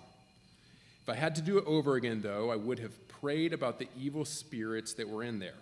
I'd have cast them out, but I didn't even think of that," end quote. For Black, the goal of the insurrection was a spiritual one where he would plead the blood of Jesus on the Senate floor. His only regret being that he did not devote adequate prayer to the evil spirits in the Senate. This account of events, or the designations of good and evil therein, were not unique to Black, and many other insurrectionists made similar comments. Within these descriptions, there's an anticipation of God's activity in the world, along with a strong sense that God had empowered one group's actions against another. Clear demarcations of good and evil made action based on those perceptions of God's activity all the more simple to pursue, especially when those demarcations mapped cleanly onto existing cultural and political fault lines playing out in an election with a clear end date and with clear winners and losers. Here lies the first dynamic of Pentecostal contempt, which concerns the Schmittian distinction of friend-enemy as good and evil. Though with Pentecostal contempt, the presence and activity of the Holy Spirit is understood along these same lines. Call this a closed pneumatology. Even when Pentecostals are not dealing in miracles, the lens of the Spirit is still a means for understanding the world. So while someone might not expect to see miracles on a daily basis, they will likely narrate their life with an active presence of the Spirit. Speaking of communing with the Spirit, feeling the Spirit, seeing the Spirit, or listening to the Spirit, Pentecostals make room for the Spirit as a regular part of their lives. Now, this emphasis on the Spirit does not necessitate what I call a closed pneumatology. A pneumatology becomes closed when the close relationship with the Spirit is taken as exclusive. Put differently, a Pentecostal holding to a closed pneumatology sees other communities, sometimes other Christian communities, as sites of the Spirit's absence. This is not to say that the borders of a community are impermeable, but to say that full-scale religious conversion is the means by which one enters into relationship or participates in the Spirit. At an event leading up to the insurrection, Reverend Kevin Jessup declared a, quote, battle cry in the spiritual realm, end quote, which he interpreted as a, quote, mobilization of God's men made holy by the blood of Jesus Christ and empowered by the gift of the baptism of the Holy Spirit. This battle cry is a Christian call to all Christian men as we prepare for a strategic gathering of men in this hour to dispel the kingdom of darkness, end quote. Notice again the closeness of the Holy Spirit, where the Spirit relates to particular groups and not others. But here, there's an expected outcome of that relationship as holiness and empowerment. Call this second component of Pentecostal contempt ethical exceptionalism, which prioritizes a high view of an individual or community's ethical worth. Within this view, a defining characteristic of the church or the salient insider group, perhaps patriots, is its holiness or exceptional ethical status. The terms of this holiness are negotiated differently in different contexts, but ethical exceptionalism creates a comparative universalism in which particular standards of holiness are universalized, and a group's understanding of their own holiness always has a comparative element. Ethical exceptionalism has a mutually constitutive relationship with closed pneumatologies. The belief that the Spirit is exclusively related to a particular community at times requires an explanation or evidence. This can come in two forms. First, at least two forms.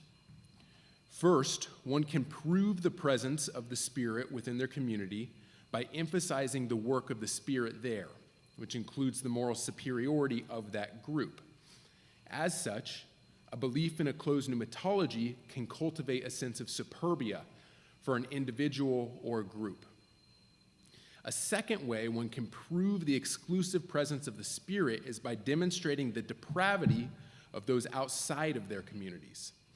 So perceptions of others, whether grounded in evidence or not, are shaped by the twofold need to justify oneself as recipients of the Spirit, and therefore growing in holiness, and the need to demonstrate moral superiority to those perceived as beyond the work of the Spirit. A strong sense of ethical exceptionalism proves the truth of a closed pneumatology, while a strong sense of a closed pneumatology demands a Pentecostal self-understanding rooted in ethical exceptionalism. Justifying oneself as an object of the Spirit's presence and activity against others, marked by the Spirit's absence or the demonic, then has the consequence of leaving one threatened. Jessup's call for a, quote, a strategic gathering of men in this hour to dispel the kingdom of darkness, end quote, fits within a larger posture that Pentecostal contempt facilitates. Call this a threatened posture. Paula White, a spiritual advisor to the 45th president, demonstrated this posture through her now famous prayers calling for the dispatch of angels from Africa and calling on God to overturn, quote, every adversary against democracy, end quote, with a, quote, outpouring of your Spirit like never before, end quote. Difference here is imagined as necessarily in opposition to that which White may associate herself and consider good. Here, the category of democracy. This posture flows from the conditions of a closed pneumatology and the resulting sense of ethical exceptionalism, and can have the result of leaving those holding to the view feeling embattled and like they must fight for their lives, perhaps even invade the U.S. Capitol. So I now move to a very brief part two, in which I consider the relationship between Pentecostal contempt that I've outlined above and the formation of religious knowledge. At this point, it's important to clarify the relationship between political theology I introduced in part 1 and the particular contemptuous relationships in which Pentecostals find themselves. To be clear, Pentecostals are not necessarily creating new contemptuous social relations. Instead, they are inhabiting and stylizing existing relations of contempt, theologizing or even mystifying the social relations that they're inhabiting. Contempt can range from the short-term or interpersonal to the long-term and structural. The political theological dynamics I introduce here create conditions in which those different elements of contempt, the feelings, the rhetoric, the purported knowledge of the contemptible, are persuasive, attractive, and even useful to Pentecostals. So one should expect to find local or particular forms of contemptuous religious knowledge based on the relation of contempt that Pentecostals are inhabiting. In part, this formation of religious knowledge is a product of contempt itself. Contempt, as distinct from resentment, which seeks a moral reckoning, or the more general hatred, characterizes its object as inferior. Here, knowledge is formed by boundaries of contempt, and that contempt predetermines what is possibly true and what are potentially legitimate sources of knowledge. Remember that Pentecostal contempt is informed by a closed pneumatology that limits association with the Holy Spirit to a particular group, therefore limiting authorized knowledge to that one group. Consider the ways the insurrectionists quoted above associated Democrats with the demonic, forces of darkness, or otherwise, a hallmark of contempt. In doing so, contempt is bolstered by excluding those whose presence might, with any consequence, challenge the assumptions behind that contempt. This dynamic itself is characteristic of most forms of contempt, where contempt shapes the knowledge of the contemner within a given setting. William Ian Miller describes this as a feedback loop through which contempt sustains itself over time. He says, and excuse the longer quote here, he says, quote, "Contempt is the emotional complex that articulates and maintains hierarchy, status, rank, and respectability. And differentiated status and rank are the eliciting conditions of contempt. So what we have is a kind of feedback loop in which contempt helps create and sustain the structures which generate the capacity for contempt. And there is good reason to believe that the particular style of contempt will be intimately connected with the precise social and political arrangements in which it takes place," end quote. One should expect contempt to manifest differently in different settings and in varying emotional forms where contempt readily combines with a wide variety of affects and can be experienced as a strong aversion, similar to disgust, cool disregard, or amused dismissiveness. What is consistent, though, is the way objects of contempt are placed beyond consideration, often encouraging contemners to withdraw or stop engaging with objects of their contempt. Within Pentecostal contempt, there exists a theological justification, even if only at the intuitive level, that places objects of contempt beyond consideration and not only actualizes, but incentivizes the contemptuous feedback loop. So in conclusion, part of the challenge in charting the expansion of nationalist ideologies and global Pentecostal movements lies in the sheer pace at which Pentecostals generate, alter, and disseminate religious knowledge.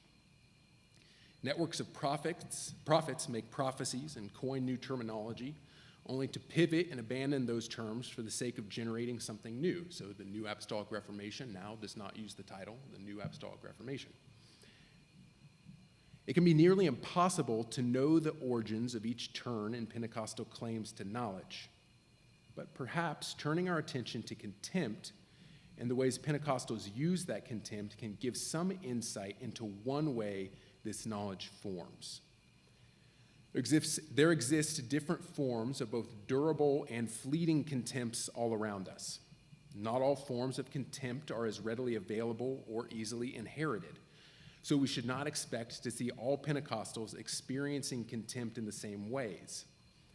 While I have sought to offer a descriptive or diagnostic account of Pentecostal contempt, I should say, just to close, that I am not at all normatively disengaged. But perhaps, this is my wager, perhaps by better understanding the conditions that make contempt so legible and attractive for Pentecostals, we can spark the task of identifying and imagining other Pentecostalisms that are not themselves so beholden to contempt. Thank you.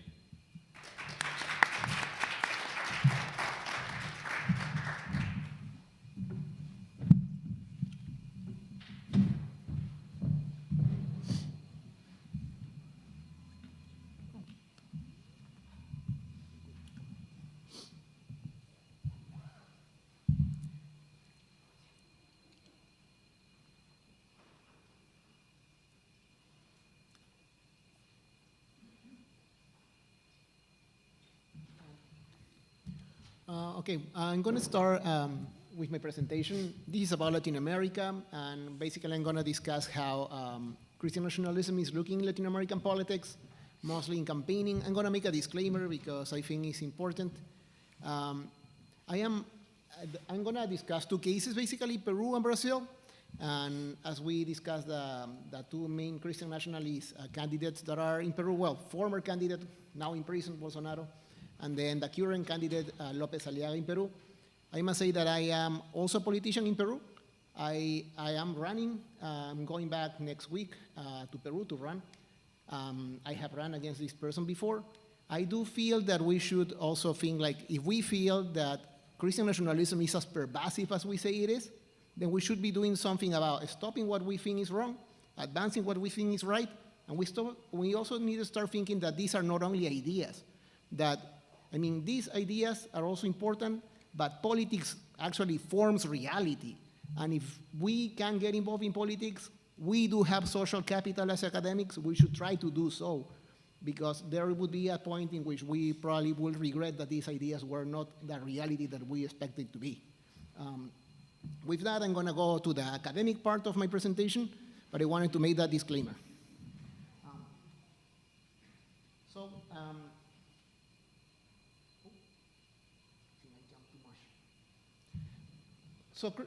I'm a political scientist, so I'm talking from the political science part of this.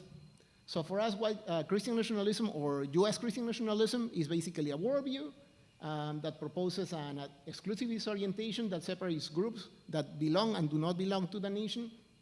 It advances a deep story about what the US was, basically saying that it was a nation founded by white Christians, and that should advance traditional Christian values.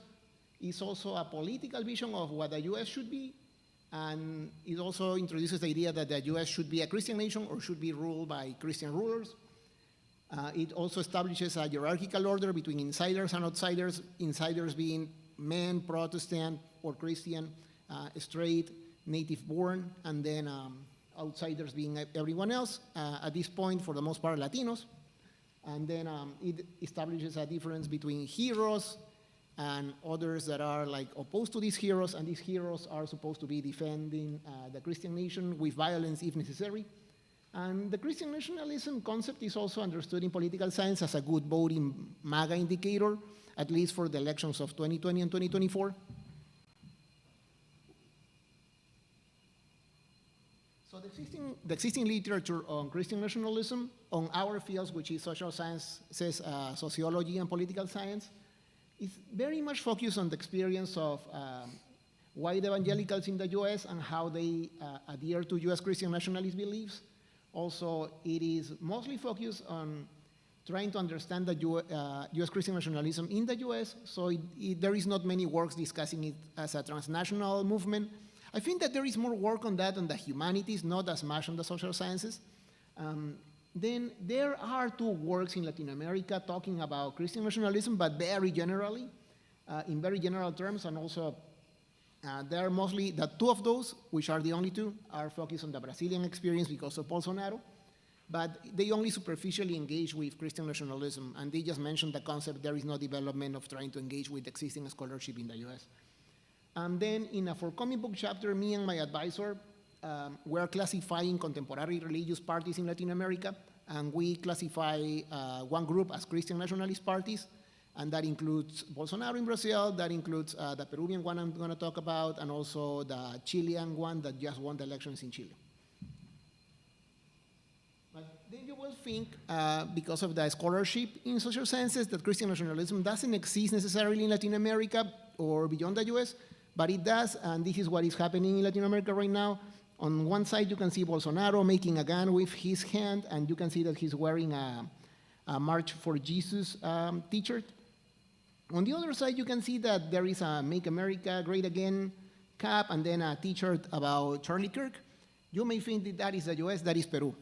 That is Peru, and they're using a lot of merchandise in English about this.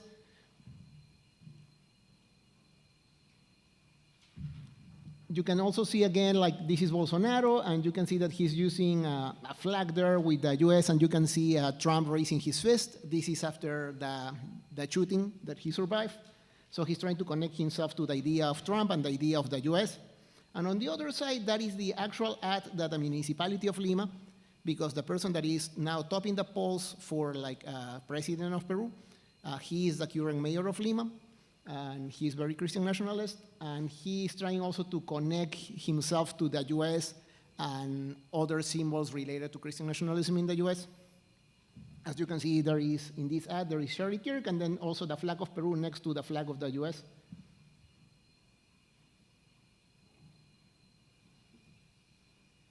So many of you, if you, well, I presume that you follow religion and politics. So I am not claiming that religion was not a part of politics in Peru or in Brazil, because that would be silly. There is a lot of religion in politics in Latin America. It's actually a main driver in Latin America of like voters. So I'm not claiming that. What I'm claiming is that something changed in the religious discourse that is used in political campaigning around 2016, around the time that Trump was elected. So I'm saying that it is true that there has been involvement of Catholics and Protestants in regional politics for a long time. Also, there is a lot of references to pro-life and pro-family issues in politics. Also, a lot of opposition to quote-unquote gender ideology, and also evangelical involvement in electoral politics, and also some neoconservative movements that have they oppose progressive causes, and now the concept of what is progressive has expanded a lot for them. So just to make clear, I'm not making a claim that religion was not a thing in Latin America. It has always been a thing. What I'm saying is that the kind of religion, the kind of religious discourse has changed. So this is what I'm claiming. What I'm claiming is that Latin American religio-political discourse changed around 2016 after Trump's victory. So before it was very much focused on pro-life and pro-family issues and that kind of language, but then suddenly candidates were using more references to the idea of Peru or Brazil as Christian nations, and Christian nations that needed to be defended against like supposedly unchristian forces. Then I'm also arguing that they are using concepts from the US, from US Christian nationalist discourse, but they are not copying it. It's not a copy-paste thing. They are trying to adapt. A main reason is that US Christian nationalist discourse in the US is very much related to white supremacy, or sometimes it includes white supremacy messaging, and it wouldn't work in Latin America because most people look like me, so kind of won't work that well, so they have to adapt. And then my third claim is therefore that US Christian nationalism and Latin American Christian nationalism are very similar, but are not exactly the same, because it needed to be adapted for political campaigning there.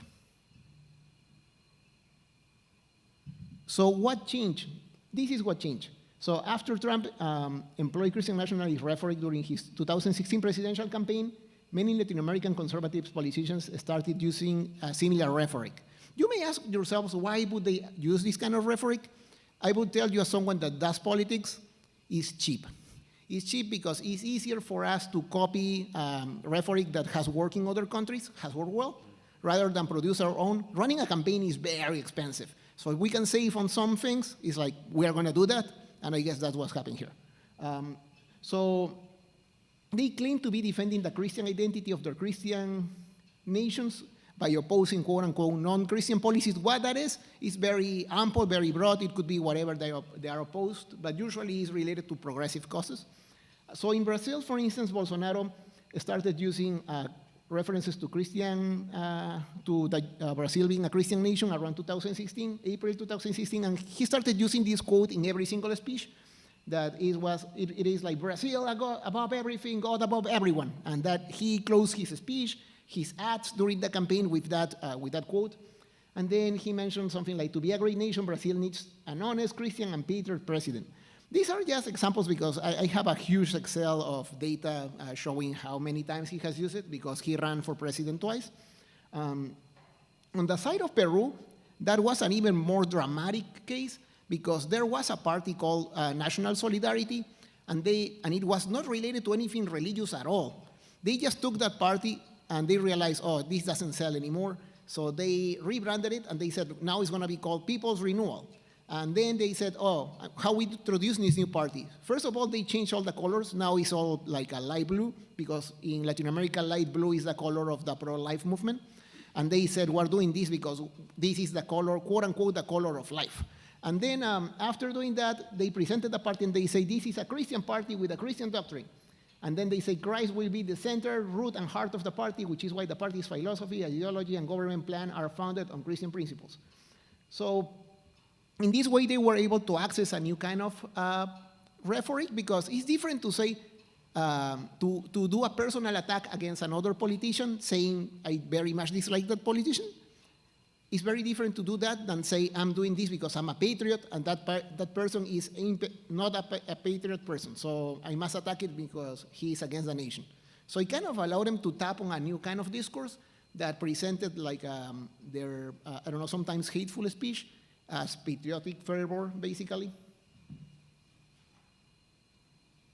So usually Christian nationalism, how it's discussed in the US since for the political science part and the sociology part, is usually split in two concepts, like the idea of the deep story, which is what the US was, and then the political vision, what the US should be.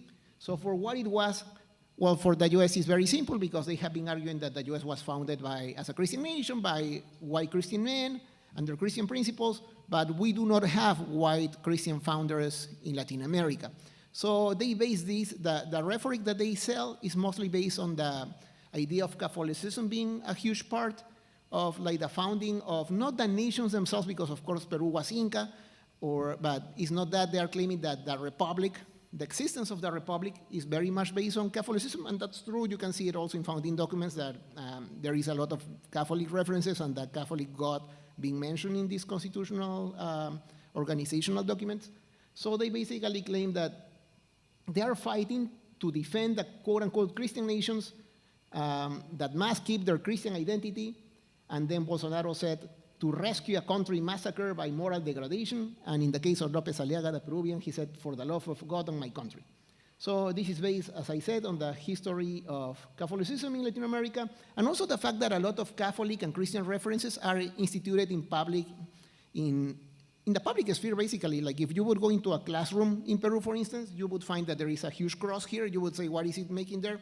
No one is going to contest the presence of that. Then you go to court.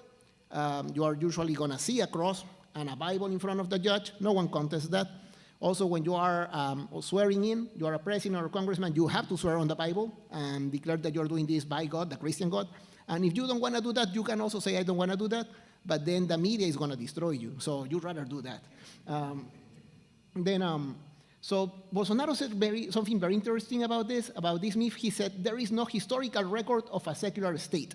The state is Christian and the minority against it shall change its mind. So basically they're saying like, I don't understand why there is claims about a secular state. We have never been secular. And then that is the argument that they are advancing. Then you would think, hey, wait, but they're basing this on the history of Catholicism in the region, then how Protestants are jumping on this. It's mostly because the language that they're using in the campaigns is not actually Catholic, it's more like generally Christian, and that is how it works for both Catholics and Protestants. Then what they are advancing, this is a picture of the Peruvian candidate, López Aliaga, and he is in this conference that is run by the far right in Spain, which is, there is a party there called Vox that is very religious, and he was presenting there last year. So their vision for these countries is that these Christian nations should be ruled by Christians. So for instance, López Aliaga has said, like, we want to put Christ in power, and the communists, everyone is a communist. That is not, everyone that is not on their side is called a communist, a terrorist. So they say, we want to put in Christ in power, and the communists are trembling. Then Bolsonaro, or talking about a pastor that he wanted to appoint to the Supreme Court, that pastor is currently, well, he's not now anymore Supreme Court, I think, but he was appointed as Supreme Court, and he was Supreme Court. There in Brazil, he said, I ask, is any time we have an evangelical minister in the Federal Supreme Court? And then when he was actually able to appoint him, he said, my commitment to bring a terribly evangelical judge to the Supreme Court was fulfilled today. Then Muñante, who is a congressman of the Peruvian López Aliaga party, he said, I became aware of the importance of having our representatives where decisions are taken. We must present an effective defense against these ideologies. And then after he got elected, he kept referencing to Christian principles, also mentioned Proverbs 29, verse 2. Campaigns are changing in Latin America.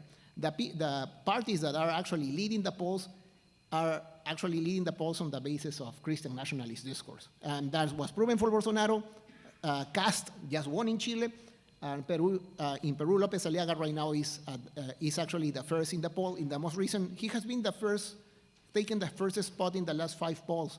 And it's just 3 months for election, so most probably he will make it to the run-up as the top candidate.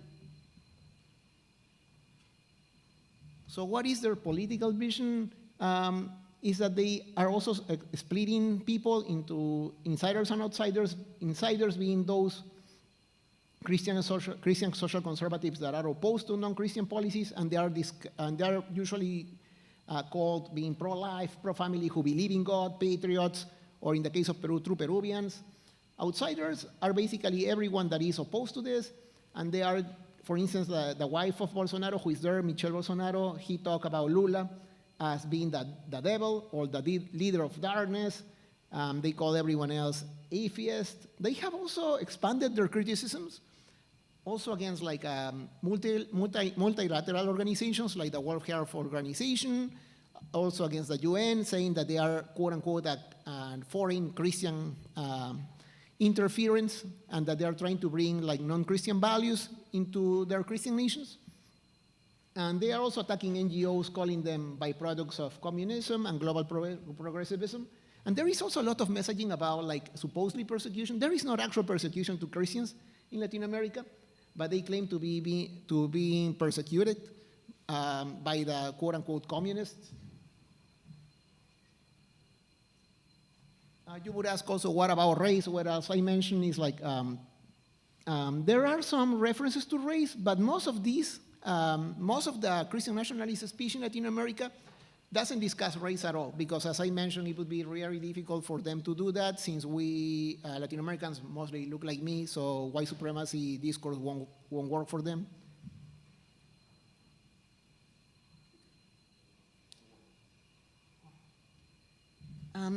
This is a very important part for me, that is about political violence. You know about the Capitol riots here in the US, but you know that also Brazil had their own kind of Capitol riots in Brasilia. That picture that you can see there is actually evangelicals. I have the video, but for YouTube time constraints, I cannot show it to you. But there is this picture there. These guys are evangelicals, and they are praying on the Brazilian flag, and this is in front of the military headquarters, asking for the military army to intervene and depose Lula, because they were crying in there, praying that the Lord should do justice and basically get rid of Lula because he's not with God. And then on the other picture is López Aliaga asking for the death of other candidates, which is a regular part of his speeches. So in conclusion, what I'm claiming is that Latin American political discourse changed in 2016. that Latin American politicians adapted US Christian nationalist rhetoric to Latin American campaigns, and that the US Christian nationalism rhetoric is not the same, but is very similar to Latin American Christian nationalism rhetoric. Thank you.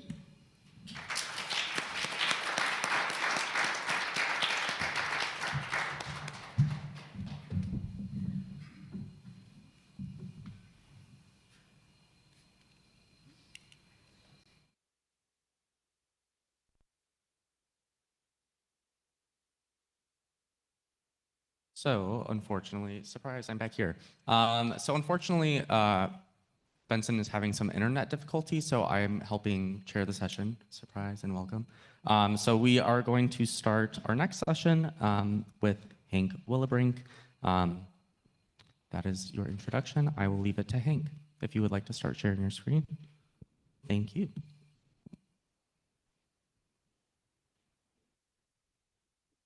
Thank you. I'm just, there we go. Setting that up right now. And going to share this screen. Thank you all very much. My name is Hank Willenbrink, as I was introduced. Happy to be here to be a part of this. My field is religion and performance. I come out of a kind of theater and performance studies background, so very excited to be here and to talk with you all. And just a small plug, which is that I've recently come in this year as the editor of Ecumenical, Religion and Performance. And so if this is anything that speaks to you, or if you have students or graduate students who might be interested in doing performance reviews, book reviews, any of that kind of good stuff, just please send them my way. So let's begin by setting the stage, shall we? Oh, you can see my notes. That's all right. Let me do this. There we go. How's that? A little bit better? Okay. Great. Okay, thank you. Thanks for dealing with the technical difficulty. It's the first week of school for us, so it's hard to pull myself away. Back to setting the stage. It's just a little bit over a year ago, and the Liberty Ball, one of 3 balls organized to celebrate Donald Trump's return to the White House, was ongoing. The photo op for the arriving guests enabled them to take a picture against a gray backdrop with the logo of the Fulton County Sheriff's Office, a visual reference to Trump's mugshot from August 2023. The musical acts of the night were the country singer Jason Aldean, the rapper Nelly, and Trump playlist staple The Village People. As supporters waited for the headliners and the eventual arrival of the president himself, they're treated to a bevy of smaller entertainments. One of them is Vanessa Orabuena, a Tempe-based Christian speed artist who creates artistic images with a kind of beat the clock, breakneck speed. As she's announced over the loudspeaker, Orabuena, who looks strikingly tall, with long dark hair, a floor-length black dress with a slit cut up to her knee, strides onto stage. A Facebook video taken from the crowd captures the reaction of one Liberty Ball attendee to Orabuena's arrival. Unsure of who she is, she asks another unseen person who Vanessa Orabuena is, and that person responds that Orabuena, quote, loves Jesus and loves painting, and we like that, unquote. Over the next 8 minutes or so, Orabuena performs a carefully choreographed act of artistic performance as she paints an image of Trump beginning in the upper right-hand corner with the president's hair and ending in the lower left quadrant with the depiction of what appears to be a glimmering or perhaps blazing mountain in the distance with a cross on top. The cross is the final reveal of the painting, as the profile of Trump is the first that comes into relief. At the end, she takes the canvas and holds it aloft. The title of the painting is taken from Esther 4:14, Prayers for Our President in Such a Time as This. I've got a short video which I hope captures the performance, and I hope you can see a little bit of or hear a little bit of the music as well.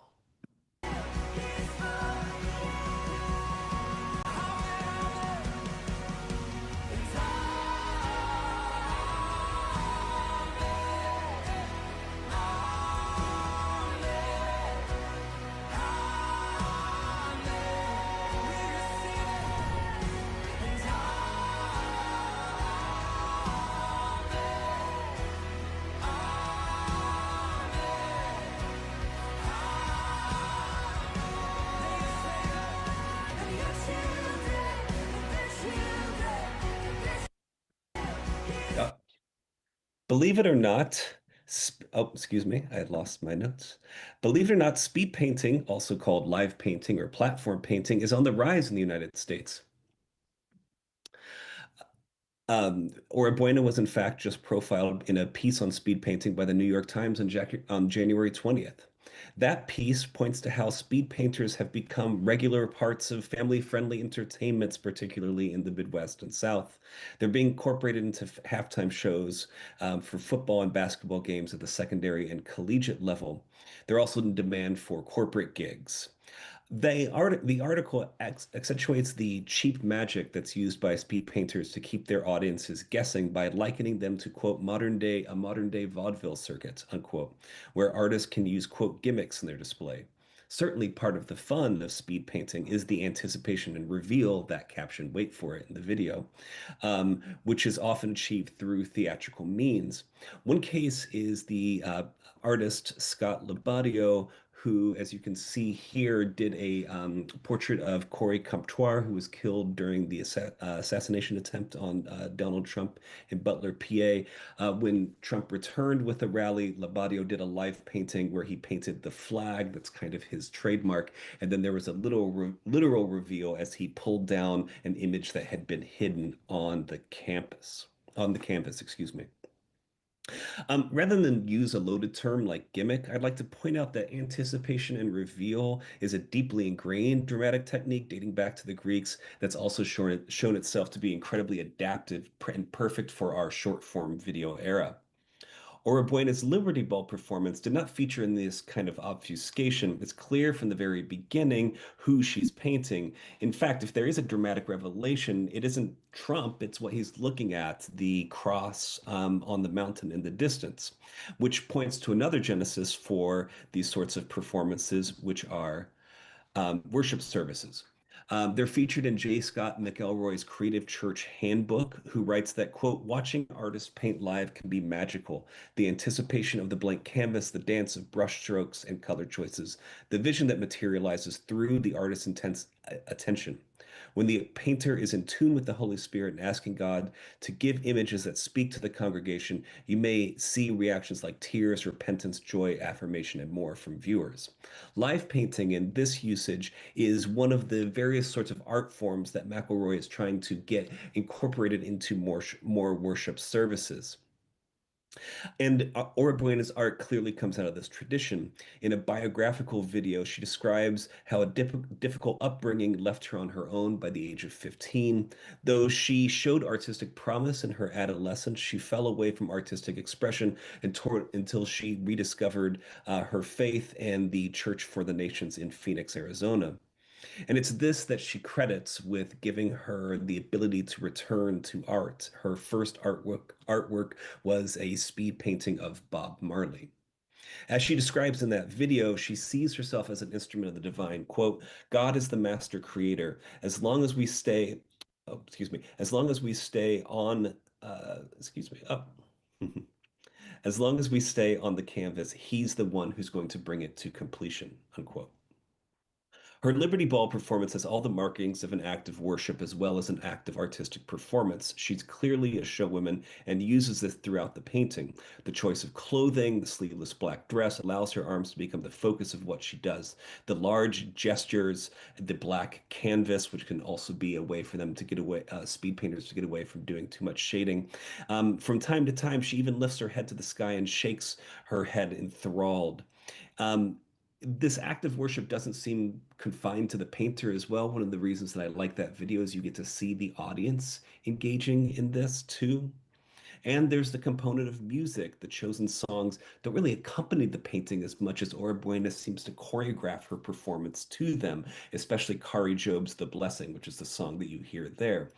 The painting's actually too long for her to incorporate just that song. So actually, when she moves from Trump over to the church, the song changes. And the second song that you hear is Elvis Presley singing Battle Hymn of the Republic. Notably, the worship song plays as she paints Trump, and the patriotic song plays as she paints the church. Of course, the primary difference here between Prayers for Our President and a different type of worship style painting that McElroy might talk about is who is being worshipped. Oribuena and the assembled crowd seem to be directing their energy toward the 47th president as much as they might be at the Almighty. Zooming out, and I'd say editorially, this is kind of the project that I'm interested in and I'm interested in continuing.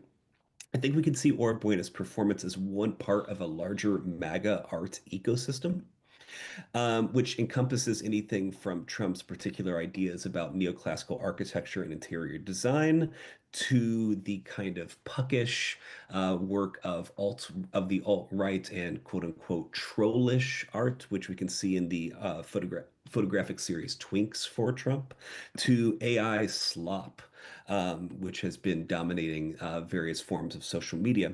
As cultural products, though they're disparate, many of these artists and artworks share important similarities while reinforcing highbrow, lowbrow divides. One area of their overlaps is using their cultural products as a visible instantiation of a normative power. It's in this normative system that I see Christian nationalist art playing a very particular and important role by putting forward a version of Trump, a characterization of him as a leader.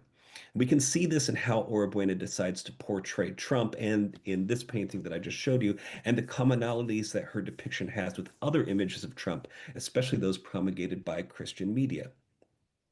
If we begin to look at images of Trump, particularly with leaders of the Christian faith, images which are often largely designed and staged for Christian audiences, we can see repeated visual tropes, the downcast eyes, the reliance on others, the laying on hands.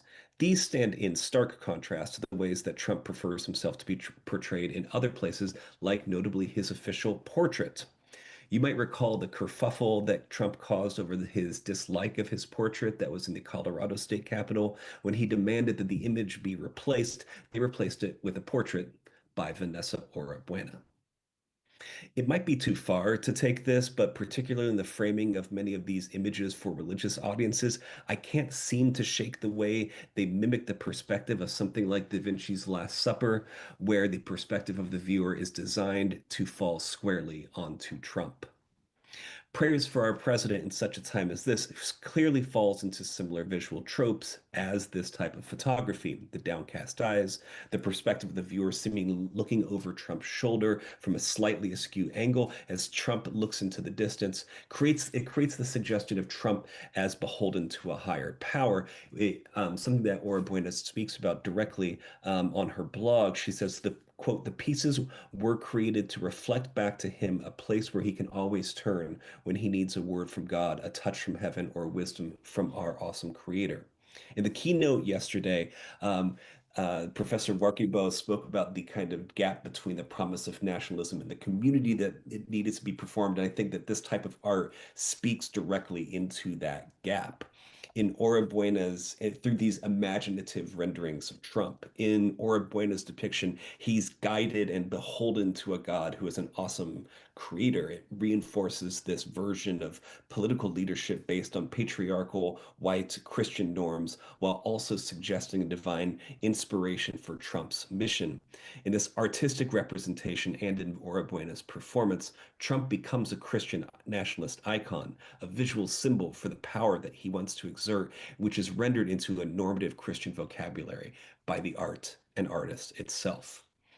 There are many other places that I'd love to talk about, and if we have some more time, I'd be happy to do that. But for now, I will close out with a thank you and be happy to answer your questions later.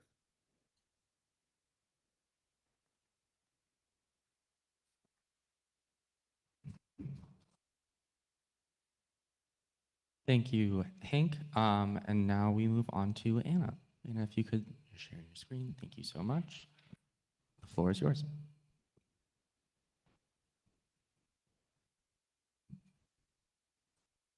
Good afternoon, good evening. I just have to adjust my windows. One moment.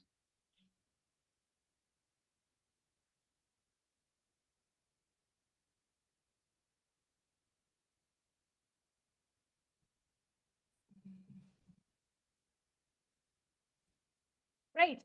So let's get started. Thank you for the introduction. Can you hear me? Yes.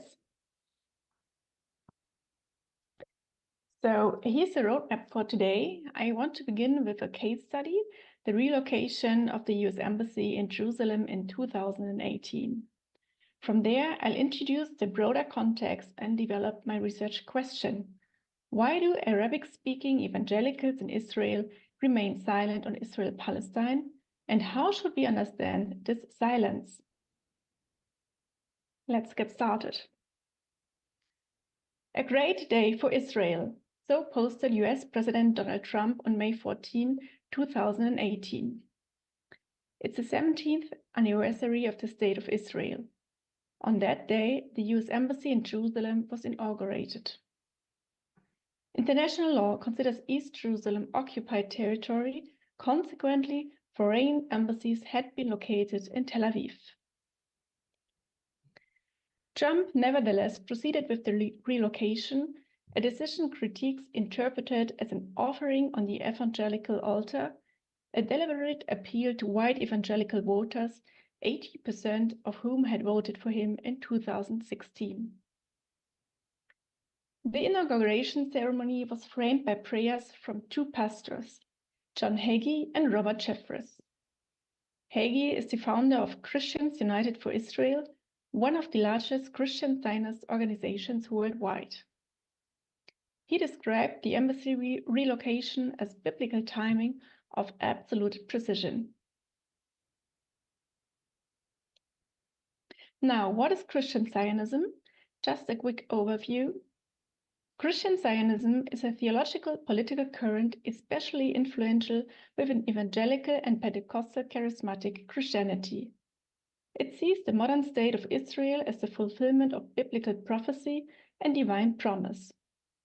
Central to Christian Zionism is the conviction that the land was given by God to the Jewish people, often coupled with eschatological hopes that the return and sometimes conversion of Jews will trigger the return of the Messiah.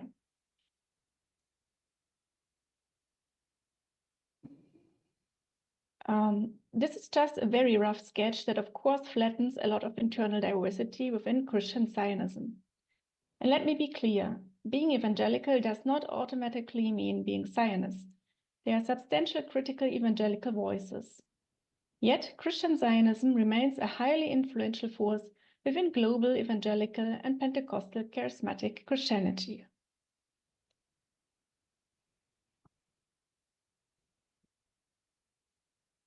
The same day, May 14, triggered a widespread protest among Palestinians, mostly peacefully. They marked the 70th year of the Nakba.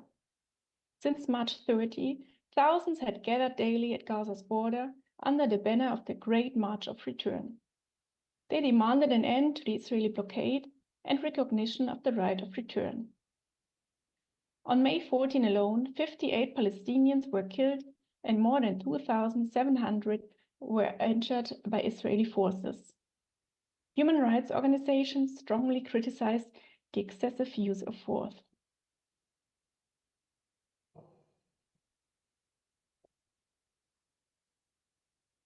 Arabic-speaking Christians in Israel and Palestine publicly criticized the embassy relocation as well, including some Arabic-speaking evangelicals. It is precisely this group that I focused on in my research. Among approximately 180,000 Arabic-speaking Christians in Israel today, only around 5,000 are evangelicals.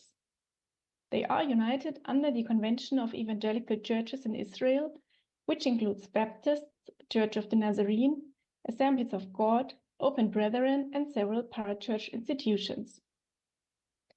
Arabic-speaking evangelicals navigate a uniquely complex identity, facing a twofold dilemma. First, as Israeli citizens, their national identity is contested, as Arab or Palestinian identification stands in tension with Jewish Zionist self-understanding of the state.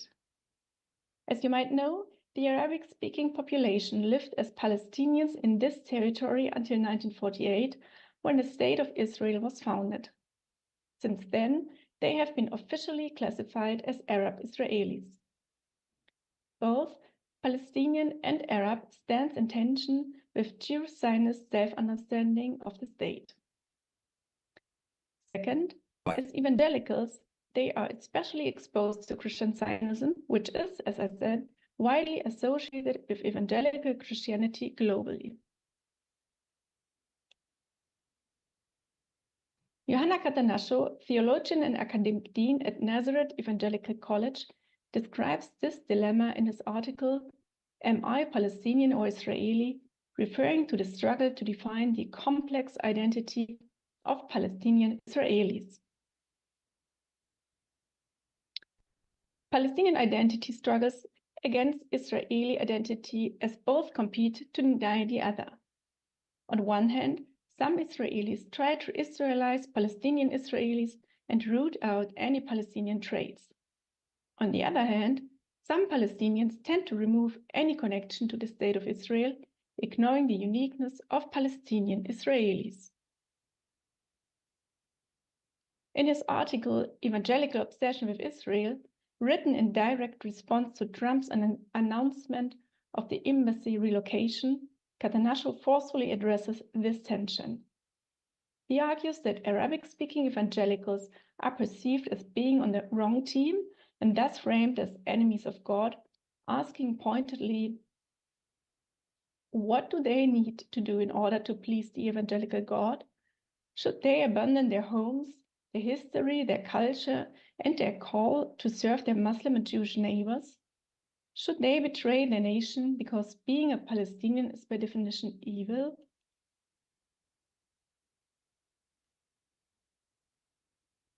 Catanaccio's critical interventions can be situated within Palestinian liberation theology. This theological movement emerged in the late 1980s as a contextual response of Palestinian Christians to occupation, dispossession, and a political marginalization. It articulates a collective Palestinian Christian identity grounded in justice, liberation, and resistance to oppression. It challenges Christian Zionism for sacralizing land and legitimizing through selective biblical readings. Against this backdrop of highly visible and polarized theological political positioning, one might expect Arabic-speaking evangelicals in Israel to articulate similarly clear public stances. Yet, as my ethnographic fieldwork reveals, this expectation is largely unmet. The embassy relocation occurred during my third research period in Nazareth in 2018. I conducted fieldwork and participant observation between 2016 and 18, including over 70 semi-structured interviews. Evangelical churches remained silent about the embassy relocation. Rather than addressing the issue, as they call everything related to the Israeli-Palestinian conflict, Arabic-speaking evangelicals in Israel prefer to focus on Jesus Christ and their heavenly identity. At first glance, the twofold dilemma appears to present a dichotomy.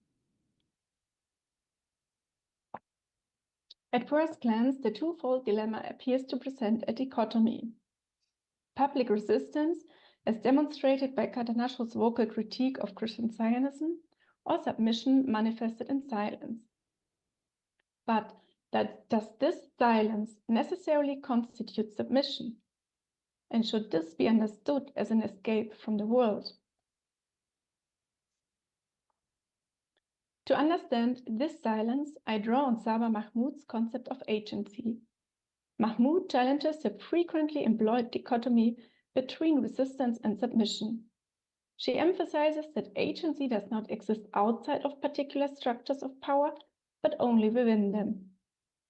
Rather than asking what national positions or theological stances Arabic-speaking evangelicals hold, I aim to analyze this silence itself as a form of agency.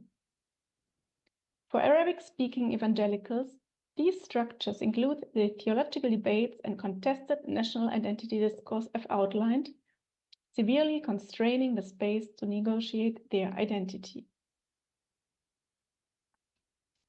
Let me now turn to the material, explore how silence and heavenly identity are articulated. For example, Carol, all names pseudonymized, directly addresses the identity crisis of Arabic-speaking Israelis, positioning heavenly identity as response. I think no other identity crisis exists in the world except of here. That's why in the churches there's more focus on our heavenly identity, that you just don't get into politics. We say our identity is heavenly.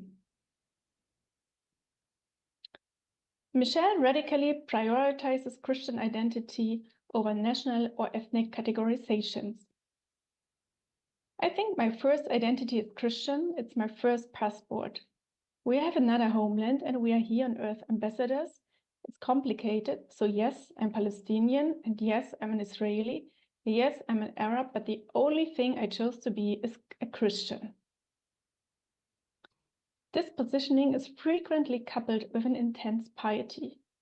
It is expressed through prayer meetings, worship, and what Carol describes as an openness to supernatural experience. This is often embedded in Pentecostal charismatic discourse. Some Arabic-speaking evangelicals have criticized this orientation as a tendency to disengage intellectually. The combination of heavenly identity and intense piety can easily be seen as a submission to Christian Zionism. It stands in stark contrast to Palestinian liberation theology's stance of resistance. However, within the constrained space available to them, believers carve out agency. They do this by centering their discourse on what they perceive as fundamental Christian concerns. For most of the interviewed evangelicals, the cross stands at the absolute center of their Christian identity. What ultimately matters is knowing Jesus Christ, believing in him, and obtaining salvation through his grace. This perspective involves at times an explicit rejection of Christian Zionist conceptualizations, as exemplified by Bulus. I just believe, this is a country like any other country. The people here are like any other people. Everyone needs to know about Christ and believe in him, and through him he will have salvation. There's nothing special after the return of Christ, no special time, no special plan of salvation and all that.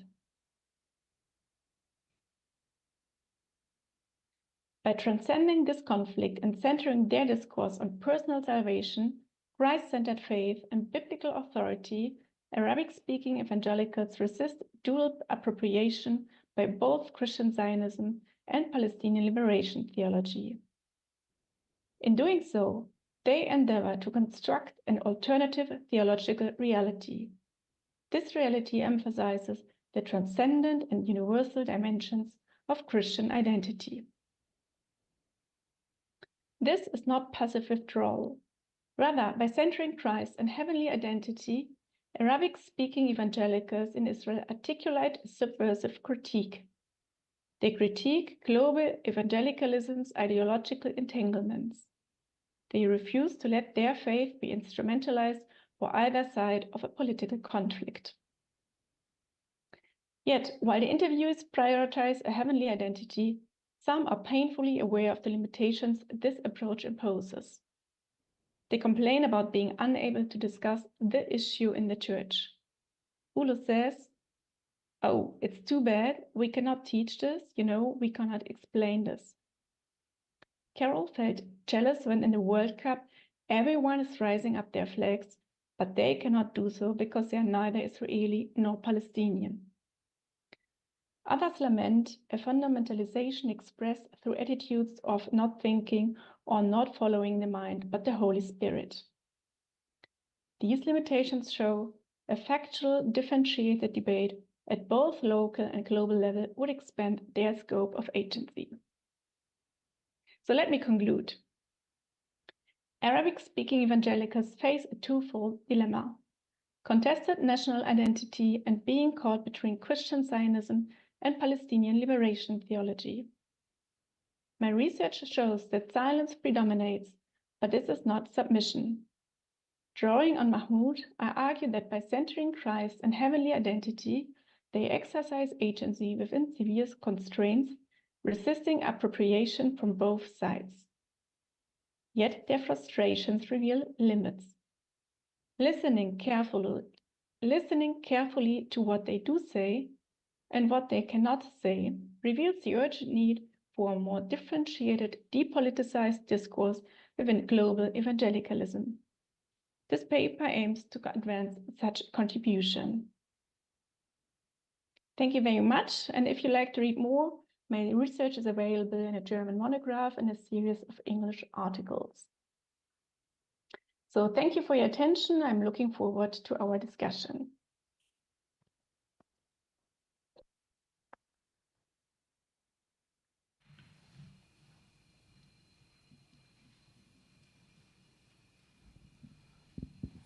Thank you, Anna, and thank you, Hank. We are now going to move, I'm going to stand up. We're now going to move to the Q&A portion of this panel. So if you wouldn't mind, just like as we've done for the past panels, if you would like to line up right over there, and I will field the questions as needed. But thank you so much.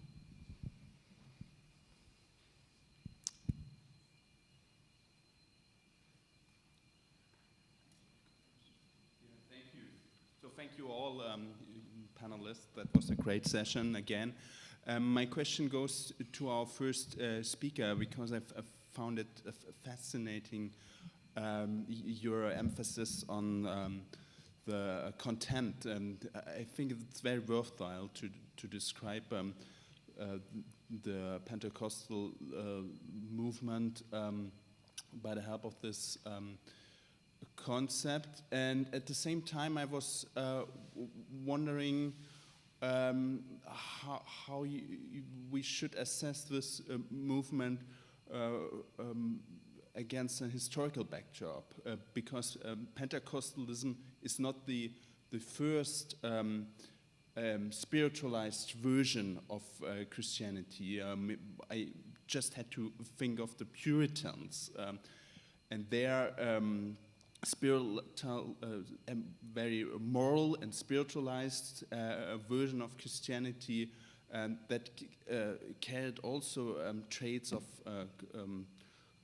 contempt. And how would you characterize this, the peculiarity of the Pentecostal spiritual contempt in regard or in comparison, for example, with the what we historically know about the Puritans? Thank you for the question. I think that's a great question. Let me answer it maybe two ways. The first is an annoying deflection, and then the second might be a substantive answer. So the first is, I am doing my very best to offer a constitutive account and avoiding any responsibility for a genetic account of the phenomenon that I'm seeing. So it's very much localized to Pentecostalism. I'm trying to see the dynamics there constituting the formation of Pentecostal knowledge. So that's to say, I don't think too deep to find a genesis of this. So it's the first answer. That's a bit of a deflection. The second answer is, I think Pentecostalism is one example of a Christian tradition, just like you said, that might have some strains of contempt in it. However, I think Christianity has throughout different contemptuous strains. The Puritans will be one example, but I don't think you have to hunt very hard to find contempt throughout the Christian tradition. So I think there are ecclesiological questions that are similar, supersessionist questions that are similar. You have questions close to the development of race that are going to be similar to these. And the conversation I'm having around pneumatology, the presence of the Spirit, I think will help us think about some of those other questions, but I don't think about them directly, not here. But thank you for the question. Yes, thank you for your presentations. I have just one clarifying question for Guillermo, and then another question for Creighton. Guillermo, did you say that you made a disclaimer that you are running for president? Was it? No, I'm leading the congressional slate for my party. Oh, okay. I wanted to ask, what can someone do to help you win? I mean, if you know any Peruvians, please let them know that I'm running. Okay, thank you. Thank you. Creighton, you mentioned that Pentecostalism root part of the contempt in an idea of superiority in their ethics. Is that correct? Could you say that again? That Pentecostalists wrote part of their contempt and their idea of superiority in their ethics, that they seem to have a kind of higher moral standard. Is that correct? Is that what you... There can. So just to clarify, I do not see this as all of Pentecostalism in the type of political theology that I'm identifying. I do see a claim of ethical exceptionalism. So a claim that or at least a sense that the Spirit's attachment to a community has ethical and moral outcomes. Because I was wondering, if that is the case, how would they justify support for Donald Trump? That's great. So, yeah, the contempt is driving the cart. So the contempt is driving the ethical substance also. So this is, in one way, that contempt is able to form knowledge effectively and form ethical content. So Trump captures a lot of the felt contempt for a range of different groups. And so if that's leading the cart, right, then you explain backwards, right? And we can have different narratives as to how this is possible. We're not looking for a pastor, we're not looking for a choir boy. That's one explanation that's been given. You have the Cyrus mandate that's been given.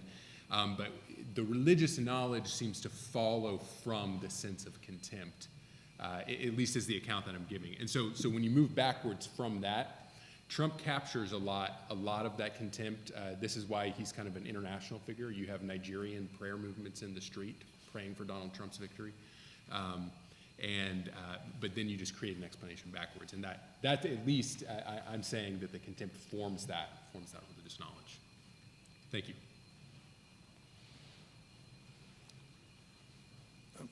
Thank you, Gretchen Coleman. My question relates to contempt. What is different between contempt and discourse? Discourse, I mean, what is the difference and how do they operate? At what level did they switch, or is one? Or they are one or just being called different name? So what is the theoretical or empirical relationship between discourse and contempt? Because generally people have dealt with this kind of thing you are dealing with under discourse, right? And so if contempt and discourse are also forms of emotions, they are not forms of reason. But basically, as Martha Nussbaum showed, and she used to teach, I don't know, she's here in her book, Hiding from Humanity, Shame or So, and in all her books, she has shown that we must be very careful that emotions and reasons are not really apart. And she did an analysis with her work on compassion, that compassion, when you analyze it, has inbuilt-in reason. So what is the reason that underlies contempt? Otherwise, it just becomes mere emotion. But she would say there's not like mere emotions. Emotions are ultimately rooted in some kind of reason, I should argue. So that is the first question. The second question, you started your paper by saying you're going to respond to why something peculiar about Pentecostalism, that why they are prone to nationalism. And I was going to respond to that question initially, but I didn't have a chance, because I want to link it to what you were saying. In that, I wanted to say Pentecostalism is prone to nationalism based on basically three fundamental things that you find across Pentecostalism. They all believe, they have a teleological view of history, which is always there's a destiny. And therefore, when you have a sense of destiny, the country is supposed to go where you are supposed to be, that becomes a kind of an object, a fixed object that you face, and that any obstacle along the way has to be removed. But beyond that, there's a second factor in Pentecostalism, because there's always looking for the enemy within.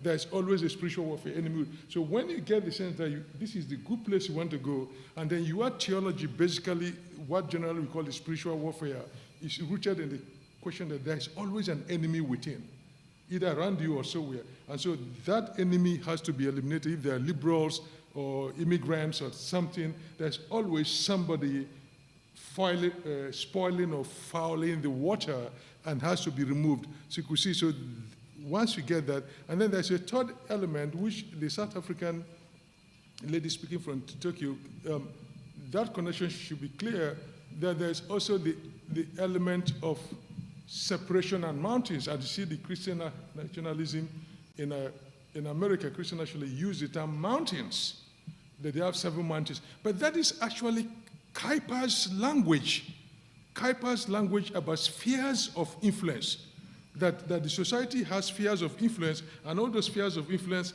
has to be separated. And he used the word apartheid. And it's from there the Dutch National Church in South Africa picked the old theology of apartheid, because Kuyper was based on this issue of separation, not only of nations, but of spheres of influence. And therefore, Christian nationalism wants to be separated from all the fouling that is happening in America, all the wrong things, and they want to dominate what they call the mountains of America, which they change the language. In Kuyper, you have the spheres of family, politics, and each of these spheres have certain loyalties to them, and you want to separate. And so talking about apartheid and Christian nationalism, we should see that they're all rooted in this Kuyperian idea of separation, because the word apartheid in the language means separation, and and the Dutch church picks it up from there. So the connection she was looking for, why was the Dutch church not want to give up on apartheid, and that they were sticking to it? No, apartheid started from the church, from that theology. And so that you could see, so and Pentecostalism, even in Nigeria, not very strong, even with the guy in Ukraine, the Nigerian guy, has this book about spheres. So they're always interested in separation from the enemy and creating a pocket of influence. So when you have that mentality that you have to dominate spheres of society, and that you have a telos that must be achieved, and there's always an enemy that is blocking that telos, it's a short step from there to falling into what we call the Christian nationalism. Thank you. Thank you for the question. And I think the explanation at the end would fit very closely with what I'm trying to get across with contempt. To your first question about contempt and disgust, the way I see these, I think disgust would be one potential outcome of contempt.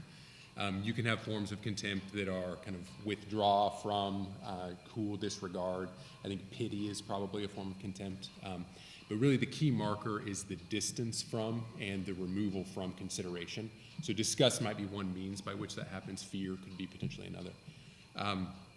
To your second question, the relationship between emotions and reason.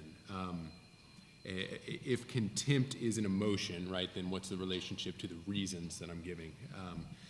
It's interesting, contempt only gets called an emotion because it has a corresponding facial expression. And so too many of the books about contempt have this like certain facial expression that's supposed to be a hallmark of contempt. Pentecostals often, I mean, I think this is a hallmark of Pentecostalism, that they are typically often working from experience, and this is often felt experience or emotional experience.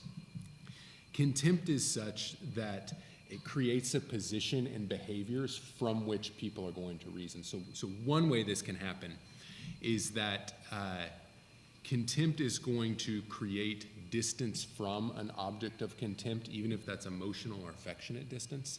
And so Pentecostals then are only going to have the limited experiences from a distance with their objects of contempt to reason from, right? And so with those impoverished experiences as a result of contempt, their reasoning is then going to follow along with that. The second reason, I think, is that contempt, even just the emotion or the felt experience of it, is going to create a fertile ground for a lot of the maybe stereotypes or a lot of the rhetoric of contempt. It creates a confirmation bias to where if one deploys a contemptuous stereotype for a salient group, maybe I hold that contempt towards that group, I'm probably going to accept it because I have felt that. And so there's a ready acceptance of different stereotypes, different characterizations that happen. And so these build up over time, and it's from those experiences, from that acceptance, that they end up reasoning. And so I think you're right, these are separate things, but it's the experience after contempt that people end up reasoning from that creates a lot of this. But thank you. Yes, Zurlo, my question actually is for Anna. Can you hear me, Anna? Yeah, so I wanted to thank you for your call for, as you put it, a more differentiated and depoliticized discourse within evangelicalism around the question of agency. And I wondered, thinking historically, how to, and generating, giving the benefit of the doubt to interpret silence, as you mentioned, as a form of agency, not as submission, resisting appropriation from both sides.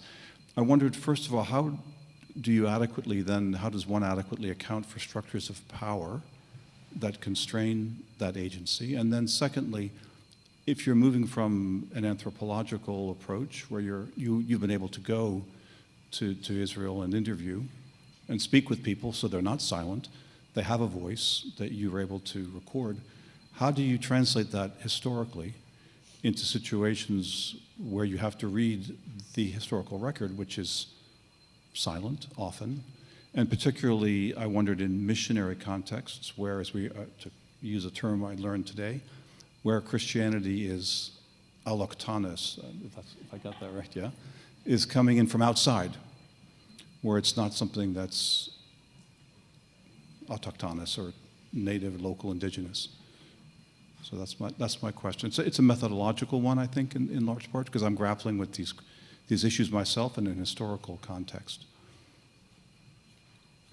Thank you. Can you hear me? Yes. So I'm not sure if I got your first question right. It's about how do I really can make a definition of the structures that limit the agency. That's your question? Sorry, I can't see you. I only hear you. Sorry, I retreated to my seat. So it was twofold. Was one, how do you adequately account for structures of power where you're automatically assuming that silence is not submission?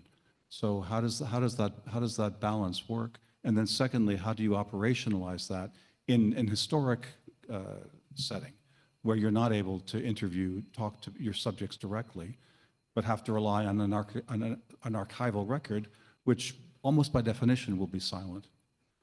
So it's a tremendous challenge, and what it means is that it's ultimately up to the analyst, the scholar, to determine his or her own framework, which is what you're calling for, is for a new, within the context of global evangelicalism. Mm-hmm. So you're right. So archives would usually, it's past 11 in Germany, so at PM, I'm very tired and I'm trying to keep my thoughts together. So archives in Germany, archives would usually keep the hegemonic sources. So yes, I think there are many silent voices in the past that we cannot hear and see anymore. But I think as a historian, we should still try to figure out counter narratives, which are, for example, in this, and see maybe which hegemonic discourses today do not allow us to have a good look at the sources that are available. For example, talking about the religion in Israel today is a very big discourse of religion has always been like this. Since the Ottoman times, there wasn't any change, but we can see the use of a certain historical narrative to legitimize the politics of today. So as a historian, you can go into the archives and historical sources and you would still find counter narratives, but of course it's a struggle and it's an open question how we can, what are the gaps that we cannot fill? Yeah.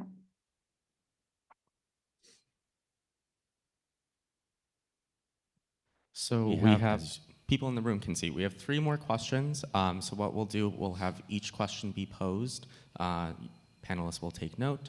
And then after all questions have been asked, panelists will respond as they would like. Thank you. My question's for Hank. So part of the Seven Mountains mandate is the arts. So I'm wondering what you are observing and what you're seeing as someone who's well-trained and watching the performing arts world, especially with what's happening with the Kennedy Center and whatnot. Can you give us a little bit of insight in the connection between what you're seeing with Christian nationalism and arts, and art being one of the Seven Mountains? Thanks. I've also got a question for Hank. So I'm wondering about, first, just as an aside, since you're not in the room, there's a really nice kind of analysis of that song, The Blessing, kind of in all the different kind of nationalist iterations of it. I can, if you want to link to it, you can email me. It's on the Christian Nation Project, a great website. I'm wondering about the reveal as an act of revelation, and if they're the same thing, basically, is my question. So is the artist's reveal, which is sort of overdetermined, right, in these, it's not hard to see what the reveal will be. Is it the same thing as the kinds of revelations that we're talking about when we're talking about religious revelations, which in some ways also, at least after the fact, can also seem a little overdetermined? And I'm wondering if there's are those just sort of homophones, or is there something there in that analytically?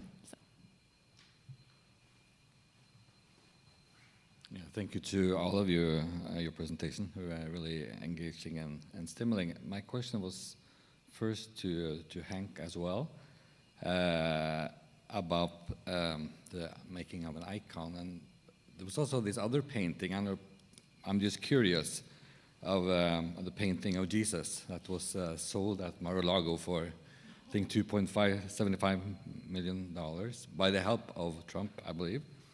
So I'm not sure if you would have any comment to the painting of Jesus versus the painting of Trump, and maybe another spinning off of that in terms of looking at Christian nationalism as religion to the role of contemporary icons, live icons in Christian nationalism in that. So if any of you had any reflections on that, so thank you.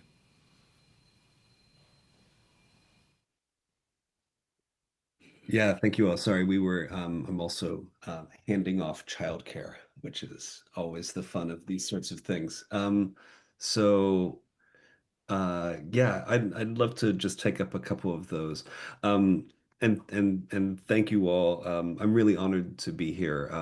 Again, as somebody who does mostly performance studies, it's nice to be in a place where you say Christian nationalism and everybody knows what you're talking about, which is very rewarding.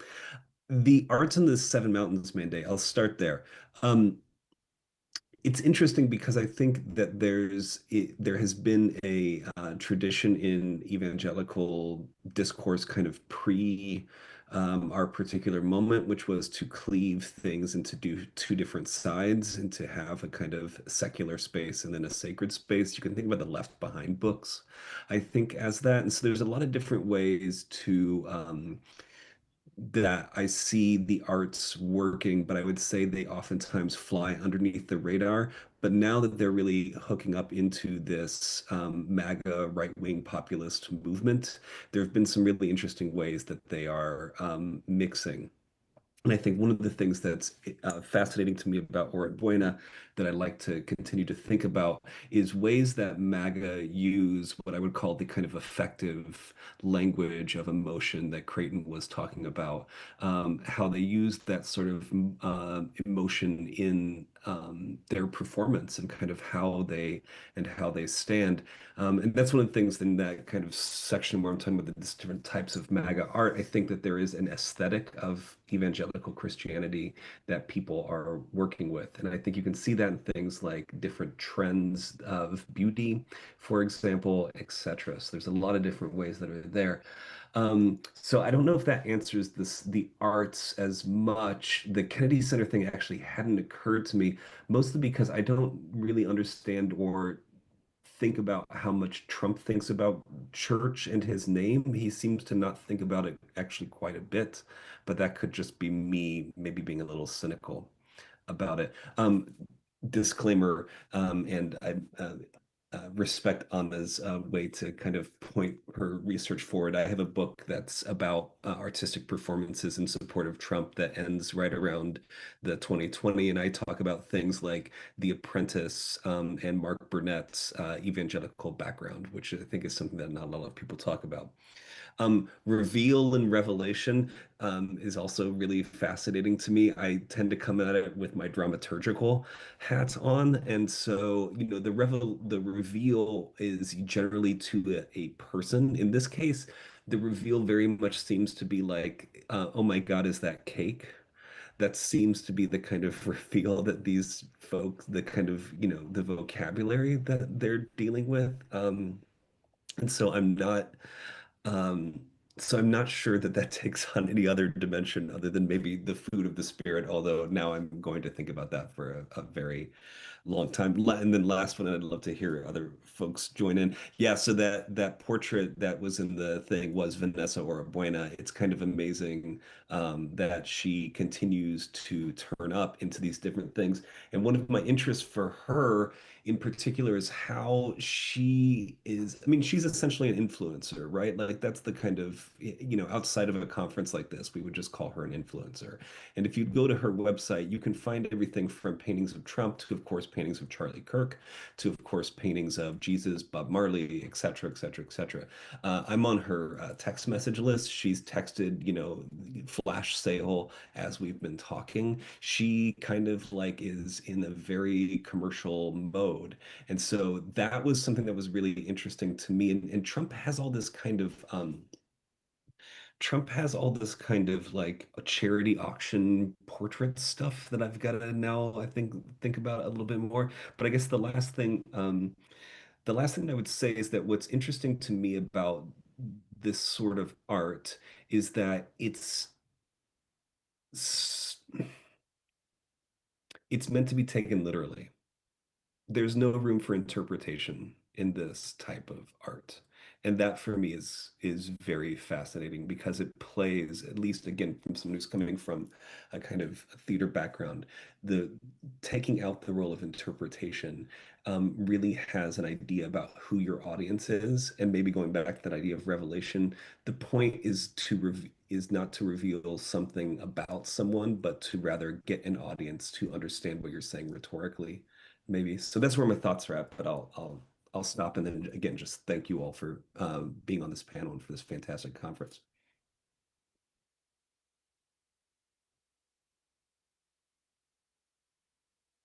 All right.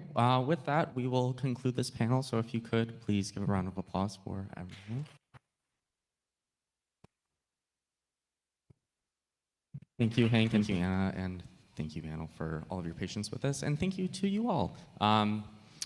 I will note, again, this is our first hybrid conference, so I appreciate everyone's patience as we sort through tech, as each panel has its own idiosyncrasies. So we appreciate that, and look forward to doing it all again tomorrow. Have a great evening. Thank you.